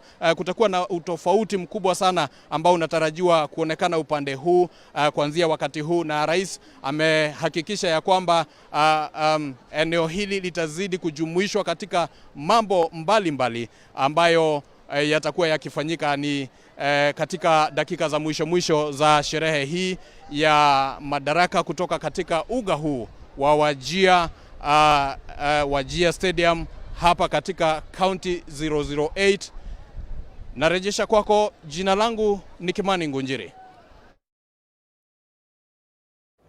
All right, Kimani Ngunjiri there with a very detailed analysis of exactly and recap of exactly what is happening or what has been happening in Wajir ever since this celebration started today morning, presided over by President William Ruto, and of course quite highlighting some of the things that the head of state was able to touch on, speaking to the residents and what makes them happy as we call it a day as far as these celebrations are concerned. They've mentioned the issue to do with security, how they're feeling about that, issues to do with development. They're able to see that, you know, when it comes to matters, even the stadium itself, that is a 10,000-seater. Of course, the roads that have been refurbished in that particular area following these particular celebrations, issues to do with water, and of course, connectivity as far as matters electricity is concerned. Right now, we do want to cross over to Kisumu, where Guma is on standby with the latest in regards to the Madaraka Day celebrations, I beg your pardon, is concerned.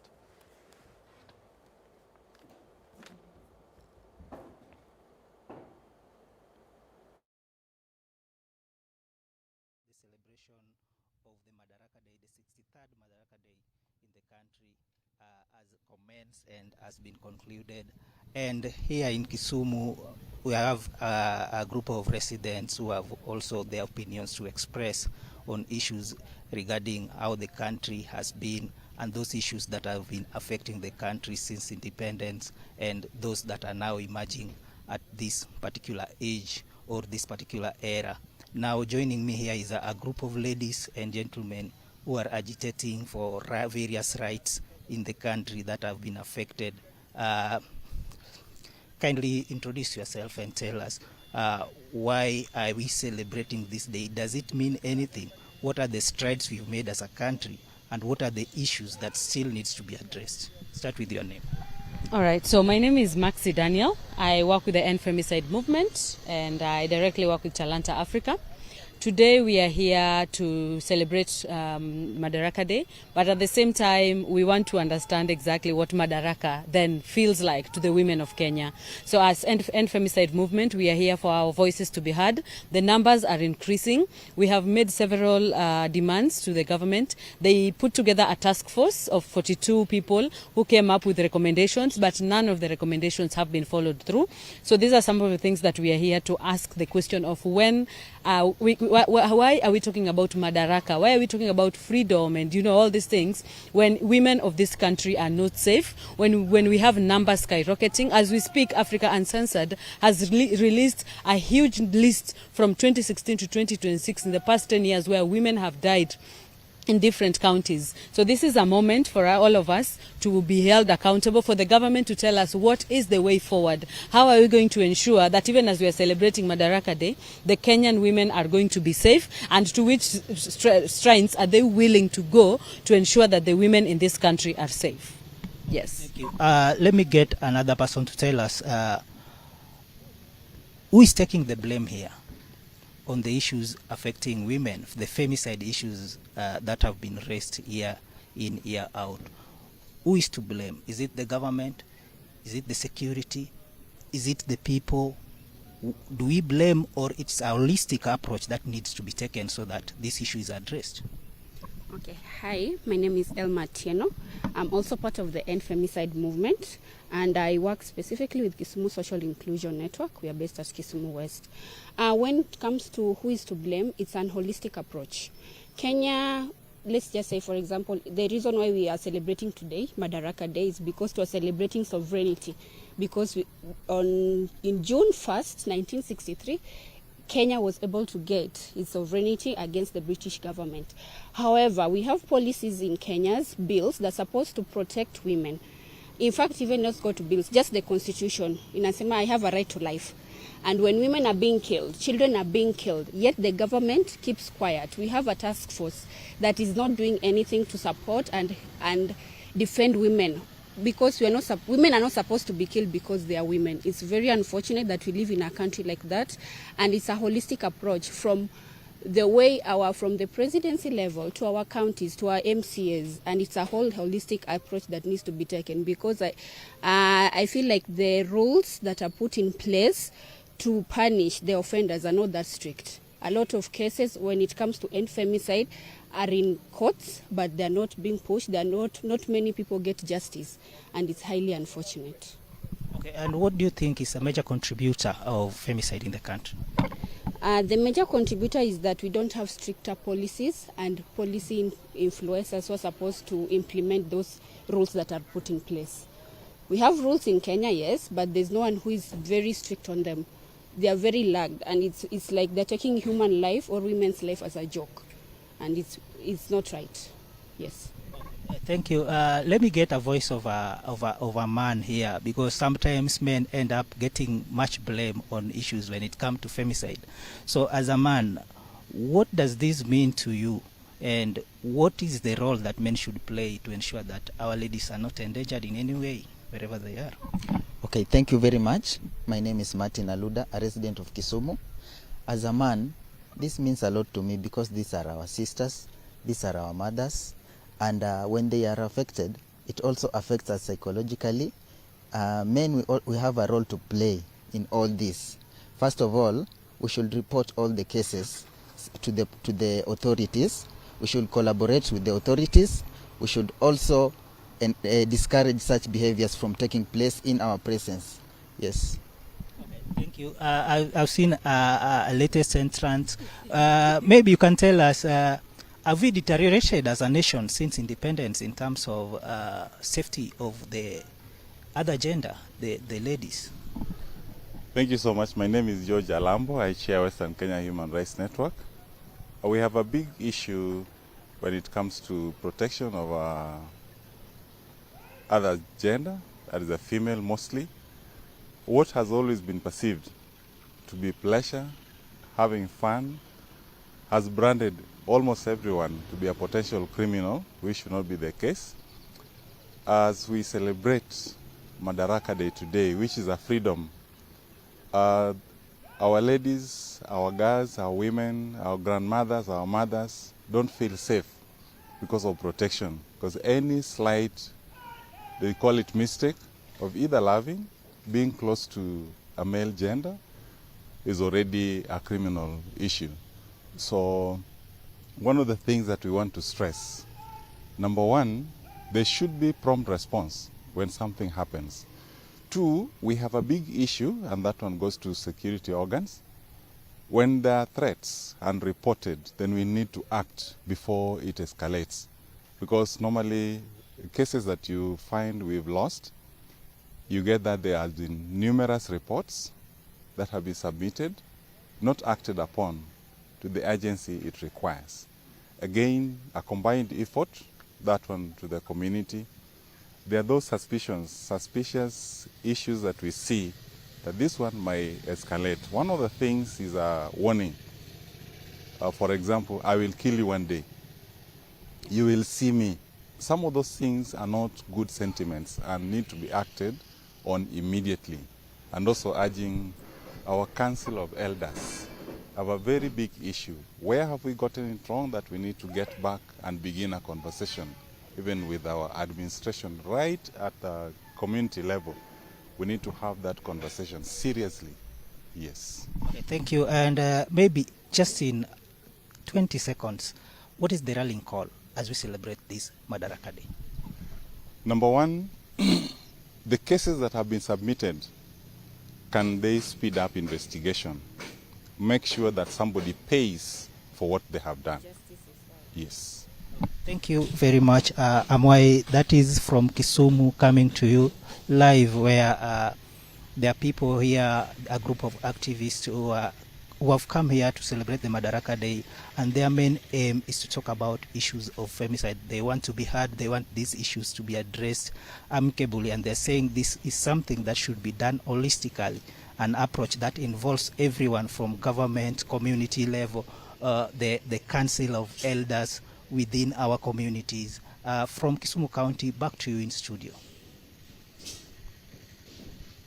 All right, thank you so much, Guma, for the latest on that particular front. Of course, touching on what is also happening in the country today, that is the end of femicide march and also the Stop Killing Children clarion call that is actually happening at the moment in different parts of the country. We've seen that in Kisumu, even as the country marks Madaraka Day celebrations. Women and children are not safe here in the country. They want their voice to be loud and clear and to be heard on that particular front on this day, as the country marks 63 years since we gained self-rule. Now, it is 63 years of independence, the first time that this particular function was held in a county that is in Wajir County, that is the northern region part of the country. This is the first time, so making it historic here in the country. Thank you so much for being part of this particular production and trusting us to bring you up to speed with exactly what is happening in different parts of the country. We've covered the Madaraka Day celebrations in Wajir County with our reporter on the ground, Kimani Ngujiri, bringing us up to speed with President William Ruto talking about the issues to do with marginalization, promising that this will be a thing of the past. And also just stressing on the issues to do with education, because the theme this particular year was education, skills, and the future. Where are we as far as education is concerned? What does the future look like? And how skilled are the youth of this particular country? And of course, also touching on the issue to do with 1,800 teachers from Wajir, Mandera, and Garissa having been employed and will be deployed. That being a milestone and a major booster for that particular region. Also, another story that we're following up on that is big today has to do with the end of femicide march that is happening at the CBD here in Nairobi. Women, of course, and activists are sitting on the streets, making their voices heard loud and clear today that women are not safe and we need to stop killing them. All right, that does it for us. So much appreciated and an honor to have brought you up to speed with the developments today here in the country. Continue with our coverage and of course keeping it here at K24 and of course Kameme TV for the latest when it comes to matters current affairs. My name is Brian Amuai. Let's do this again when God says we do. Good day.